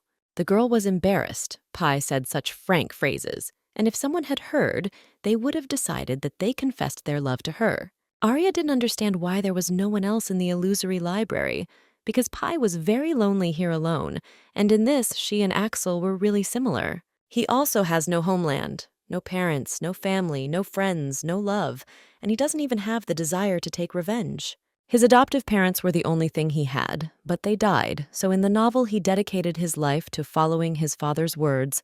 Axel risked everything. He has nothing to rely on, of course. There are people who can simply go with the flow, but he was not one of those. Axel needed some kind of ground under his feet, and Adrian became it for him. The owner had a big impact on his life because the man was isolated, just like Pi. This situation made Ariadne sad. She realized that she had to abandon the original right away. She should have let Axel go to people. But he was already an adult. Now he is not locked up. But why is he so dependent on Adrian? Because nothing prevents him from getting closer to other people. In the original, Axel and his comrades who fought side by side with him did not have a good relationship. For the main character, they were consumables that could be replaced depending on the situation. He also had no romantic interest. Then Pi advised Arya not to worry so much about it. She believed that it would be better to just stick to the novel and give Axel a goal that would become the meaning of his life. In this case, he will lag behind Arya. When the girl returned from the library, a report about the native village of the priest Lur was already on her table. Surprisingly, it was not far from Eldir. The Dawn Squad mercenaries said that the great priest's words were not entirely wrong. There were many monsters living around the infected village. Ariadne planned to go to Lur tomorrow morning. She had time before the knights and Eric returned, so she needed to check why the story was different from the original. The Duchess asked the butler to call Belbarta. They had to go somewhere, and he needed to get ready.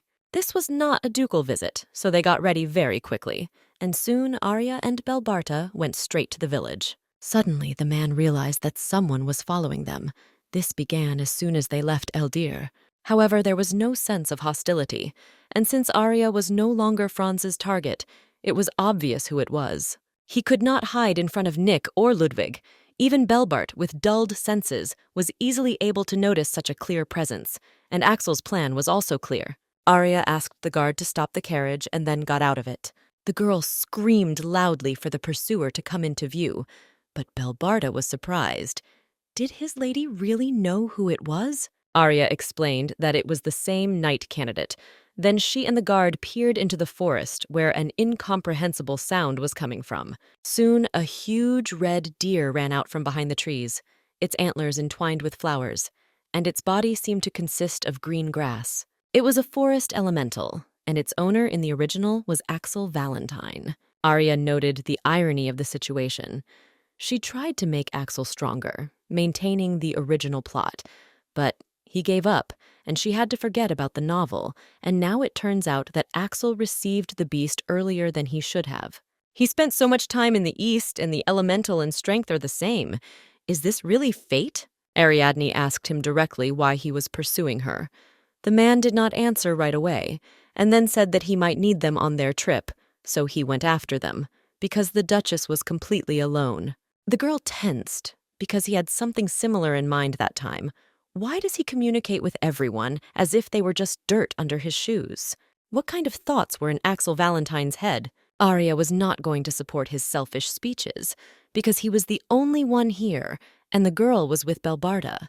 Axel only looked at the man with a contemptuous look, and the girl noted that he only answers her when she communicates with him, like Adrian. After being silent for a while, Valentine finally replied that even though Arya is with another person, she is still essentially alone, so he is here to protect her, Adrian. Realizing that it was useless to talk to him, Ariadne remembered her words to him, and although the man tried to prove that now he really lived following the call of his heart, the girl mentioned that he was forgetting something important. She was not Adrian, but Ariadne, and she did not need Axel, so she again asked him to leave.